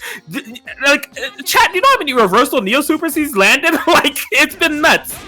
Yes, oh my god, straight up violence. A Bitatsu round start, why not? Gonna be slapping the Neo down with the JP. Sets up somehow a sandwich snare that True Care literally just has to hold. No metered push block. Oh, full jump off that whipped 5C. I gotta imagine that's maybe not what Neanderthal wanted. Yeah, maybe wanted B-Laser there. Oh, baiting the DP though. Tank is the big boy. Is gonna be able to take a good amount of this, but what's the Oki gonna be? That's always the question for True Care, especially when he tends to fight players. True Care has a lot of different Oki cycles and a lot of different things that he will bring out, and he'll cycle through them based off of your familiarity with his playstyle. These two, I don't think, have a lot of set history, so there are some shenanigans and gimmicks that we may be seeing throughout the entirety of this. I mean, that's definitely some of them right there. Like, shenanigans right there for sure as we get that DP punish. True Care on the offensive. Push block out.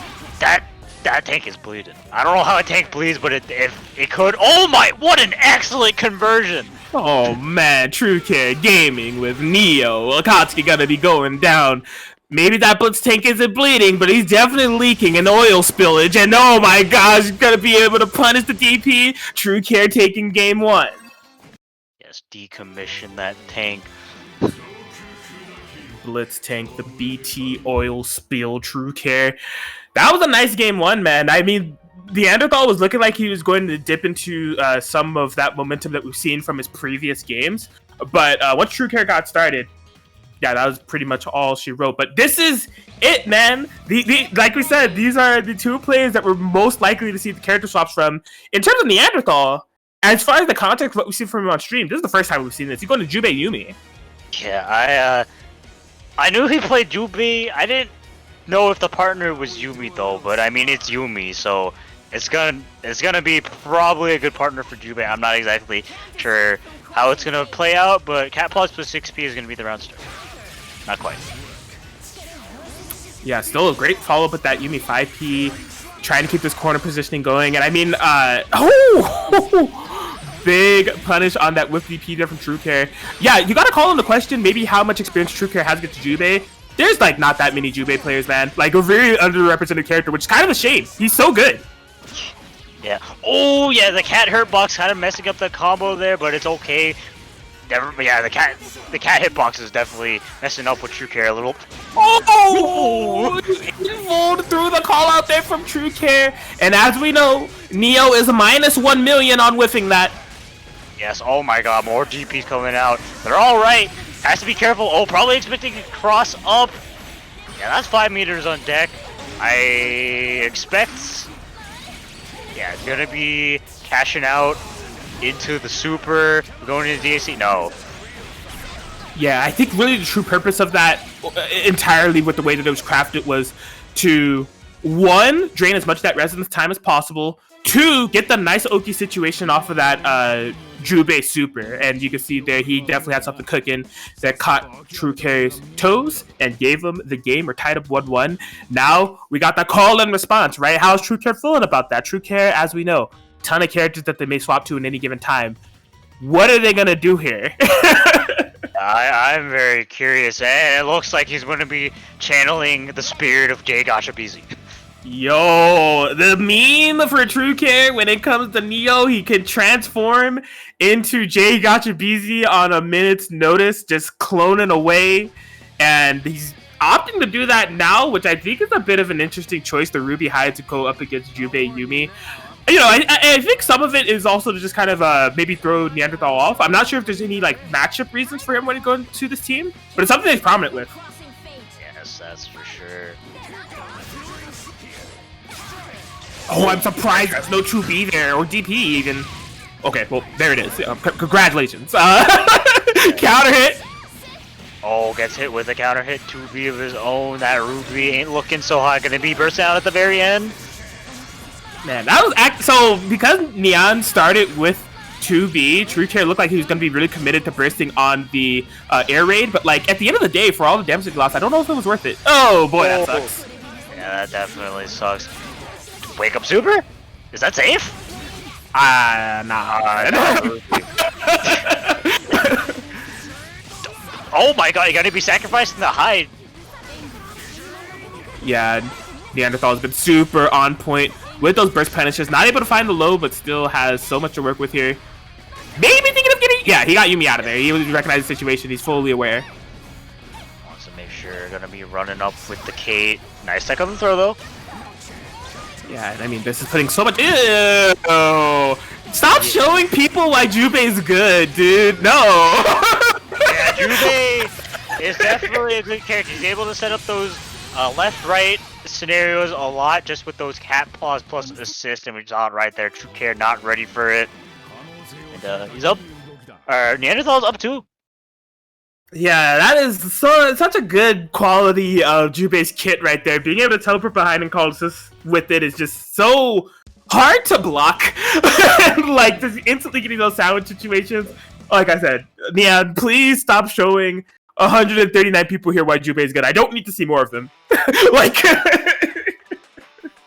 shoutouts to Kate. Indeed. Somebody at Kiyomi right now. Tell him I love him. Here we go. True Care. Back to the Neo Susanoo to try to bring this back. So he's committed to this. But I think this is definitely going to be something that's going to be hard to take down. Neanderthal playing really well with this Jubei switch. Oh, couldn't block the overhead though. Oh, but drops the combo. Okay. Probably did a command grab there. Oh, just getting descending J bead.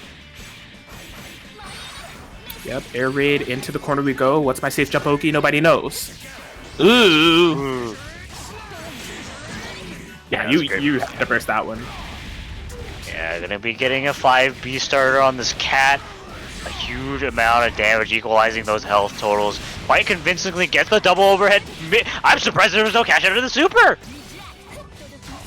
Yeah, I'm a bit shocked as well, to be quite honest with you. True Care gonna be able to get some stuff started on this. He just did it. I mean, why not? I mean, you gotta fear so much on his Oki. Oh, that's gonna be clipping the Neo. Yeah, that move is not in full at all. Man, yeah, and even getting a little bit of extra credit with the Jubei off of the switch. Oh my god, Kesh and True Care slacking a little bit, unfortunately though, dropping the combo. Oh, ambitious. Oh, getting the counter hit. JB confirm, keeping it meterless, why not? Yeah, just shaking the fist. Gets the throw. Be gone, you feline scum. Felines are nothing to a god. True Care. Tying it up 2-2. We are going really to the game 5 situation for this one, man. True Care able to dig deep and find a way to navigate through the Kate plus the Yum. But I don't know, man. I was gonna say I would not switch if I were Neanderthal. I think this is shaking up the matchup to a point where Neanderthal has proven that they're able to get some good momentum, proven that they're able to get the dubs with this team, and although that last game was a loss, it was very, very close. So it'll be up to True Care to prove that they really have the answer for this team and they're going to be able to play around it. Watch close and follow my lead. You are a blight. Begone, illusionist. Last game of the set. Who will become victorious? Only time will tell. Oh my god, just fishing with those amazing Neo air buttons against Jubei, able to find one for 3.4k damage. I mean, we think we can get Neo. Yeah, I mean, we're gonna be doing it again, huh? Yeah, I mean, if you add it up, that's like 7k, dude. It adds up over time. Yeah. Oh, yeah, great patience. That was probably the parry. Yeah, but I mean, like, a normal character's damage, he's done a Neo combo and a half through a counter poke. Yeah, it's a counter at 2, 3, 6B. Ooh, no punish on that. That's. that Kuroko no Neo mix-up. Art of Misdirection coming in clutch. That's so cheat, dude! Man! Yeah, oh my god, waking up with the JC mix-up. It's Neapolitan, though, so it's not going to be like a... Yeah, great patience just using a jump back assist in order to punish the parry. Yeah, assist started, but Jubei is not shy on the damage. 5 bars on deck here. Oh, you gotta be so careful with your true care! I thought that was burst safe! He might have committed to an action. Yeah, maybe. Ambitious. Finds the hit, apparently. Okay. Neanderthal trying to build up the momentum here to get anything that's going to be a hit on Yumi. Can't do anything about it. Yeah, just committed too hard to that 2A. It's gonna be up all to the solo Kate. Nice block on the cross up, but he's still in the sandwich in there. Never mind. All faith is on Kate. That's like personnel, kid. Pickles. That doesn't quite kill the Neo though. Needs a little bit more. Neo DP. Rare footage of it actually working as an anti-air. Dives straight into the Kate. Is able to get the anti-air confirm. Isn't able to confirm into a kill though. This Kate. It has 9 lives for a reason, but this is definitely the 9th. Gets the cap with punish. Can Nian do it? I mean, Junpei's combos are so long. He's gonna be wasting so much of this resonance. Yeah. Oh! Didn't remain patient towards the very end, and True Care able to block the DP, and he's going to be taking the set, moving on in this top 8. The panic DP from Nian doesn't pay off, but I mean, he definitely put on the display with that Jubei. That was very clean. Good stuff to you, sir, but True Care will move on. Within this loser's bracket, they'll be going up against Caterate next, man. I'm telling you, those four right there, Zero Shadow Blood, Caterade, True Care, and Mystery Racer have been definitely the front runners of like the past couple months or so. So to see them make the top 6, it's just kind of like poetry in motion. And I mean, the other players we have surrounding them, the TO that usually calls their bracket is in winners finals, Master Chief. And then the mystic figure in the back and in the Twitch chat telling all of them to drink water. Blue sub is in the loser side. Truly WNF poetry in motion going on here. Yes, this is quite the Project Suki WNF. Just a bit.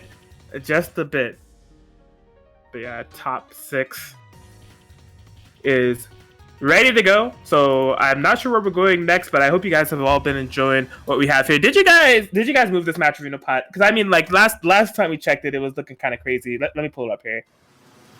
I think so. Okay, we are no longer at the blessed number of $420.69. Whoever decided to bring it up there, thank you. That gave me a very nice laugh. But we are at $470.59. If you haven't donated already, feel free to do so. We would greatly appreciate it. Attack community has been popping off with these match arenas all weekend, and just our overall hype for BBTAG. This is unfortunately the last Project Tsukiyomi bracket that we'll have here for the weekend, but it's been a great one altogether. Just an update, we have moved the number quite a bit. We are now at $493.40. I'm not sure who donated. Let me check. I think it's Caterade. If this is based off of recent contributions, it's Caterade. Shout out to Caterade, and shout out to anyone who has donated any money to the match arena, whether it was through direct contribution and one of those sponsored quests on the side, or purchasing some manga from Kaiten Books. It is much appreciated. Yeah, and definitely shout out to all the other people that have donated. I named some people earlier just in terms of the recent contributions. We got Jay Stark with some direct contributions. Johnson donated $15 as well. I gotta imagine that is tributed to the Pokemon. I respect it. Thank you so much for that contribution, Johnson. Forcer Kirby sneaking in there with some nice donations as well. Grievers on Koku. Truly, we appreciate all of you that have helped us fundraise this pot to get it to where it is at this moment.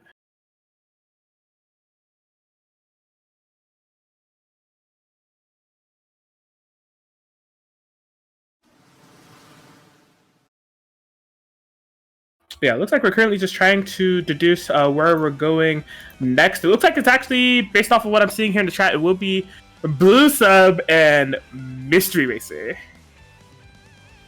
All right.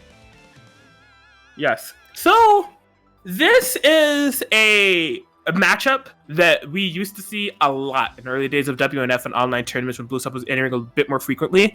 And I think these two were players that were kind of like on an equal playing field. Like when they played, it was really hard to tell who was going to take it over each other.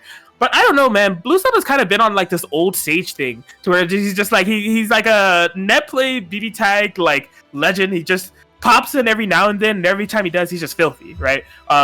These two played in the Ascending Supernovas exhibition that we hosted at twitch.tv/BroskiLevi, and ended up being 10-4, if I'm not mistaken, in Blue Sub's favor. He was just like, and I mean, we commentated that match. Just watching that, it was really a sight to see, to just kind of witness how up to snuff Blue Sub was. But I mean, since then, I mean, Mystery Racer, we've seen him in this bracket, we've seen him beyond this bracket. He's been really having a very solid 2-month run on these online tournaments. So, and I mean, he's been doing a lot of firsts, in my opinion, for this bracket. I mean, making top 8 in the way that he did, I think, was definitely kind of significant to him. And some of the players that he overcame and the like team comps and everything, he's really found a good momentum. I think another thing that will be kind of significant for him to overcome, though, is, you know, trailing off of Ascending Supernovas and the way that went, being able to get a win over Blue Sub here. Yeah. Sure, definitely the last time we see them fought in any major way, Blue Sub definitely took a very dominant victory, but it's a new day, it's a new Eric, so it'll be exciting to see what these two got up to. And another update on Match Arena, we are just moving and grooving up the number bars. We are currently at $520.69. If you can't make it $420.69, make it $520.69, I guess. Nice. Yeah, that's definitely courtesy of True Care and good old Trogs. Shout outs to Trogs for hitting us with the direct contribution as well. Man, half of a grand there for a Match Arena online pot. Is this type of drive from the community and just the passion for this beautiful game that we play here, BBTAG, that I don't know, it's transcended beyond us now. You know, we got the main stage waiting in December over at CEO, so I truly just appreciate you all for your generosity, hype, and sticking with us. I know for some of y'all it's kind of late over there on the East Coast, so if you're still out here hanging out with us, thank you so much. Well, a little bit of update. There was a tiny bit of miscommunication. It looks like we'll actually be finishing up the current winner side right now, so it will be Zero Shadow Blood and Master Chief up next. All right, my apologies for that. I think I might have actually misread the Discord, so definitely my apologies for misinforming. But yeah, Zero Shadow Blood versus Master Chief, just jumping straight into the winner's final, and then we'll have kind of the loser side gauntlet from there. So Cheap sparingly enters WNFs, very sparingly, like maybe once a month, even if that. And of course, naturally, Zero Shadow Blood enters basically every WNF. So with Cheap, you know, if he's going to kind of get through the bracket, Zero Shadow Blood is a matchup that we have seen in the past. I think in earlier times, it was definitely a matchup that we kind of saw go in Cheap's favor, but Zero Shadow Blood's kind of been on a tear, you know, recently, just through everybody that they fight, including Cheap. So in terms of recent sets, I think they've been going in Zero Shadow Blood's favor, but Cheap has been playing very well in this bracket, man. I mean, what more do you want from him? He's in winners finals, so Yeah. definitely have quite the set on deck here for this winners finals set. I've said winners finals like 10 times. Disregard me, man. It's getting pretty late. It's hard to formulate words and thoughts that make sense. Witness my brutality and rejoice. Can't escape. All right, man. Here we go. Game 1. Master Chief Zero Shadow Blood. You'll be getting smacked immediately, but Zero Shadow Blood finding a good place to bash out. Oh, but bursting out, or bursting in the Yumi 5A check, able to catch him. Not quite able to bait the burst with that 6-6. Yeah, I find it really interesting looking at Cheap's pacing in like beginning halves of a set, because you see he kind of sticks to very similar game plans what we've been seeing on the stream matches. He's just like, I'm gonna keep it slow, I'm gonna call my assists, and layer 1 I'm gonna see if you have an option for this playstyle to where I just play super conservative, call assists. Yeah. Oh, that persona getting smacked out. Yeah, that is like recovering to the landing. Trying to bait a burst. Bruh. Cursed. Oh, it's a frame trap, you know? I whiff, you bash, I super, you dead. Yeah, Akihiko going down immediately. Still though, Solo Ragna being forced to pop the Residence. Excellent jump out. Gonna be tagging me a little bit, but nothing too huge. Keeping up all that aggression. Yeah. Using that freeze frame. Punish it. Huge throw bait and confirm here for Zero Shadow Blood. Gonna be making sure that none of that Ragnar Resonance gets to get on and pop it. He has actually so much life still within it. But now Master Chief, if he wants this comeback, he has to do it the old-fashioned way, and this is a tall mountain climb. Carnage Scissors for now. And just get a little bit of health. Yeah, a little bit of life steal. Still 2 bars on deck. Waking up with the Carnage Scissors once again. And going to be punishing it accordingly. And Zero Shadow Blood able to take game 1. Yes, solid stuff there from Zero Shadow Blood. Able to find the hits they need to get that Akihiko down early. And stall out the Ragnar as well. That's one of the really big parts when you're facing Cheap and just Ragnar in general. His resonance is so threatening. Just because he does have access to some decent, solo mix, decent ways to hit you if he's able to get in. And once he does, the payout is a lot of life still for no justifiable reason. So good on Zero, making sure that was not the case. And we'll have to see how Cheap kind of approaches the 2v2 game this time around. Still getting really patient, and it's paying off with this huge happy birthday confirm. Tons of damage on both characters. Well, 7k, still good. I think there's a bit of a TRM attempt hoping for a throw there from a pushback there from Zero Shadow Blood, but to no avail. No confirm of it, keeping up the aggression, just running up in 5A. Nice, nice DP out of the situation. Gonna be swapping over to the Akihiko. Oh my god! 5B. Oh man, interesting Oki situation there. I think there was actually a point where Cheap could have possibly DP. Yeah, potentially or punish it. Going in with the 5B and gets an excellent TRM call. Okay.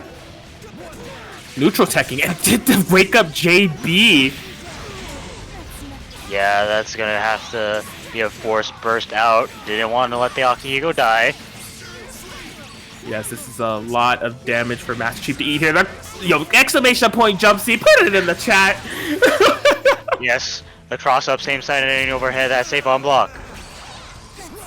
Solo Akihiko, get it, the cheap classic right there. I guarantee you it'll hit you offline as well. Oh, trying to go for it. Some Jonah Kim energies, not quite. There it is, man. Zero Shadow Blood is moving and grooving. He's a game away from getting into that grand finals positioning. Cheap is on the ropes, man. Like, I really think the kind of the way that Zero Shadow Blood is kind of approaching this 2v2 game, not allowing Cheap to really get started with that momentum, is toying with him a bit. Because like Cheap is trying to find a way to open up Zero Shadow Blood or really kind of cash in dead character, but he's seemingly always playing from the back foot. Yeah, definitely the momentum needs to get started, and you know what, here it is. Yeah, I mean, this is a similar round start from what we saw from the previous game. Yumi falling out by the grace of some higher power. Yeah, okay, not able to punish the whiff for a... The best move in the game? I still have not seen it blocked. Like, I'm not capping to y'all. I have not seen Gauntlet Hades blocked this entire tournament. Oh my god! Anti-air phone steal, your phone is mine! That is a way if you're looking to get some momentum as Master Chief. Double throw. The resonance. I'm choosing the same option, actually, now that I think about it. Master Chief not out of this set quite yet. Activating the resonance. I don't even know if that combo was necessary, but it'll kill. Doesn't matter. He has 2 phones tonight. Whew. Yeah, I mean, in terms of stream matches, he has been the main kind of deliverer of phones. You know, right before we headed on here, he said that he was going to try to steal as much for us on stream as possible, keeping that SoCal spirit strong and alive. But I think trying to move it into grand finals, if at all possible. Good momentum for him, man, because it was looking rough. That was a Unlike the first two matches, very Zero Shadow Blood favor, that was all cheap.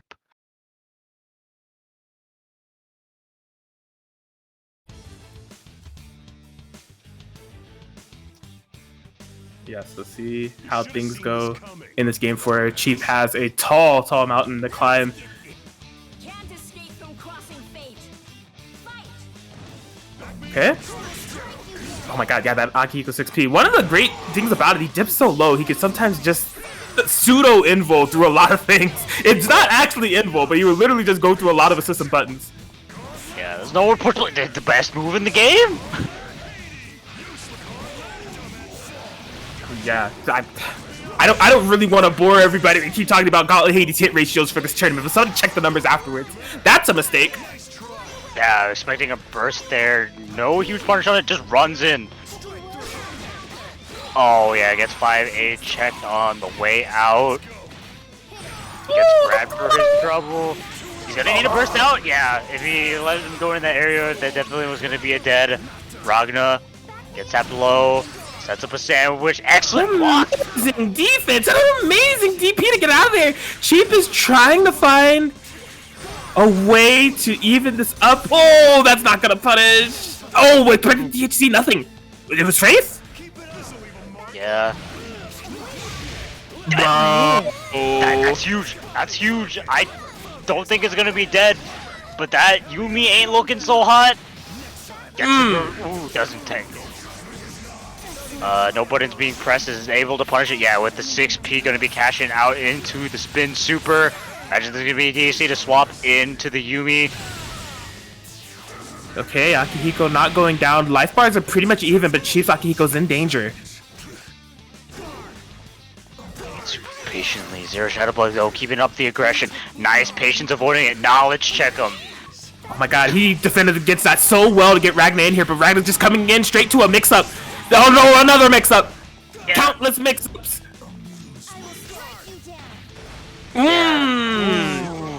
Shoutouts to the bearded one. That strike throw situation. This time it's a throw. Solo Ragna, the fate of SoCal.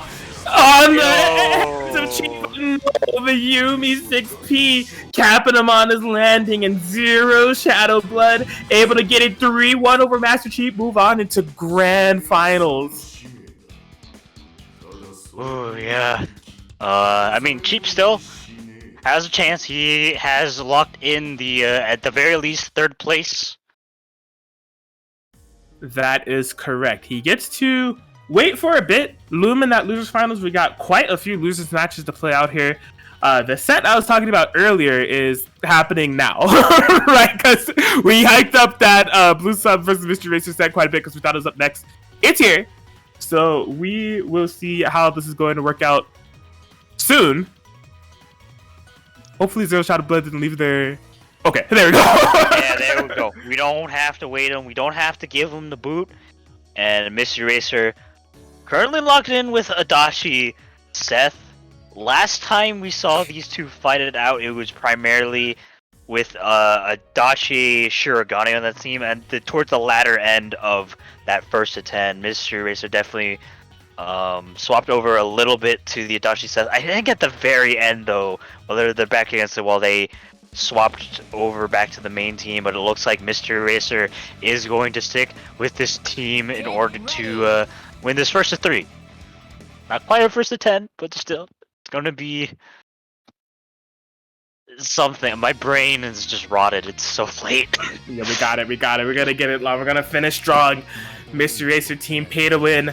Locked in. Hey, interestingly enough for Blue Sub, he don't got the Todoroki colors on the Seth. He went for defaults. True Chad choose defaults for their colors at BBTAG. I'm not a true Chad. Default But regardless. king. Oh boy. Roundstar, happy birthday here for Mystery Racer.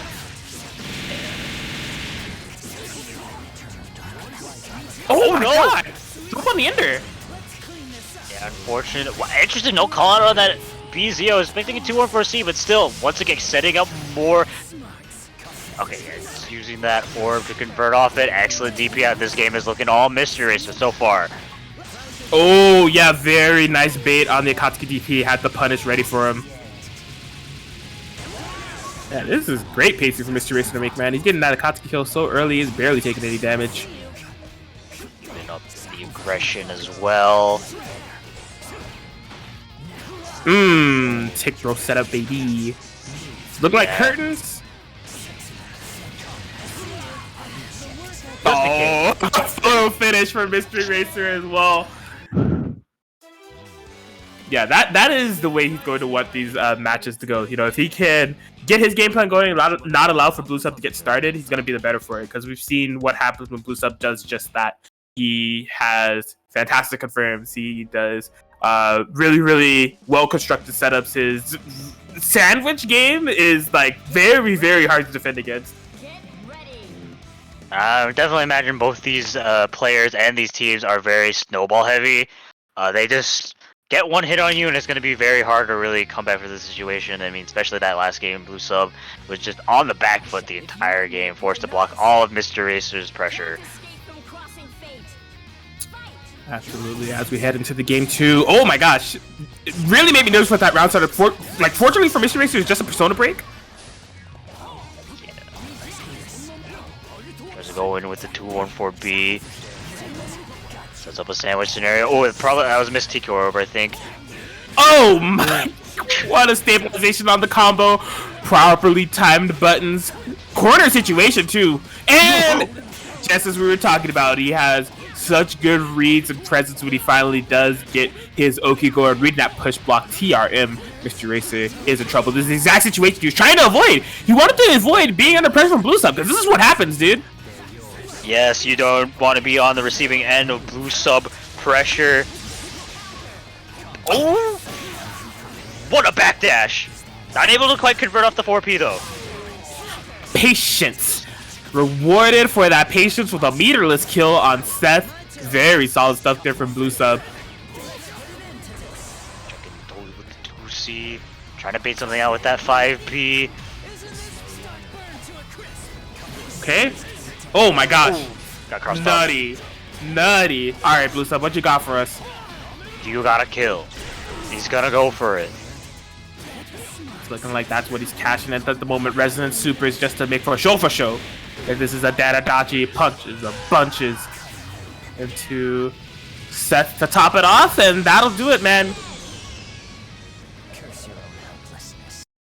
Blue Sub able to tie it up 1-1 between the two of them. And like I said, we saw game 1. We saw the kind of approach that Mr. Racer wants to take. He does not want Blue Sub to get started. But he just simply got started. Yes.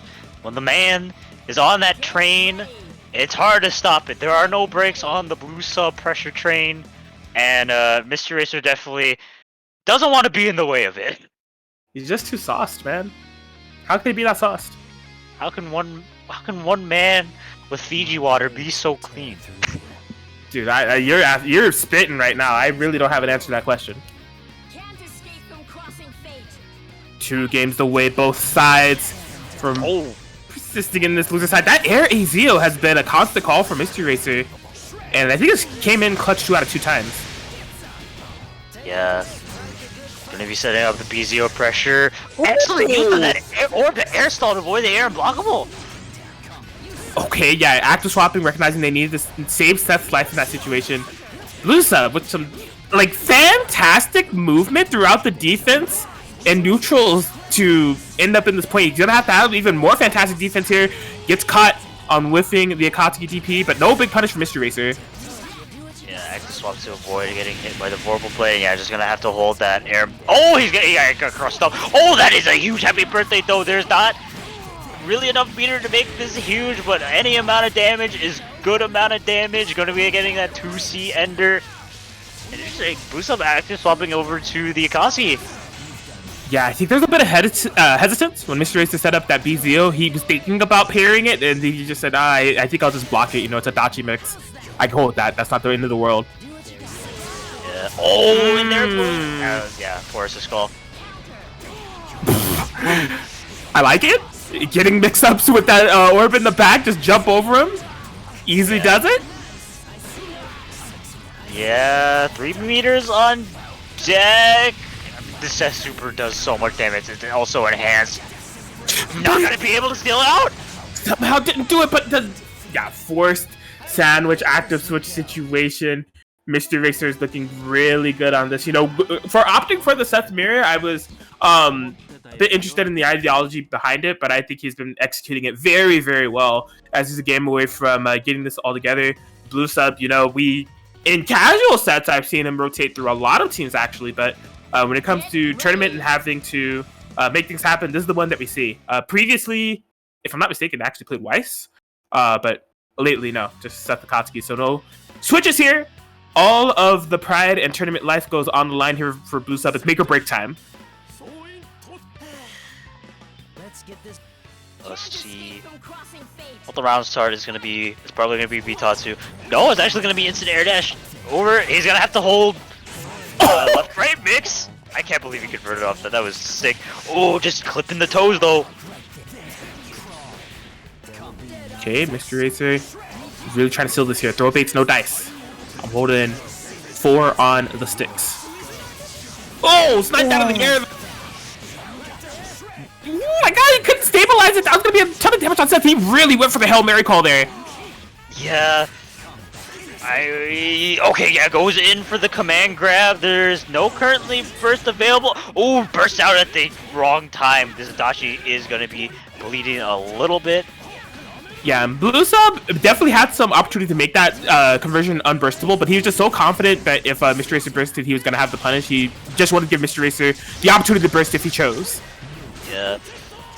Oh, swapping into the set. This is gonna be okay. Yeah. It's just a very risky call, but it is able to find a raw tag. Wake up! Oh, It's still going! Yo! You're kidding me! Is he gonna catch this? Okay, he could stop the entire happy birthday, but wow! What a call! He kept him inside that happy birthday for so long, ended up getting a hit on the point character. He's sauced! Yo, he's running away. He's like, oh my god, man, please, you're dripping in sauce, like. I guess a command grab. Ooh. Okay, activate the resonance now. Yo, you gotta. Ooh! Man, I was gonna say you have to block. Simply mash. Well played. Oh my god, simply mash! 5B starter. There is. He could get a heat razor under. Yeah, it's the resonance call. I think that's gonna be it for Blue Sub. Mystery Racer, despite the chaos, able to find the Abare confirms, and we'll be able to take a 3-1 over Blue Sub, move into loser semis, guaranteed top 4 positioning. We're on 5. I'm awake, y'all. Don't even trip. I got bottles of water on deck. I'm field locked and loaded, and Mystery Racer is guaranteed top 5. That's ooh. Definitely Mr. Racer, no fear at all. He saw pressure, I'm just gonna mash, and I mean, hey, look where it got him. Top 4, guaranteed positioning, but he's gonna have to fight the winner between True Care and Caterade to see if he can make it into that 3rd place position. Yeah, that West Coast 4 I've been constantly mentioning are unfortunately gonna have to be split because of this match alone to go into the West Coast 3 between True Care and Caterade. I mean, it can't be emphasized enough how much matchup experience and how common we've seen this match, especially even on this platform.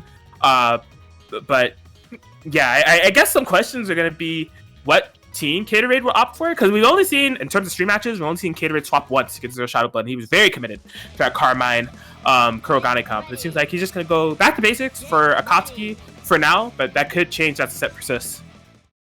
Mm-hmm.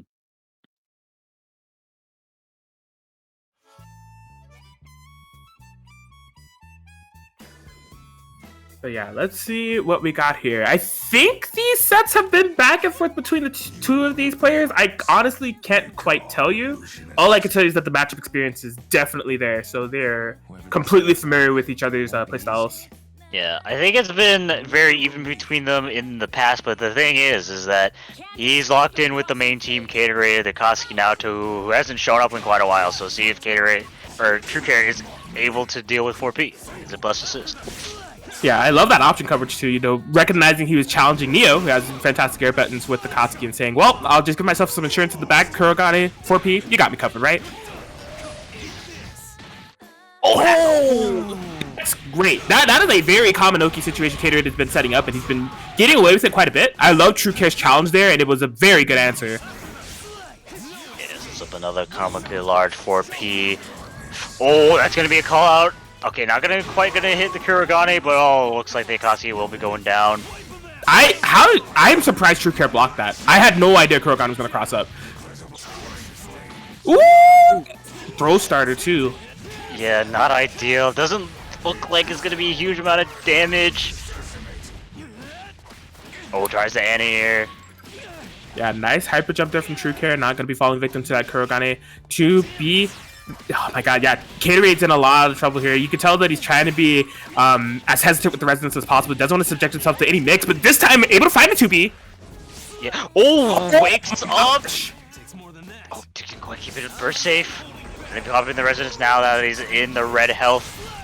Just goes in with the slash kite. Isn't able to quite convert it. Going in with it again. Swiping! No swipe is now to Kurogane. Caterade is gamma raid at the moment. DP, please stop. Please stop moving Caterade. Those J's able to beat the air DP. That's Neapolitan. I mean, she's gonna get like a nice 6K combo off this. Safe resonance call with that, and just goes in with the grab, and that should be it. Yeah, I mean, although, you know, Neo's damage is what it is, I do like the way the True Care set up that situation, you know, off the wall splat, activating the resonance right there, just to make for sure that he's going to be able to get it without contest.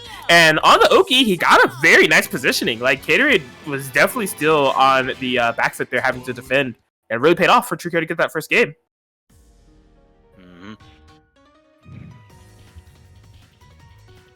So yeah, True Care showing that despite the longevity of not having to fight this comp here from Caterade, they are still well equipped and ready to defend against it. Again, like I think really one of the big points of that previous matchup, we've seen Caterade opt for that Kurogane 6P into the Akatsuki DP as their Oki, and it has been working on everybody. And I think it's just a term of like them not being exposed to that situation in a minute, and for True Care to have the counter for it, it's going to speak of volumes in terms of the macro aspects of this set.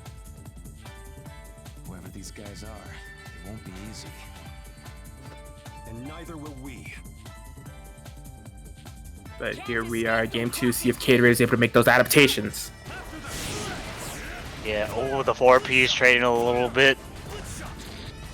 Yeah, just play this actually kind of a patient zoning game here with the fireballs. Unfortunately, couldn't. Ooh, yeah, just able to bait the DP. Yeah, this is a 5C ender. Very nice Oki situation from True Care. You can tell Caterade just push blocking immediately, doesn't want to have any part in it. Yeah, oh yeah, try to bait it. Burst there, gonna be tapping True Care low once again, trying to bait the burst, and once again going in with the command grab that has been getting True Care so much value, but unfortunately drops the combo. Yeah, Caterade really fishing hard for these burst baits, but I mean, the thing is, True Care... My man's did. I'm at a loss for words, Lon. Like, I had a train of thought, and honestly, I can't even tell you the last 5 words I said before this sentence, because that completely threw me off guard. I mean, I've seen Gatorade just go like, screw it. 2-1 for air 2-1 for C of all things. That's my neutral. Latter part of that Akatsuki 5P did punish the attempt there from True Care, and he loses Neo. He was playing pretty confidently with Neo on point, given his decision making, but lost her for it. That Susanoo 5C, marvelous on him too. Yeah, gotta be careful of how he approaches. I feel like that was a miss slash kite. I'm inclined to believe with you there, Lon. Tick, pressure. Caterade trying to opt out of this corner. Okay, 5E starter, level for resonance, but that meter regen is just a bit too low. We are not going to be seeing any astrals. At the very least, you don't got to worry about True Care's resonance anymore. He did wake up God Press, and Caterade did not have the proper punish. That is a heartbreaker. Yeah. EX fire. Oh! Oh my god, that bunches of punches to close it out there for Caterade.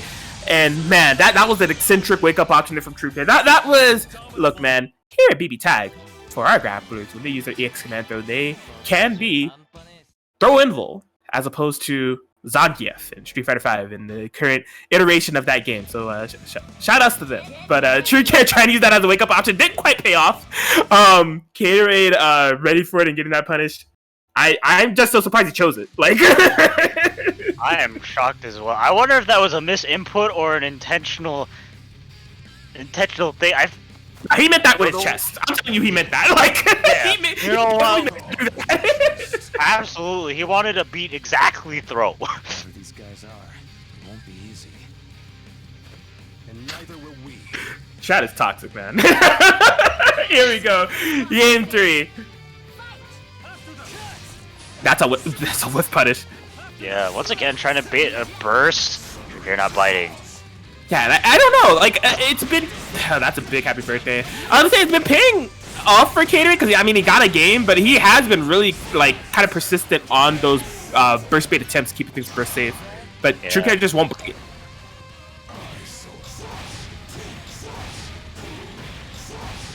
Okay, True Care firing back despite that shaky start. Trying to just swing things back into their favor. That is a safe jump, man. Don't you even dare think about thinking about it. Oh, okay. Just get me out of this pressure, please. Yeah, once again, baiting the DP. True Care definitely has been pumping the brakes at the right spots. Catch those DPs. Not quite there, though. Yeah, I think he just believed that Gatorade was going to Ooh, and he waited for it, too? That was fantastic presence of mind there from Gatorade. Yeah, Susanoo a little bit too big. Not going to be a cash out of the kill. Tries to go for a TRM call. Goes in with the Bitatsu. Backdash. Dude, movement. Will he clear it? No, because it hit behind him. Oh my gosh. True Care swapping over to the Neo, letting the Susanoo heal just a tiny bit. Has to be careful. That is +3. Respecting it. Gets that blow. Oh no, the trade on the incoming. True Care solo Susanoo. Mean look. The meanest of looks. I am so angry right now. God is angry. Gatorade looking angry. 5-piece sandwich scenario. And gets the tick grab for his troubles. And we know Gatorade got the combos. Alright. I real no better of a set. I mean, although Gatorade took it, I think True Care on defense was really forcing Gatorade to kind of dig deep in terms of how they were going to kill. Because, I mean, True Care spent so much time on the left side of that screen in the corner just blocking and defending against what Gatorade was kind of throwing at them. But if there's one thing that we've been noticing about True Care, it's a few things. One, there's been persistence to not fall for these Gatorade baited bursts. And two, he is recognizing that once Gatorade loses the momentum, he's desperately trying to get it back and will opt for those wake up DPs or reversal DPs to kind of get things going. But I think even True Care has been surprised by the kind of commitment that Gatorade has been committing to that ideology, because yeah, Gatorade is really trying to get that offense going, and it shows why. It's paying off. I mean, when Gatorade is on the offensive with the Akatsuki Kuragane, it can be very spooky, so you definitely want to be in that situation. I'm not sure what Clash. Something nutty there, Gatorade. Trying to seal the deal if at all possible. Nice Kuragane for people couldn't get the entire confirm. Yeah, Neo's hitbox kind of being a little bit whacked there for that confirm. Oh! Yeah, doesn't believe in the 2-8 check. Able to go in with the fireball. Tries to wake up. He's still going. My man's is just like pumping the gas pedal. Oh, unfortunately the time whiffs. Local man refuses to block on wake up. Gatorade. Yeah. Oh no! What an excellent call out. Yeah, just gonna be involing completely through that active swap that Gatorade was attempting to set up. Get True Care in there. Ooh, the throw. Maybe I cursed him. I said he refuses to block. If he got thrown, that means he was blocking. Not ready for the throw. Goes in with the 5C. Gatorade not having any of that. Sets up a sandwich. Good empty jump low. Loving it. Oh my gosh, the Oki tech just Gatorade in these situations have been nuts. What? Akatsuki is flying. He is flying. Oh, Akasi 5B, unfortunately. Yeah, it does move him a little bit forward. Can be a little bit awkward to hit, confirm it. Nice second on the throw, though. Oh my gosh, yeah, fortunately he has that level for resonance. He just needs to get a cash out for it. You can see True Care just staying conservative. Yeah, most of his resonance are going to be running out. He has 5 bars, though, so if he just get in with something, it will be a good amount of damage. Nice block on the overhead, though. Almost thought that was a happy break. That would have definitely spelled disaster for Caterade, or True Care, fortunately. Staying patient on the front, plus frames. Plus frames, baby. He tries to go for a 5C reset. There's no more meter on deck, and he gets 4 A checked for his trouble. Rampage time is coming. Actually, no, Rampage time doesn't even matter. He already built those 2 bars. And Susanoo will be slam dunking the Kuro Gamer down on the floor, tying up the set. Down to the wire here between these two, and I would honestly expect nothing less. We've been hyping it up so much about how prevalent these two have been as far as West Coast BBTAG goes. You can tell they're both hungry to get into that top 4 position. And man, I don't know, man. It's hard to call it in the air between this game 5 situation of where this can go. K-Rate is okay. He didn't lock in. He was just maybe taking some time. Boy, has this been a set. Oh yeah, last one. Between the two, I was supposed to say of the night. No, we got like 3 more sets. We here. We here, we gaming. These two definitely are gaming as well. Who gets to move on to top 4, we will see. Yeah, it was definitely significant for True Care in that previous game to take down the Akatsuki so early. And you saw the way he was playing it, right? Just relying on a lot of Neo-centric air actions to... Because Neo has some nice frame data on her air button, so it was actually just putting up a wall, kind of enforcing it to be tough for K-Rate to approach. Sets up a sandwich. Gonna act the swap accordingly. No burst out coming and gets crossed up. Goes in for the Phantom Pin. Keep it all burst safe. This Neapolitan is bleeding. Oh my gosh, he's in so much trouble here. What do we have in the looking situation? That's a patented True Caterade mix-up, and he was completely ready for it. Good defense on the center action. Burst at the last second. Oh, watch your toes, player. What you doing? Yeah, not watching the toes is what's happening, and just wakes up with the DP, goes in with the Grand Viper for the bruh. Just Susanoo things. I don't know, man.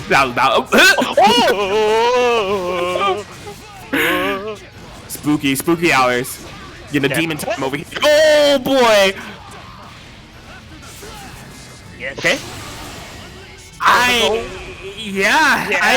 actually surprised he didn't activate cross combo to at least save Kurogani's life. But at the end of the day, Dead Susanoo's a Dead Susanoo. Yeah, level 1 Resonance True Care and level 1 Resonance doesn't matter when you're dead, and K-Raid able to take the set over True Care. Great stuff to Caterade, but I mean honestly great stuff to both players there. They really went on the long haul for that set. Caterade just came out on top this time around, and good hustle to True Care. He's finishing with a solid 5th placement alongside Blue Sub in this top 8. So definitely shout outs to them.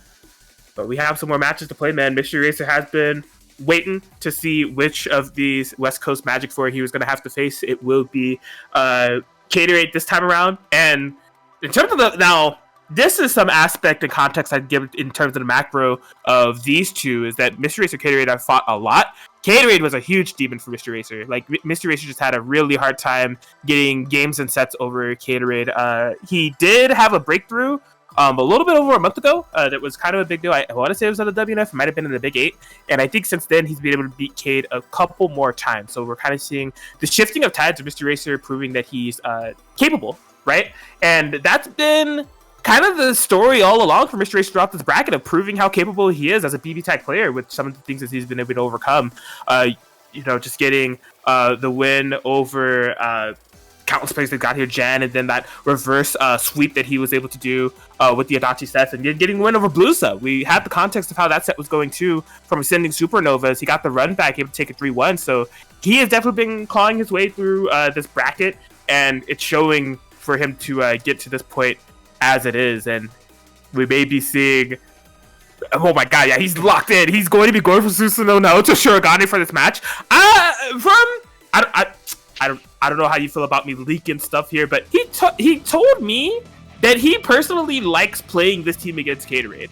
I think it's a momentum thing, and like he doesn't like the aspect of like swinging with like Adachi against Gatorade, and like also how tough could be to zone him out, and also round start. He doesn't want Gatorade to get started at all. So if he has an option to deter Gatorade from winning round start, this is why he chooses this.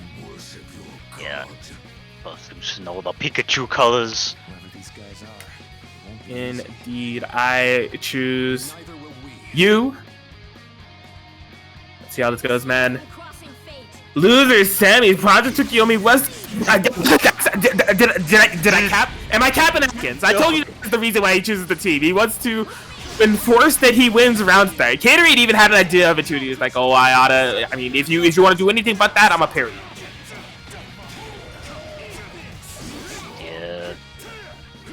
Checking in low, keeping up all this pressure, all the staggers, getting to Mr. Acer, getting a counter hit for AA confirm. Yes, frame traps all day for Gatorade.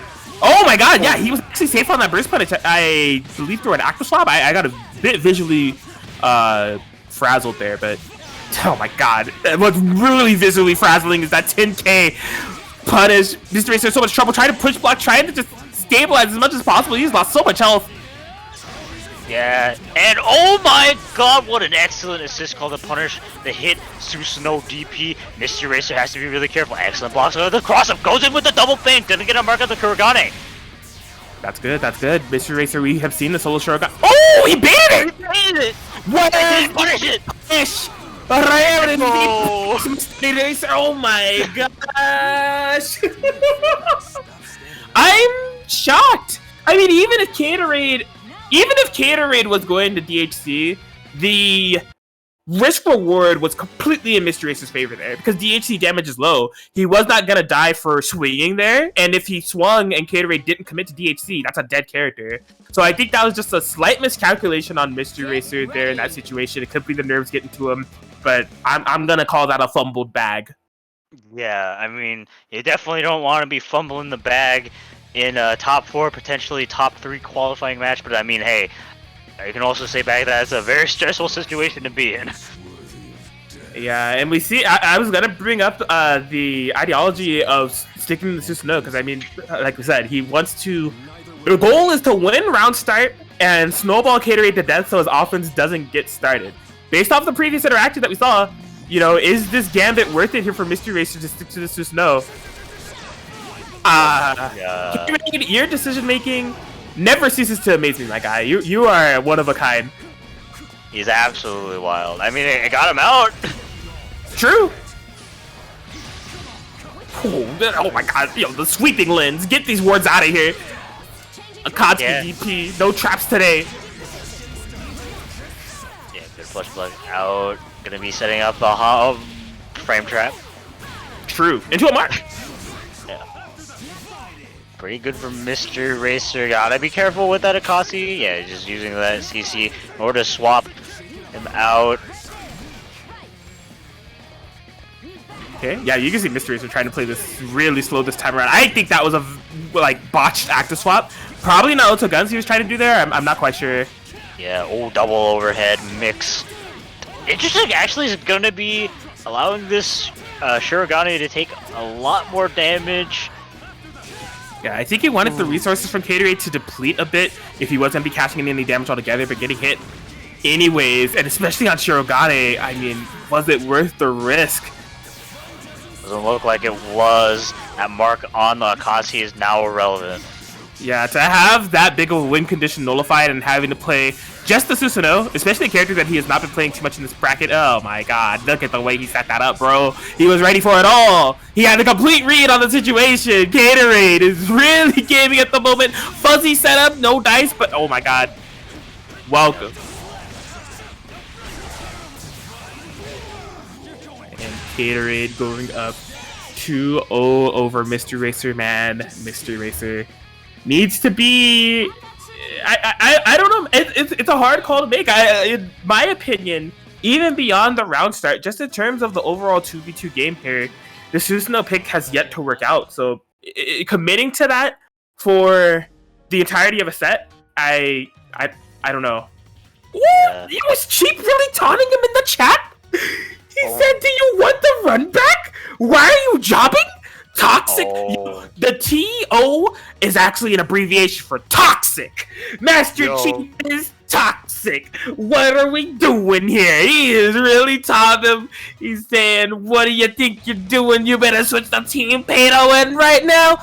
Here comes the money." We gotta see, man. Can he reverse sweep again? He did it in the past. Does he have it in him? Especially against someone that has been such a demon for him in brackets as of late. We shall see. And as you said, he will be stuck on this team comp for the rest of the set. It's absolutely imperative that he makes this reverse 3-0 happen, or else he will not get that third place spot. Yo, chat, calm. Monkey, calm down. Here we go, Game 3. Oh no. Okay, wakes up with the parry. It is not punished. Sets up a BZO. Gonna be parrying through all of it. Oh my god. Oh! What? Yo, okay, he wasn't quite ready for the convention. That's not the worst thing in the world. Yeah. No meter on deck for anybody, but still that Kuro Gamer is getting... Oh, what a sneaky reset! Gonna be setting up the 2-3-6B into the 5B Oki. Nice parry. Not able to punish the whiff DP though. Whew. Oh my god! If you're Mystery Racer, just simply hit the buttons! We haven't seen that work out for him so much within this top 8! Yes, it's a sandwich in there. Oh no, he got hold. Look, the buttons are not there to not be pressed. They have to be pressed eventually. Wait, no. Hold on, is he dying for that? No! Due to drop combos, he would not. Oh, he tried to go for the flattening. It didn't quite work out. Not able to punish it though.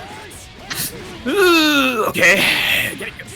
Punish Mystery Racer had a nice lead thus far. I don't know what happened to it. That Adachi DP actually working out somehow. Yeah. Air blockable. Air blockable. Yeah, it has to hold that. Oh my gosh, yeah, his characters are kind of low. You can tell that he's a bit hesitant on the way that he wants to set this up. Gatorade, you already know. Yeah, he's plotting. He's then set up everything you want. Oh god, the set with Mystery Racer. Activated Residence, he's choosing violence. He's running up forward. Residence will be running out. Tries to go for the fight. Be able to whiff, punish it, and it should be a kill. Simply hit the buttons. If you're missing, the answer is simple. Mystery Racer plus hitting the buttons equals the dub. If he could do that 2 more times, he could move on and do the... What would be a huge accomplishment for him, in my opinion, in terms of reverse sweeping under these circumstances. Yeah, Mr. Racer's still in it, still showing signs of life. Oh my god, the Mystery Racer fans in chat are going nuts right now. They want to see him take it, man. Eric fans are here. Yo, toxic T.O. Toxic. T.O. Oh my gosh. Yes, I mean, there's a lot riding on this set. Not only the fans are rooting for him, the third place is waiting for him there. All the copy passes. Okay. Yeah, try to go for the crazy routes. If he committed, yo, Mr. Racer, how many times do we gotta teach you this lesson, player? You simply hit the buttons. He didn't believe in the hiccup frame. He didn't hit the buttons. Look what happened. Look what happened. Yeah. This is rough. Yeah, this Seth is bleeding. Has to be careful. Doesn't block the MG low, but Gatorade not confirming into it. This is still risky. Gets hit overhead, but Gatorade still trying to bait the burst and gets an air blockable DP for his troubles. Oh no, this is looking like the bone zone for Mystery Racer, man. Solo Adachi under the... Oh my... He won't stop. Gatorade, Gatorade's already dead. Like... Unfortunately for Eric, and unfortunately for the Eric fans, the cheers of the crowd could not reach him and result in the reverse 3-0 sweep. Nonetheless, good stuff to both players. Mr. Racer, I love you, man. Congrats on getting 4th place. But Gatorade will be moving on. And my god, what is this match? What is this match in Reno? No. Yo, chat. Now, although y'all have been kind of toxic y'all have been kind of crazy. Y'all are really turning up. I think for some of y'all, it's past the midnight hour, and some of y'all are just turning the coffins because y'all got me dead. But if there's one thing I can count on the West Coast to do, is to hit us with the memes. Bring up that Maturino, bro. $669.69. Nice. I don't even know how the hell did we get here. What are y'all do? Cervici? Thank you, man, for that generous donation to bring us up to this nice number, man. Jeez. Nice. Okay, y'all can still donate. We still got a little bit of time and some sets. If you've been enjoying yourselves, you can donate to that Maturino pot. Marketplace cash is on and popping. We always got to give a shout out to Titan Books, latest and greatest manga in the land. But we have a top 3 to play out, ladies and gentlemen. Master Cheap versus Caterade, loser's final situation. And interestingly enough, so from what I've been able to observe through WNFs when Cheap does enter, I don't think the set happens very often. Somehow, some way through the bracketology, he runs to Zero Shadow Blood every now and then, but him versus Caterade, it just, from what I'm able to remember, this is not a set that happens really often.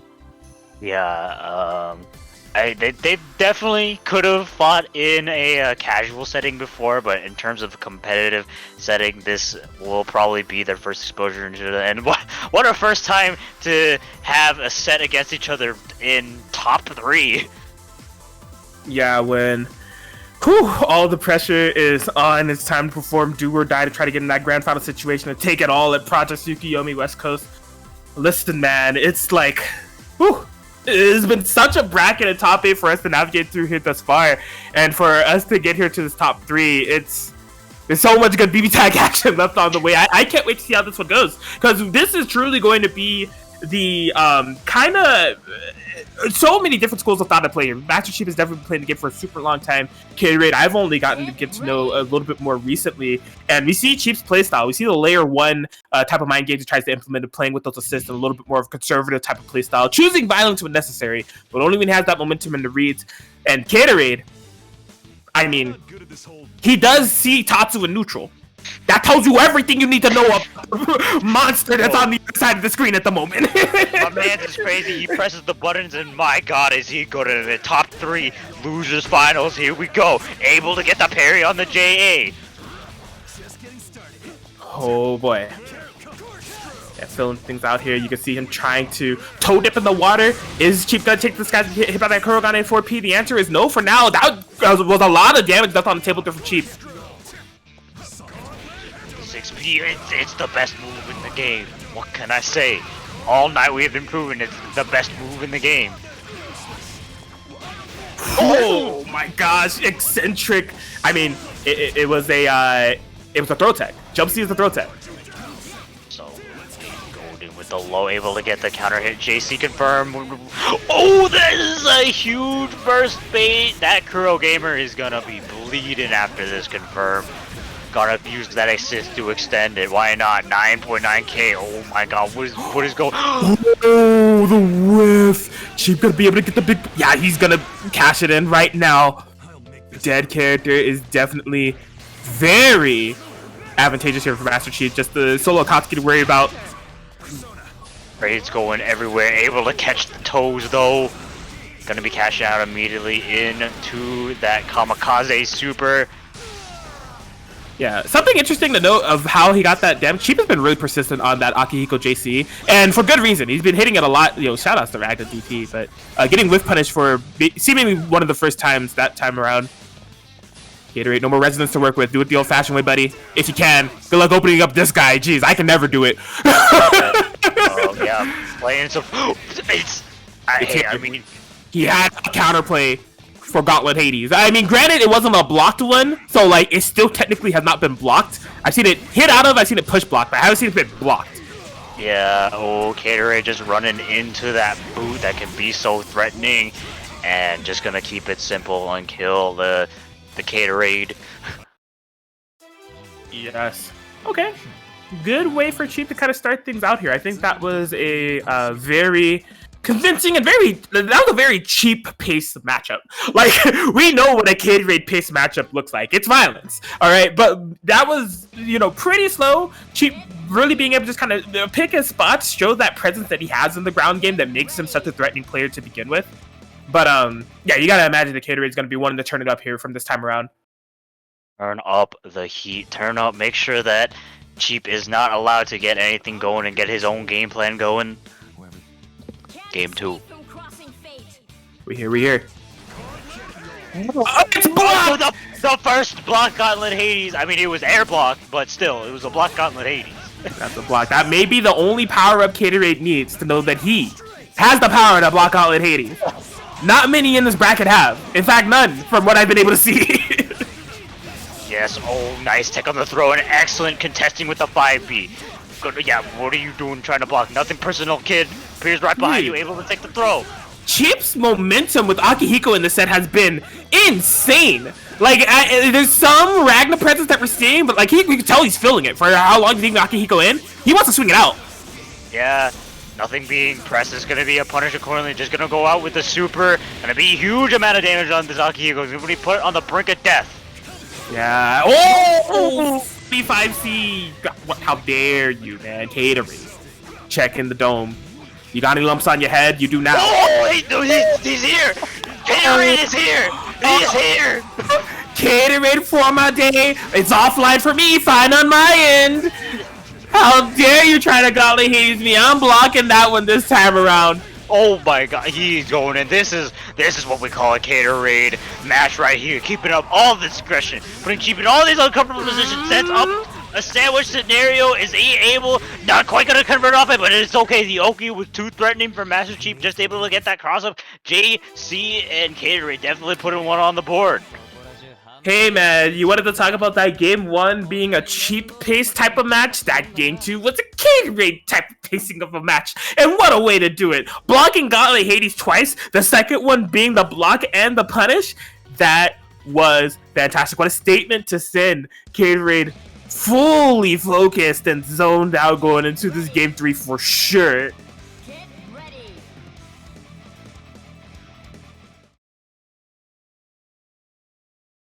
Oh my gosh, this is tense to say the least. Yep, and it's all in game 3.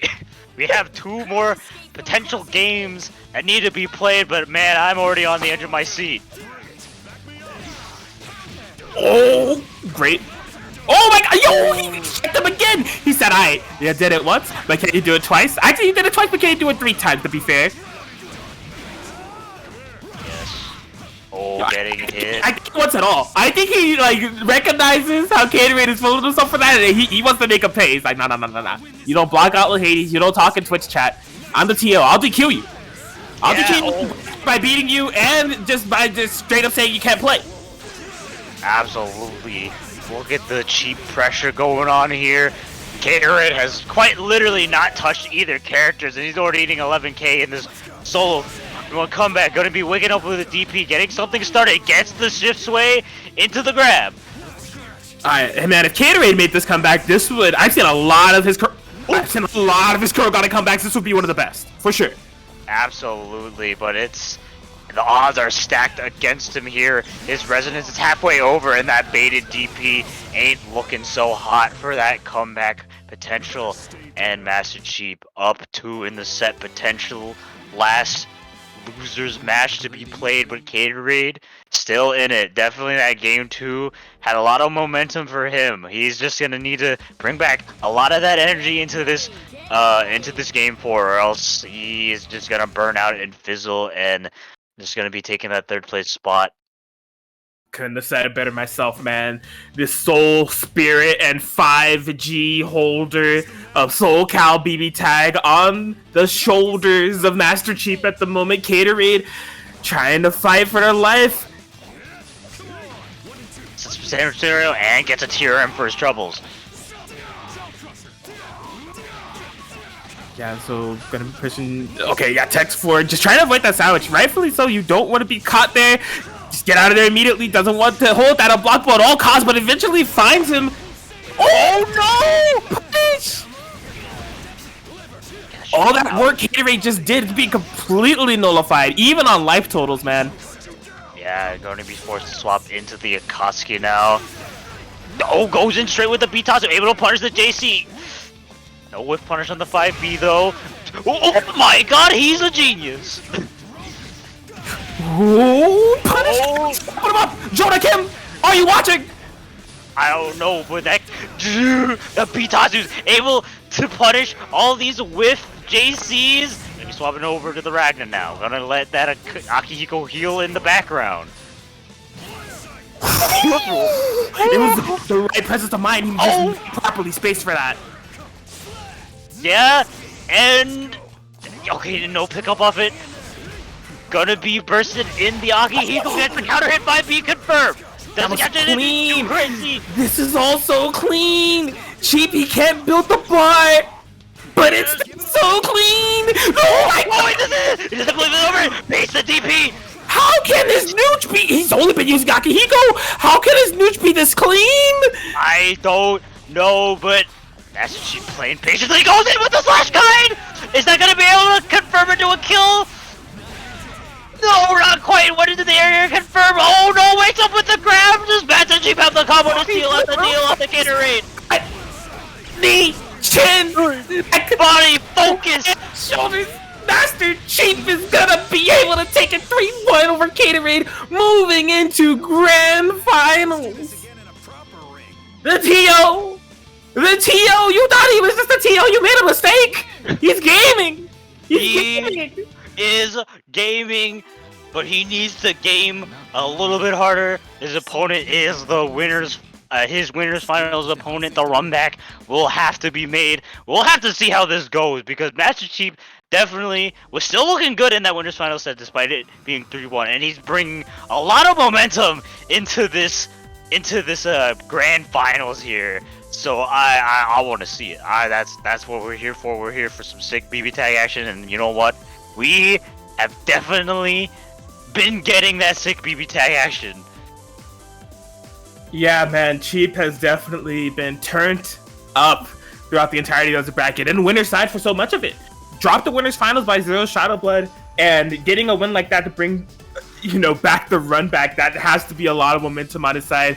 Has to win 2 sets if he wants to be truly victorious over the entirety of this bracket for Project Tsukiyomi West Coast. And 0 Shadow Blood, not for nothing, has had quite the run. All right, he of course stayed in winners the entire time. In terms of the total games that he's dropped, it's only been 2. He dropped 1 to Chitin and he dropped 1 to Cheap. So just absolutely strong player that we're dealing with on the other side here, but a player who is strong and has a lot of momentum on their hand at the moment. Alright, well, 0 Shadow Blood in the room, assuming they're just ready to start whenever.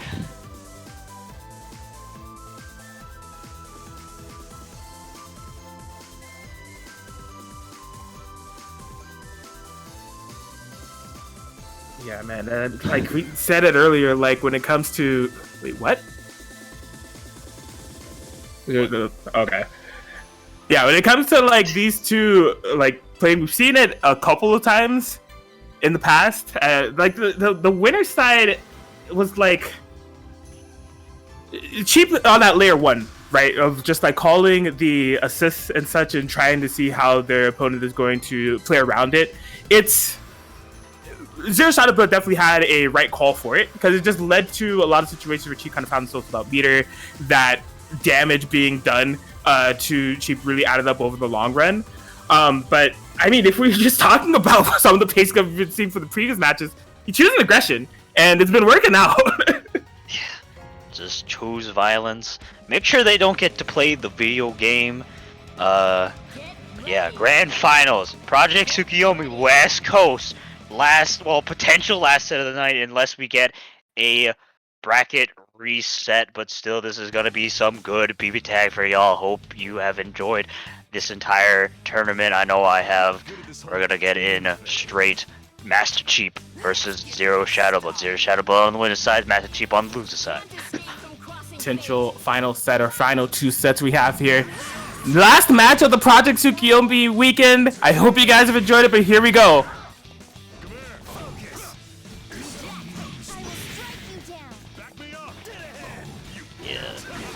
Oh no, cashing out of the CC to set up the scenario. Tries to go for a TRM call.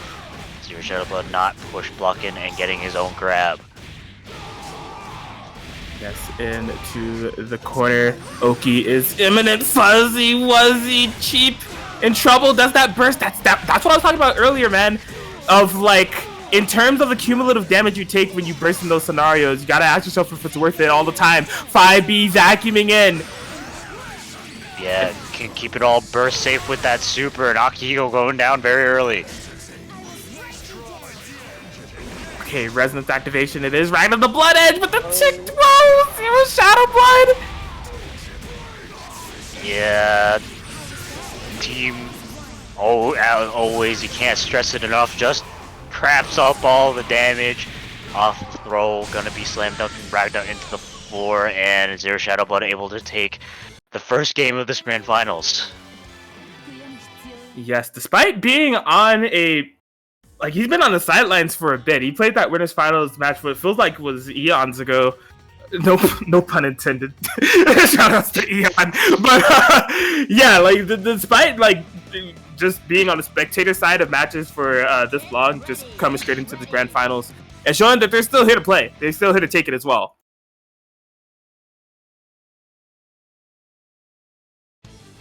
Yeah, definitely a solid first game to get against Cheap because, like we said, he has momentum, right? He has momentum coming off that losers finals. Back in the Boomy a little bit. Sets up a sandwich scenario. Gauntlet Hades is the best move in the game, though. A movement runs option. into the 4P. Yeah, you gotta be really careful about doing that. You can tell that he just wanted to stop that Yumi, but no, that Susanoo said no. Instant cash out into unburstable damage on Ragnar, no less. That's his boy. That do be the boy. Gets the cross up again. Yeah, this ain't looking so hot for Master Chief right now. Yes, really rough situations to be in. Oh, okay. Yeah, wasn't too much block stun for that God Press to actually hit. Just trying to find a way to navigate through this. Yeah, running up, able to smack the Susanoo. Isn't able to beat the DP though. Whew. Just running forward. No fear at all of any projectiles. But still, Master Chief has a huge life distance to climb. Going to be activating the CC there. Able to get the cross up, but doesn't cash out into the super. Oh, he had the bait, but he was not in range for his punish option. That's a lot of damage left on the table there for Chief. You can see he's still trying to swing, find anything. Doesn't have a burst available here, and Akihiko's going down. Oh, he's a big boy. Is what I would say. He's blocked JC twice. He's cracked. Oh, what? What? I don't know. Able to hit the Yumi on the way down. Not going to be able to, cash out into anything, but still able to punish the burst. This is at least pretty good for Master Chief. Yeah, that would punish the 5BB. Interesting routing to make that burst safe, get the punish on the Susanoo. No dead characters, but he has presence in this matchup. He can still take it.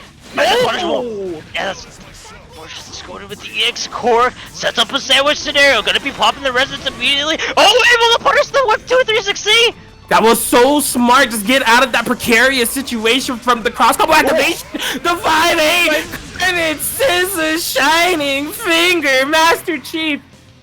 He's staying in it, man. Solo Ragnar come back, tying it up 1-1. The TO. The TO. Yo. Yo, Cheap. Alright, Cheap.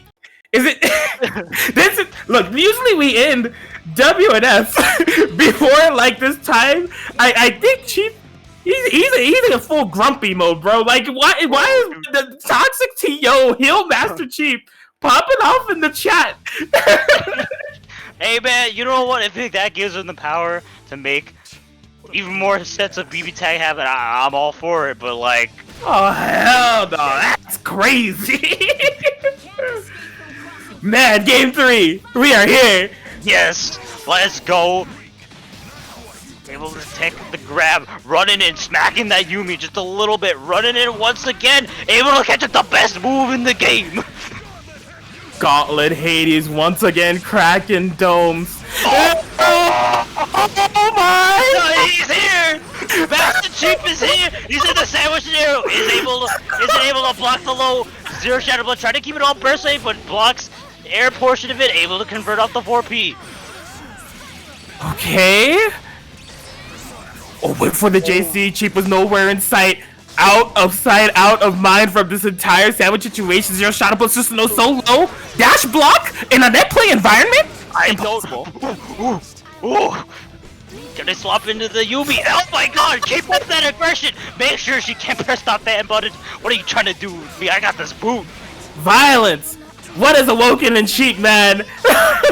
I don't know. Is that gonna hit backwards? No, but still able to keep up.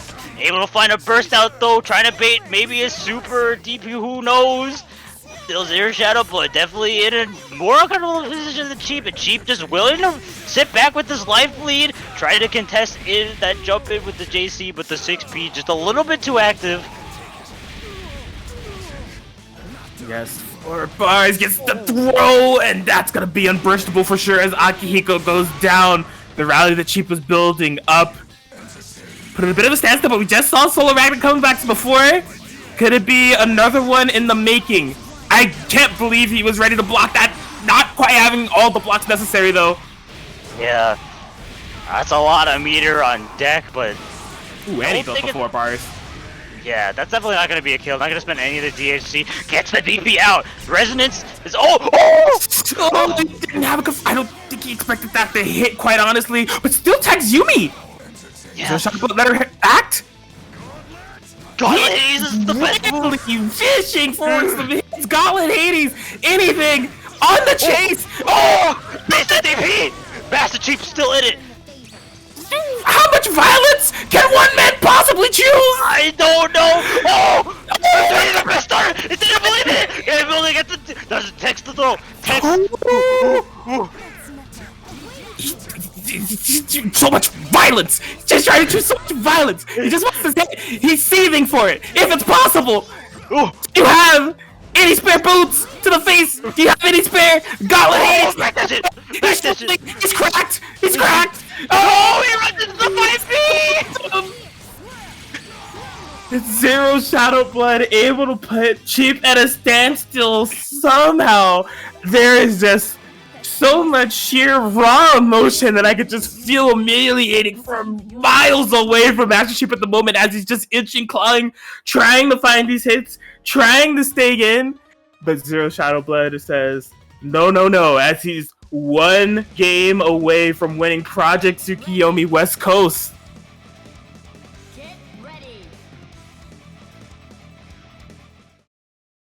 That's the set. The the toxic TO may have met their match. They're trying to get that SoCal energy to see if they're able to turn the tides. The Zero Shadow Blood, the game away from getting it all with throw. That's huge. Cheap. It's Hades. Get those seatbelt loops. Unfortunately, letting Zero Shadow Blood out of the corner. Good for him that the 5B didn't result in a combo. How do you block the same side? Cross up ending overhead. That's safe on block, but able to get a TRM for his troubles. TRM check here from Master Chief. Oh, he didn't believe. He did not believe. Susanoo is bleeding in. Drops the combo. Tries to keep up the pressure with the dash in. Bro. That was definitely blessed for Cheap. Because that almost ended terribly. Absolutely. Try to sway through all these. You can't contain him. Every time you freeze him, he just breaks out of the ice and swings. What was it? Yeah, what are you trying to do? Overhead check me? Nah, I got this Mazingo dying. Oh, unfortunately catching with the 6P. Going to be swapping over to the Susanoo. Doesn't beat the burst. Oh my gosh, yeah, he's trying to go for those clutch JCs that have been paying off with him so much within this bracket. But Zero Shadow Blood really slowing things down here at this point. Master Chief has not been able to get in! Oh my god! I spoke too soon! He's not building any meter though, but still, Akihiko Sonata damage. It be kinda stonks. Don't think he's gonna build any meter in time. Double DP ender though. Oh my gosh, what a low checks him. to turn that around. Zero Shadow Blood kind of ready for the tech situation they're going to be in and just taking advantage of the situation below, getting that Yumi and the guarantee that they had some messy guesses and just one character they need to overcome at this point to become victorious here. Project Tsukiyomi, West Coast, local man from Southern California, attempting to choose violence against a god. Yes, but I don't know. Is Master Chief going to survive the end of this? It doesn't look like it, and unfortunately for the SoCal hero, just wasn't able to defeat God himself, and Zero Shadow Blood will be taking the set and Project Tsukiyomi 3-1 over Master Chief. Zero Shadow Blood coming in winner side through and through and able to take the entirety of the bracket on the conclusion here of Project Tsukiyomi West Coast. Congratulations to them for, again, what a run just throughout the entirety of what they had from dropping little games, as little as possible, and just showing that dominance here at Project Tsukiyomi West Coast, which was, man, I mean, Project Tsukiyomi, dude. What do you want me to say?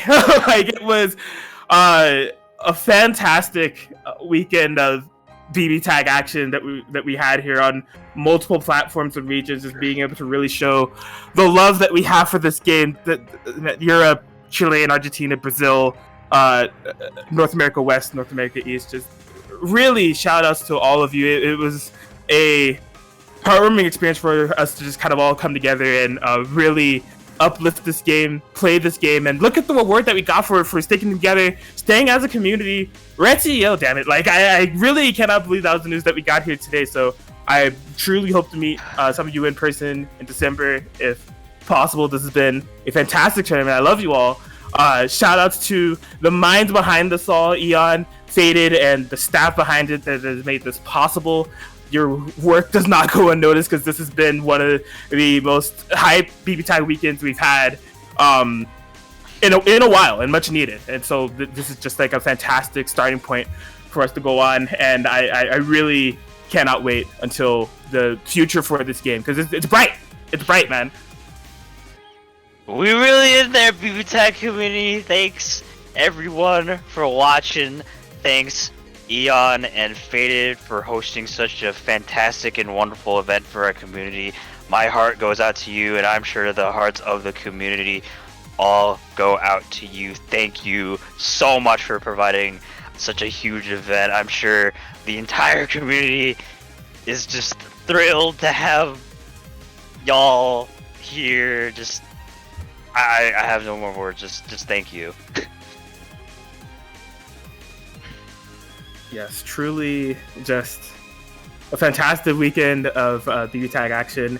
E30 or Eon, the voices of God. I don't know if you guys have any words to close the stream out, but the floor is definitely yours. Kraken Atkins and Lon Lily, trust me, we made it from the bottom of our hearts. Thank you so much for giving us this opportunity to commentate this. It was a gauntlet, but I think we did it great, Lon. This was fantastic. I couldn't have done this without you, man. Man, I don't want to simp for Lon. I'm a simp for Lon, bro. Your commentary has just been a sight to see, and I'm so proud and wouldn't have wanted to commentate with anyone else here today. Thank you so much. I feel the same way, Atkins. Commentating with you has been an absolute pleasure, and I'm happy that I can provide suitable commentary for your liking. It's definitely a great honor. What more could I say? It's just thank you, man. No. Absolutely, but yeah, as I said, E30 and Eon, if you guys have any closing statements or words, the floor is y'all's. I'll wait for Eon, in case if they have any closing statements, because I just pinged them. Hopefully they see it. I mean, for y'all on the East Coast, I think it's like 2 a.m.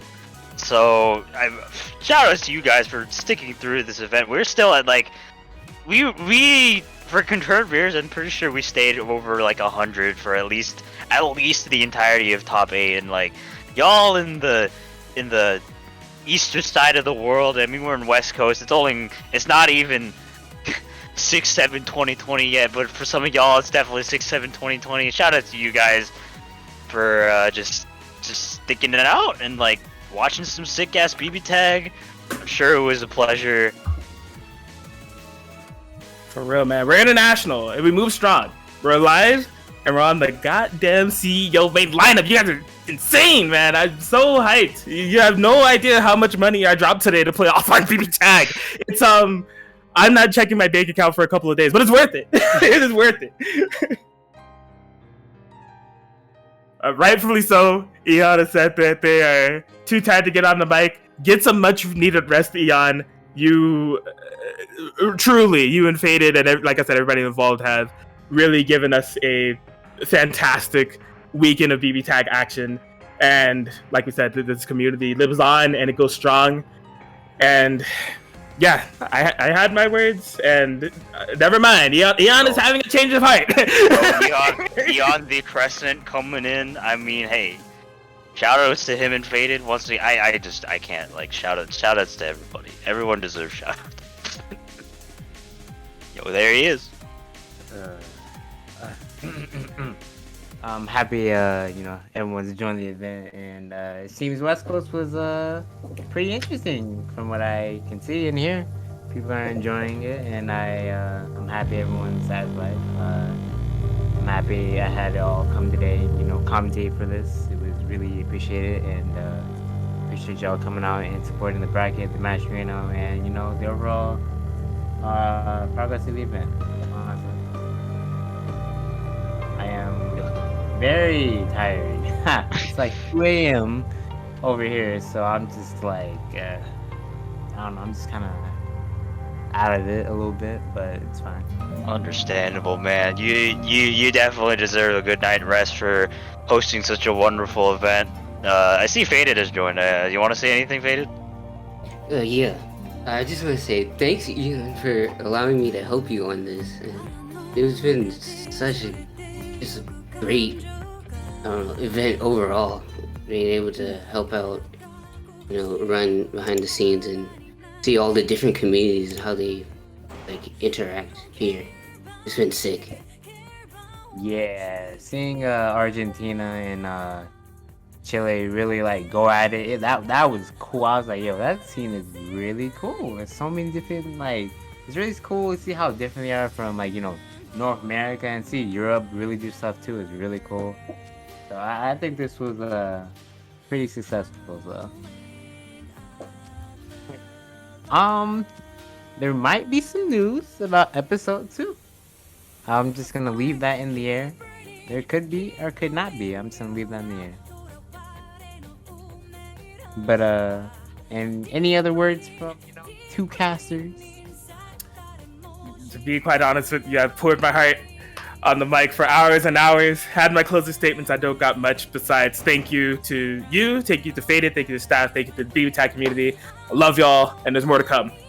Yes. Yeah. All I'll say, man, everyone listening right now, make sure you guys eat some food, drink some water, stay healthy. We're gonna need you in the future to support more of these BB tag events. I want to see y'all show up to more things and just support. This is a beautiful scene. Love y'all. All right. Well, I'm not gonna keep people up any longer because I definitely Hold on. Because this is a SoCal thing, you gotta stay for this. But we know what's coming up. Do you guys know what's coming up? And I cannot see it coming up. Alright, closing statements. Thank you all so much for tuning in. This has been almost good. All good things must come to an end eventually. And maybe this isn't the end. That's all up to our voice in the sky, Eon. But for now, this has been Project Tsukiyomi, West Coast Division. West Coast is best coast. They saved the best for last. But as I've said, all good things must come to an end. So for now, stay safe, stay beautiful. Oh my gosh. Bro, Drink your water. Tell your friends and family you love them. Keep playing BB Tag and get the hashtag out. BBTAG at CEO 2021 because we fucking made it, fellas. True. Good shit to Let's everybody. go. Yes, sir. Let's go. But most importantly, shout outs to Bird Gang. Shout out to Bird Gang. Shout out to Bird Gang. Have a good night, y'all. Until next time. Peace. Peace.